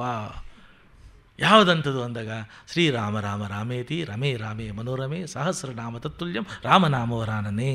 ಶ್ರೀರಾಮ ರಾಮ ರಾಮೇತಿ ರಮೇ ರಾಮೇ ಮನೋರಮೆ ಸಹಸ್ರನಾಮ ತತ್ತುಲ್ಯಂ ರಾಮನಾಮವರಾನನೇ. ಶ್ರೀರಾಮ ರಾಮ ರಾಮೇತಿ ರಮೇ ರಾಮೇ ಮನೋರಮೆ ಸಹಸ್ರನಾಮ ತತ್ತುಲ್ಯಂ ರಾಮನಾಮವರಾನನೇ. ಮಾರ್ಚ್ 1ರಿಂದ 11ನೇ ತಾರೀಕುವರೆಗೆ ನಮ್ಮ ನಾಗರತ್ನಮ್ಮ ಗುಂಡಪ್ಪ ಅವರ ನೇತೃತ್ವದಲ್ಲಿ ನಾನು ಒಂದು ಅಭಿಯಾನ, ವಿಷ್ಣು ಸಹಸ್ರನಾಮ ಅಭಿಯಾನ ಅಂತ ಮಾಡ್ತಾಯಿದ್ದೀವಿ. 11 ದಿನ ಪ್ರತಿನಿತ್ಯ ಮಿನಿಮಮ್ 11 ಕುಟುಂಬಗಳು ಒಂದು ಕಡೆ ಸೇರಿ 11 ಸಲ ವಿಷ್ಣು ಸಹಸ್ರನಾಮದ ಪಾರಾಯಣ, ಸಾಮೂಹಿಕ ಪಾರಾಯಣ. ಪ್ರಾರಂಭದಲ್ಲಿ ಅರ್ಧ ಗಂಟೆ, ಕಡೆಯಲ್ಲಿ ಒಂದು 20 ನಿಮಿಷ ನಾನು ವಿಷ್ಣು ಸಹಸ್ರನಾಮದ ಅರ್ಥ, ಆಖ್ಯಾನ ಮತ್ತು ಅದರ ಮಹತಿಗಳನ್ನು ಕುರಿತು ಒಂದು ಉಪನ್ಯಾಸ ಕೊಡ್ತಿದ್ದೀನಿ. ಹೀಗೆ 11 ದಿನ, ಅದು ಫಸ್ಟ್ ಸೈಕಲ್ ಅಂತ ಅಂದ್ಬಿಟ್ಟು ಹಾಗೆ ಮಾಡ್ಕೊಂಡು ಹೋಗತಕ್ಕಂಥದ್ದು ಒಂದು ಇಟ್ಕೊಂಡಿದ್ದೀವಿ. ಅಂಥ ವಿಷ್ಣು ಸಹಸ್ರನಾಮವನ್ನು ಇಷ್ಟೆಲ್ಲ ಹೇಳ್ತಾ ಇದ್ದಾಗ ದ್ರೌಪದಿ ಭೀಷ್ಮನ, ತಾತ ನೀನೇನು ತಪ್ಪು ತಿಳ್ಕೊಳ್ತೇವೆ ಹೋದ್ರೆ ನೀನು ಒಂದು ಪ್ರಶ್ನೆ ಕೇಳ್ಬೋದಾ? ಇದು ತುಂಬ ಜನ ಅಂದ್ಕೊಂಡಿದ್ದಾರೆ ಫಾರಿನಲ್ಲಿ ಮಾತ್ರ ಕ್ಯಾನ್ ಐ ಕ್ವಶ್ಚನ್ ಅಂತ ಅಂದ್ಬಿಟ್ಟು. ಈ ಭಾರತದಲ್ಲಿ ಪ್ರಾರಂಭದಲ್ಲಿ ವೇದ ಕಾಲಗಳಲ್ಲಿ ಋಷಿಗಳು they were skeptical, they were not ready to immediately accept whatever that has been imposed upon them. Indian mind is not just a foolish mind to accept whatever that is actually imposed on it, thrusted on it. ನೀವು ನೋಡಿ ಋಷಿಗಳು ನೋಡಿ ದೇವ್ರಿದಾನ ಇಲ್ವಾ ಅಂತಲೇ start ಮಾಡ್ತಾರವರು. ಉಪನಿಷತ್ತುಗಳು, if you just go into deeper into the Upanishads, ದೇವ್ರಿಲ್ಲ ಅನ್ನೋದ್ರಲ್ಲಿ ಲಾಜಿಕ್ಕಿಂದ ಸ್ಟಾರ್ಟ್ ಮಾಡ್ತಾರೆ, ದೇವ್ರಿಲ್ಲ ರೇ ಅಂತಂತಾರೆ.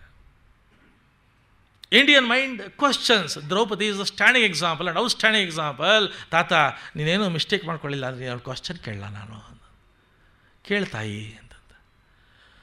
ನೀನು ಯಾರಿಗೆ ಇದು ಧರ್ಮ ಹೇಳ್ತಾ ಇದೆಯಾ ಗೊತ್ತಾ? ಯಾರಿಗೆ? ಧರ್ಮಕ್ಕೆ ಪ್ರಭು, ಧರ್ಮಕ್ಕೆ ರಾಜ, ಧರ್ಮರಾಜ. ಅವನು ಧರ್ಮಕ್ಕೆ ರಾಜ. ಅವನಿಗಿಷ್ಟು ಧರ್ಮ ಹೇಳ್ತಾ ಇದ್ದೆ ಅಂತ ನೀನೆಂಥ ಧರ್ಮದ ಶೃಂಗ ಇರಬೇಕು ನೀನು? ಇಷ್ಟು ಧರ್ಮ ಗೊತ್ತಿರತಕ್ಕಂಥ ನೀನು ಆ ಸಭೆಯಲ್ಲಿ ಕೂತಿದ್ದಾಗ ನನ್ನಂಥ ಸಾಧಾರಣ ಹೆಣ್ಣುಮಗಳು, ನಿನ್ನ ಮನೆ ಹೆಣ್ಣುಮಗಳು ಕರ್ಕೊಂಬಂದು ಆ ಮೂರ್ಖರುಗಳು, ಆ ದುರುಳರು ನನ್ನ ಸೀರೆಯನ್ನು ಸೆಳಿತಾ ಇದ್ರಲ್ಲ, ತುಂಬಿದ ಸಭೆ, ಇಷ್ಟೆಲ್ಲ ಧರ್ಮ ಹೇಳ್ತಿದ್ಯಲ್ಲ ನನ್ನ ಗಂಡನಿಗೆ, ಈ ಧರ್ಮ ಎಲ್ಲೋಗಿತ್ತವಾಗ? ಭೀಷ್ಮ ಕಣ್ಣಲ್ಲಿ ನೀರು ಹಾಕ್ಕೊಂಡು ಹೇಳ್ತಾನೆ, ತಾಯಿ, ಈ ದೇಹ ಇರುವಾಗಲೇ, ಇನ್ನೂ ಬದುಕಿರುವಾಗಲೇ ಈ ಪ್ರಶ್ನೆ ಕೇಳಿ ನನ್ನ ಪರಿಶುದ್ಧ ಮಾಡಿದ್ಯಾ, ನಿನಗೆ ನಮಸ್ಕಾರ. ನಿನಗೆ ಈ ಪ್ರಶ್ನೆ ನೀನು ಕೇಳಲಿಲ್ಲ ಅಂತಂದರೆ ನಾನು ಹೊರಟೋಗಿದ್ದಿದ್ರೆ ಇದೊಂದು ಉಳ್ಕೊಂಬಿಡೋದು ಕೊರಗು ನನಗೆ. ಇದು ಕೇಳಿ ನನಗೆ ಉಪಕಾರ ಮಾಡಿದ್ಯಾ, ನಿನಗೆ ನಮಸ್ಕಾರ ತಾಯಿ. ಆವಾಗ ಹೇಳ್ತಾನೆ, ಯಾಕೆ ಇಷ್ಟೆಲ್ಲ ಧರ್ಮವನ್ನು ನಾನು ದೇವಲೋಕದಲ್ಲಿ ತಿಳ್ಕೊಂಡು ಬಂದು, ದೇವಗುರುಗಳಿಂದ ತಿಳ್ಕೊಂಡ್ಬಂದು, ಪರಮ ಪವಿತ್ರವಾಗಿರತಕ್ಕಂಥ ಸಮಸ್ತ ಧರ್ಮದ ಅರ್ಥ ಸಾರ ಸವಿರವಾಗಿ ತಿಳ್ಕೊಂಡು ಧರ್ಮರಾಜನಿಗೆ ಇವತ್ತು ಹೇಳ್ತೀನಿ, ಅವತ್ತು ಯಾಕೆ ಬರಲಿಲ್ಲ ಅಂತಂದರೆ ಅವತ್ತು ಆ ನೀಚನಾಗಿರತಕ್ಕಂಥ ದುರ್ಯೋಧನನ ಮನೆಯ ಆಹಾರ ನನ್ನ ಹೊಟ್ಟೆ ಒಳಗೆ ಹೋಗಿತ್ತು.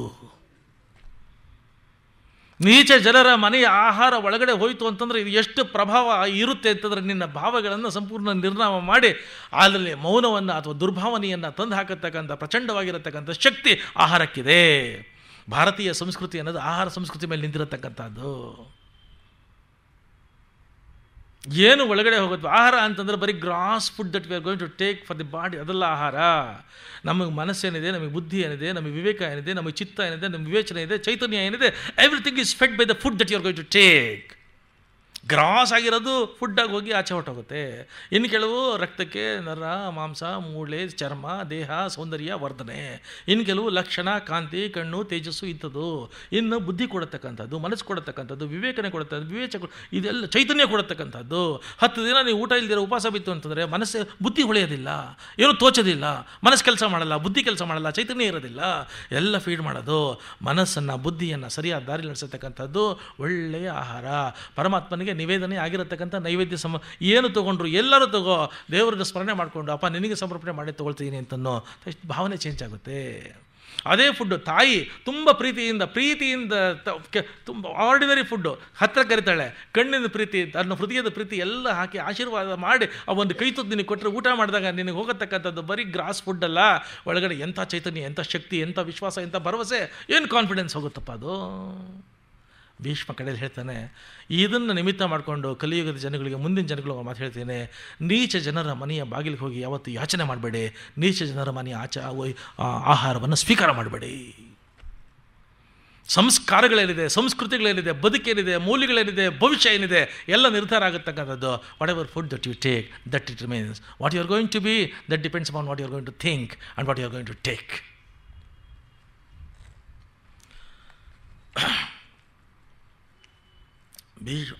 ಕೃಷ್ಣ ಧರ್ಮರಾಜನಿಗೆ ಸಮಾಧಾನ ಮಾಡಿ, ನಿಂದೇನು ತಪ್ಪಿಲ್ಲ ಕಣೋ, ನೀನು ರಾಜ್ಯಭಾರ ಆಳು ಅಂದಾಗ ಕೃಷ್ಣನ ಮಾತಿನಲ್ಲೂ ವಿಶ್ವಾಸ ಮಾಡದೇ ಇರತಕ್ಕಂಥ ಒಂದೇ ಒಂದು ಸಣ್ಣ ತಪ್ಪನ್ನು ಧರ್ಮರಾಜ ಮಾಡಿದ್ದಕ್ಕೆ ಅವನಿಗೆ ಫಲ ಸಿಕ್ತು. ಏನು, ಮುಂದೆ ಎಲ್ಲ ಪಾಂಡವರ ಆಳ್ವಿಕೆ ಎಲ್ಲ ಮುಗೀತು. ಅವರು ಪಾಂಡವರು ಪರೀಕ್ಷಿತ ರಾಜನಿಗೆ ಅವನಿಗೆ ರಾಜ್ಯಭಾರವನ್ನು ವಹಿಸಿ ಮಹಾಪ್ರಸ್ಥಾನಕ್ಕೆ ಹೊರಟರು. ಮಹಾಪ್ರಸ್ಥಾನಕ್ಕೆ ಒಬ್ಬೊಬ್ಬರಾಗಿ ಹೊರಟರು, ಮೌನದಲ್ಲಿ ಹೊರಟರು, ಮೂಕರಾಗಿ ಹೊರಟರು, ಒಬ್ಬೊಬ್ಬರಾಗಿ ಬಿದ್ದರು. ಕಡೆಯಲ್ಲಿ ಧರ್ಮರಾಜ ಒಬ್ಬ ಉಳ್ಕೊಂಡ, ಒಬ್ಬ ಬಂದಾಗ ಅವನ ಜೊತೆಯಲ್ಲಿ ಯಾರೂ ಇರಲಿಲ್ಲ, ಯಾರೂ ಜೀವನದ ಕಡೆಯಲ್ಲಿ ಬರಲ್ಲ. ಆದರೆ ಧರ್ಮರಾಜನಿಗೆ ಒಬ್ಬ ಬಂದರು, ಮನುಷ್ಯರೆಲ್ಲ ಒಂದು ನಾಯಿ ಬಂತು ಅವನ ಜೊತೆಯಲ್ಲಿ.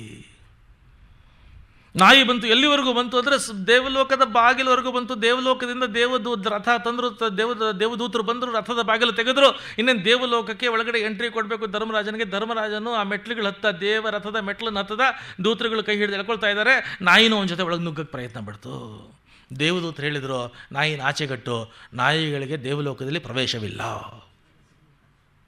ಧರ್ಮರಾಜ ಹೇಳ್ದ, ಇಡೀ ಜಗತ್ತು, ಜನ, ನನ್ನವರು, ತಮ್ಮವರು, ಆಳು ಕಾಳು, ನನ್ನ ಹೆಂಡತಿ, ಮಕ್ಕಳು, ಅಣ್ಣ ತಮ್ಮಂದರು, ಯಾರ್ಯಾರು ಪ್ರೀತಿ ಪ್ರೇಮ ಅಭಿಮಾನ ಅಂದ್ಕೊಂಡು ಮೋಹದಲ್ಲಿ ಬಿದ್ದಿದ್ದೆ, ಯಾರೂ ನನ್ನ ಜೀವನದ ಕಡೆ ಗಳಿಗೆಲ್ಲ ಬರಲಿಲ್ಲ. ನಾನು ಏನೂ ಮಾಡಲಿಲ್ಲ, ಆದರೆ ನನ್ನ ಬಗ್ಗೆ ಒಂದು ವಿಶ್ವಾಸ ಇಟ್ಕೊಂಡು ಈ ನಾಯಿ ಜೀವನದ ಕಡೆ ಗಳಿಗೆವರೆಗೂ ಇಲ್ಲಿವರೆಗೂ ಇದು ಬಂದಿದೆ. ಆದ್ದರಿಂದ ನನ್ನ ಮೇಲೆ ವಿಶ್ವಾಸ ಭರವಸೆ ಇಟ್ಟು ಬಂದಿರತಕ್ಕಂಥ ನಾಯಿ, ಅದನ್ನು ನಾನು ದೇವಲೋಕ ಸಿಗುತ್ತೆ, ಸ್ವರ್ಗ ಸಿಗುತ್ತೆ ಅನ್ನೋ ಒಂದೇ ಆಸೆಗೆ ಅದನ್ನು ನಾನು ವಿಶ್ವಾಸಘಾತಕತನ ಮಾಡೋಕ್ಕಾಗೇ ಇಲ್ಲ. ನಾಯಿಗೆ ಕೊಡದೇ ಇರತಕ್ಕಂತಹ ದೇವಲೋಕದ ಒಂದು ಸ್ವಾಗತ ನನಗೆ ಬೇಕಾಗಿಲ್ಲ. ನಿಮ್ಮ ದೇವಲೋಕದ ಸ್ವಾಗತ ಇಲ್ಲದೆ ಹೋದ್ರೂ ಪರವಾಗಿಲ್ಲ, ನಾಯಿಯನ್ನು ಬಿಟ್ಟು ನಾನು ಇರೋದಿಲ್ಲ ಅಂತ ಹೇಳಿ ಈಚೆಗೆ ಬಂದ. ಆಗ ನಾಯಿ ತಕ್ಷಣ ಬದಲಾವಣೆ ಆಯಿತು. ಯಮಧರ್ಮರಾಜ ಆದ.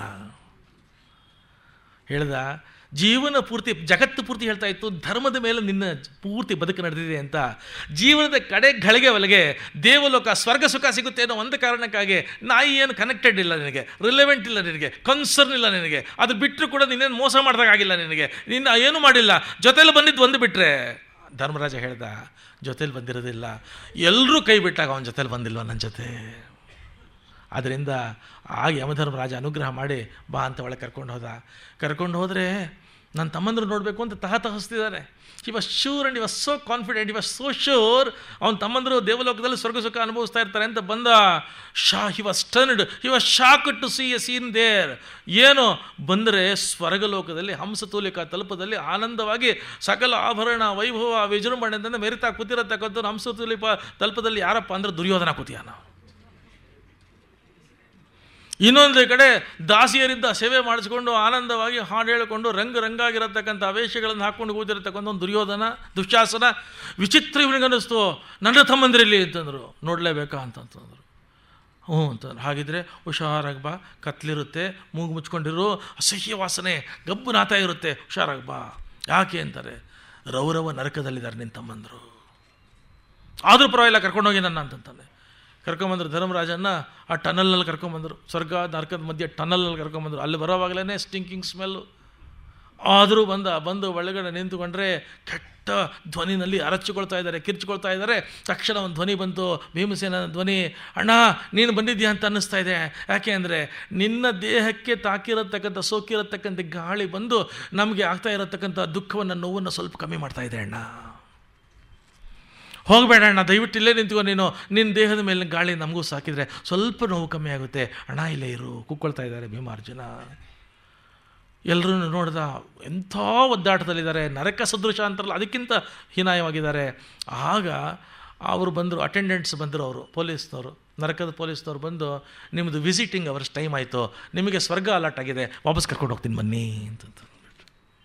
ಧರ್ಮರಾಜ ಹೇಳ್ದ, ಜೀವನ ಪೂರ್ತಿ ಧರ್ಮಕ್ಕಾಗಿ, ನಾನು ಧರ್ಮದಲ್ಲಿದ್ದೀನಿ ಅಂತ ನನಗಾಗಿ, ಧರ್ಮಕ್ಕಾಗಿ ತಮ್ಮ ಎಲ್ಲ ಸ್ವಾರ್ಥಗಳನ್ನ ಬಲಿ ಕೊಟ್ಟುಬಿಟ್ಟು ಧರ್ಮಕ್ಕಾಗಿ ಜೀವ ಕೊಟ್ಟಿರತಕ್ಕಂಥವ್ರು ಅವರು ನರಕದಲ್ಲಿದ್ದರೂ ಪರವಾಗಿಲ್ಲ, ಅವ್ರ ಜೊತೆ ನರಕದಲ್ಲಿ ಇರ್ತೀನಿ ಹೊರತುನೋ ಜೀವನ ಪೂರ್ತಿ ಅಧರ್ಮಕ್ಕಾಗಿ ಅನ್ಯಾಯಕ್ಕಾಗಿ ಬದುಕಿರತಕ್ಕಂಥ ಅವನು ಸ್ವರ್ಗ ಅಂತ ಸ್ವರ್ಗ ಬೇಕಾಗಿಲ್ಲ, ನರಕನೇ ನನಗೆ ವಾಸಿ. ಧರ್ಮದಲ್ಲಿರತಕ್ಕಂಥ ಜನ ಇರತಕ್ಕಂಥ ಜಾಗ ಅದು ನರಕ ಆದರೂ ಪರವಾಗಿಲ್ಲ, ಅಲ್ಲಿರ್ತೀನಿ. ಕೆಟ್ಟ ಜನ, ರಾಕ್ಷಸ ಜನ, ಕೆಟ್ಟ ಚಿಂತನೆ ಮಾಡೋರು, ಅನಾಚಾರದ ಜನ, ಅವರು ಸ್ವರ್ಗ ಇರತಕ್ಕಂಥದ್ರು ಬೇಕಾಗಿಲ್ಲ ನನಗೆ. ಮರುಕ್ಷಣದಲ್ಲಿ ಈ ಮಾತು ಅವನ ಹೃದಯದಿಂದ ಬಂದ ಮರುಕ್ಷಣದಲ್ಲಿ ಟಾಪ್ ಸೀಟರ್ವೇ, ಇದು ಸ್ವರ್ಗ ಆಯಿತು, ಅದು ನರಕ ಆಯಿತು. ಮಧ್ವಾಚಾರ್ಯರು ಇದು ಯಾತಕ್ಕೆ ಹೀಗಾಯಿತು, ಅಂಥ ಧರ್ಮರಾಜನಿಗೂ ನರಕ ದರ್ಶನ ಯಾಕಾಯಿತು? ಮಧ್ವಾಚಾರ್ಯ ಉತ್ತರ ಬರೀತಾ ಇದ್ದಾರೆ ಮಹಾಭಾರತ ತಾತ್ಪರ್ಯದಲ್ಲಿ. ಅವ್ರು ಮಾತು ಹೇಳ್ತಾರೆ, ಯಾಕೆ ಅಂದರೆ ಕೃಷ್ಣ ಪರಮಾತ್ಮ ಒಂದು ಮಾತು ಹೇಳ್ದ ಧರ್ಮರಾಜನಿಗೆ, ಅಪ್ಪ ನಿಂದೇನು ತಪ್ಪಿಲ್ಲ ಕಣೋ, ಅವರು ಮಾಡಿರತಕ್ಕಂಥದ್ದನ್ನು ಅವ್ರು ಊಟ ಮಾಡ್ತೀಯಾರಷ್ಟೇ, ಅದಕ್ಕೆ ನೀನು ಯಾಕೆ ಡಿಪ್ರೆಸ್ ಆಗಿ ಕೊರಗ್ತಾ ಇದೆಯಾ ನೀನು ಅಂತ ಹೇಳಿದೆ. ಕೃಷ್ಣನ ಮಾತಿನಲ್ಲಿ ಸ್ವಲ್ಪ ವಿಶ್ವಾಸವನ್ನು ತೋರಿಸಿದ ಕಾರಣಕ್ಕಾಗಿ ನರಕ ದರ್ಶನ ಧರ್ಮರಾಜನಿಗೆ.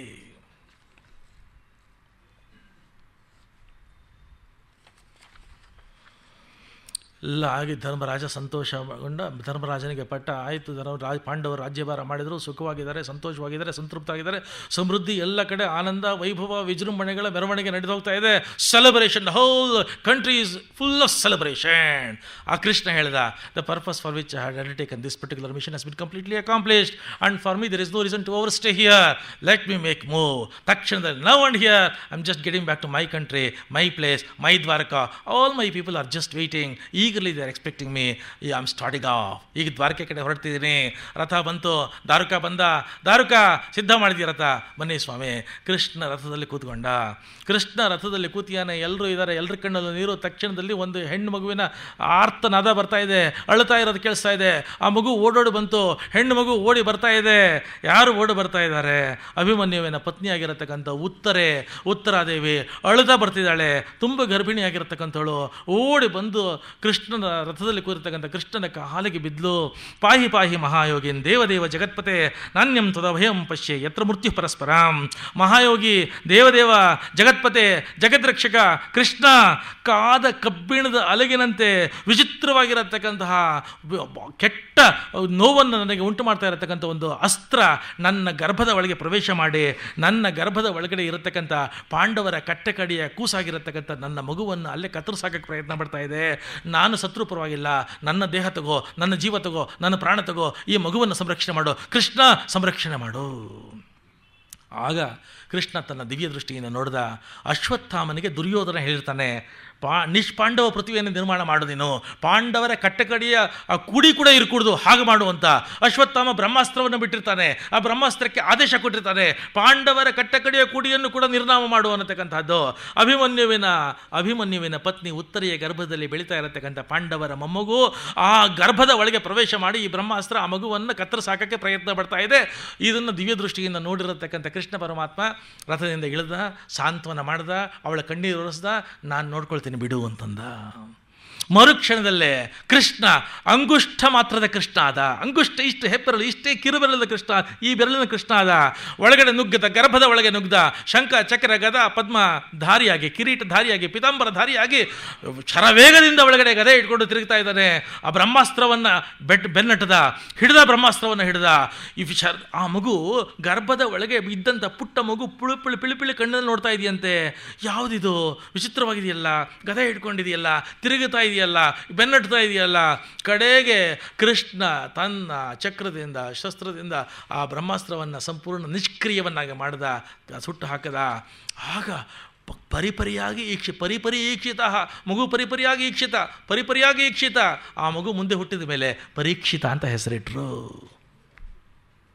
ಗರ್ಭದಲ್ಲಿದ್ದಾಗಲೇ ಮೃತ್ಯುವಿನ ದವಡೆಯಿಂದ ಅವನನ್ನು ಸಂರಕ್ಷಿಸಿರತಕ್ಕಂಥವನು ಕೃಷ್ಣ ಪರಮಾತ್ಮ. ಗರ್ಭದಲ್ಲಿದ್ದಾಗಲೇ ಪರಿಪರಿಯಾಗಿ ಈಕ್ಷಿತ, ಅವನು ಪರೀಕ್ಷಿತ. ವಿಷ್ಣುವಿನಿಂದ ಸಂರಕ್ಷಣೆ ಮಾಡಲ್ಪಟ್ಟವನಾದ್ದರಿಂದ ಅವನಿಗೆ ವಿಷ್ಣುರಾಧ ಅನ್ನತಕ್ಕಂಥ ಹೆಸರಾಯಿತು.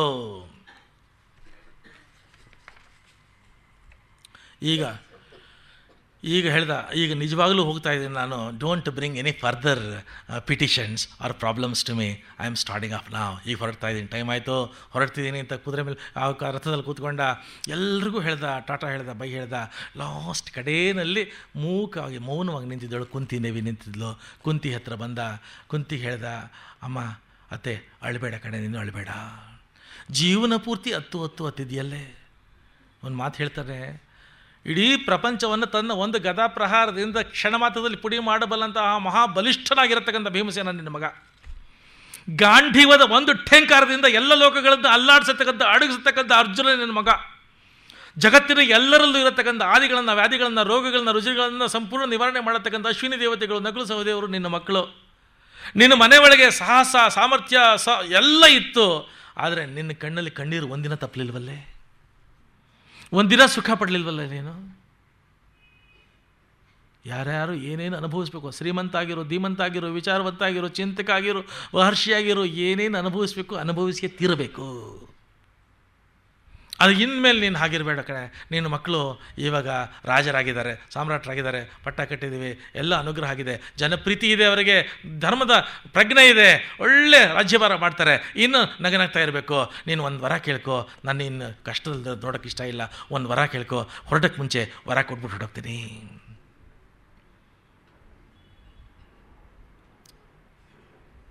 ಹೊರಡಕ್ಕೆ ಮುಂಚೆ ಕಟ್ಟ ಕಡೆಯದಾಗಿ ಅವನು ಕೇಳಿದ್ದು, ಕುಂತಿನ ಒಂದು ವರ ಕೇಳ್ಕೊ.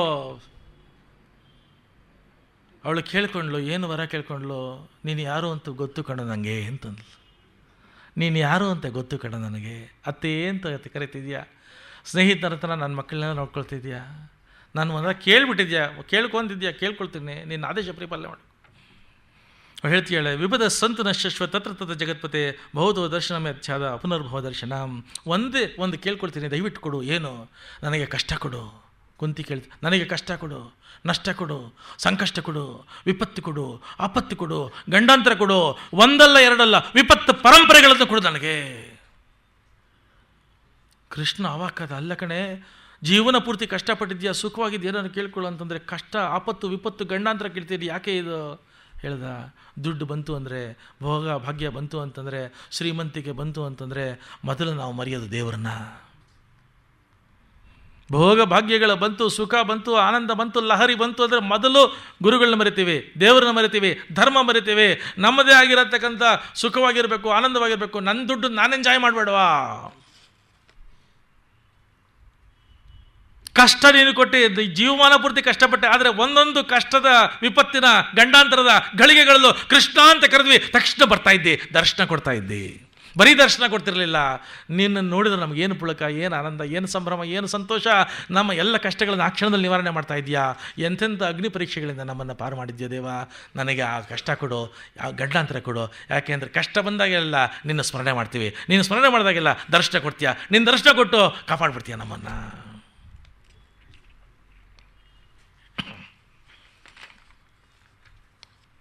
ಈಗ ಭಾಗವತ ಫ್ಲ್ಯಾಶ್ ಬ್ಯಾಕ್ ಸಿಸ್ಟಮ್ನಲ್ಲಿ ಹೋಗ್ತಾ ಇದೆ.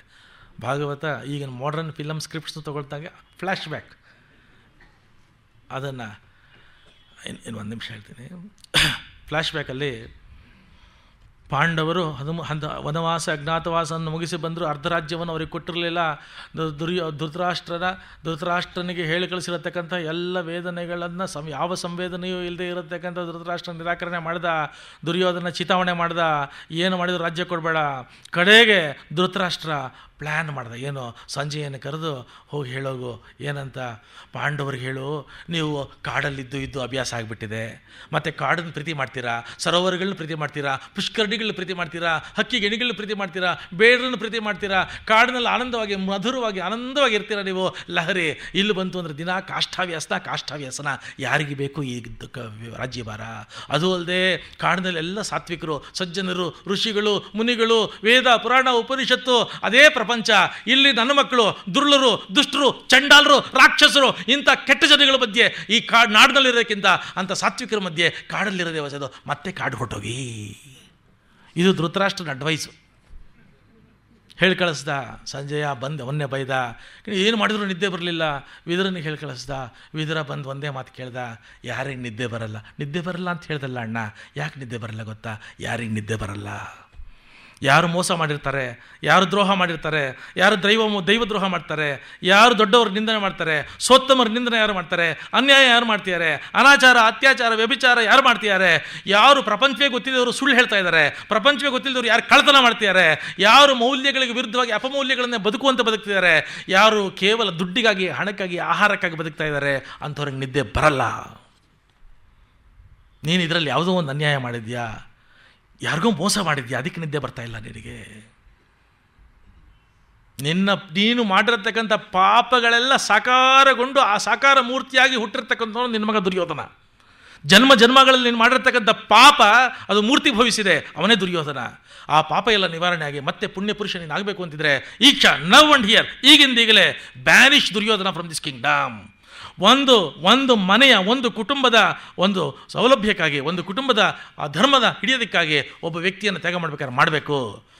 ಒಂದು ಗ್ರಾಮ, ಒಂದು ನಗರದ ನಿರ್ವಹಣೆಗಾಗಿ, ಧರ್ಮ ನಿರ್ವಹಣೆಗಾಗಿ ಒಂದು ಕುಟುಂಬನ ತ್ಯಾಗ ಮಾಡೋಕ್ಕೆ ಸಿದ್ಧ ಇರಬೇಕು.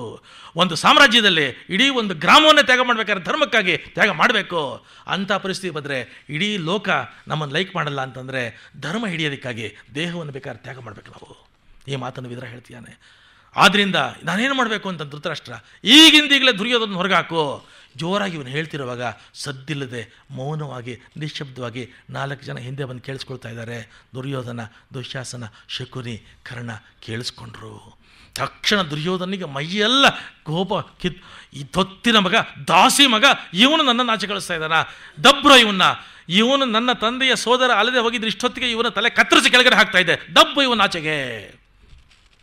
ವಿದುರ ತಿರುಗದ, ದುರ್ಯೋಧನ ನೋಡ್ದ, ಧೃತರಾಷ್ಟ್ರ ನೋಡ್ದ, ಅವನ ಅಸಹಾಯಕ ಸ್ಥಿತಿ ನೋಡ್ದ.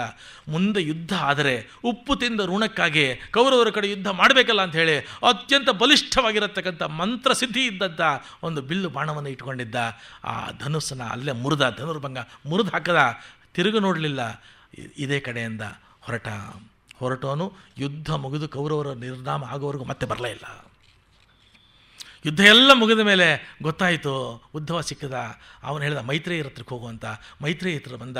ಮೈತ್ರೇಯರು ಸಕಲ ಧರ್ಮವನ್ನು ಅವನಿಗೆ ಉದ್ಧವನಿಗೆ ವಿದುರನಿಗೆ ಉಪದೇಶ ಮಾಡಿದರು. ವಿದುರನಿಗೆ ಗೊತ್ತಾಯಿತು ಧರ್ಮರಾಜ ರಾಜ್ಯಭಾರ ಮಾಡ್ತೀಯಾನೆ ಅಂತ. ಬಂದ ಧರ್ಮರಾಜ ಓಡಿ ಬಂದು ಕಾಲಿಗೆ ಬಿದ್ದು ಕಣ್ಣೀರು ಹಾಕ್ಕೊಂಡು, ವಿದುರ ನಮ್ಮನ್ನು ಎಲ್ಲಿ ಬಿಟ್ಟು ಹೊಟ್ಟೋಗಿದ್ದು, ಅರಗಿನ ಮನೇಲಿ ನಮ್ಮ ಸಂರಕ್ಷಣೆ ಮಾಡ್ತಿರಾರೋ, ಮುದ್ದಾಗಿ ಮಕ್ಕಳಾಗಿದ್ದಂಥ ಏನೂ ಅನುಭವ ಇಲ್ಲ ಅಂತ ನಮ್ಮನ್ನು ತೊಡೆ ಮೇಲೆ ಹಾಕ್ಕೊಂಡು ತಾಯಿ ಮಕ್ಕಳು ನೋಡ್ಕೊಂಡಲ್ಲ ವಿದುರ. ಎಲ್ಲೋ ನೀನು ಯಾರೋ ಹೇಳಿದರು ತೀರ್ಥಕ್ಷೇತ್ರ ಹೋಗಿದ್ದತ್ತೆ, ನೀನು ಯಾಕೋ ಹೋಗಬೇಕು ತೀರ್ಥಕ್ಷೇತ್ರಕ್ಕೆ ವಿದುರ?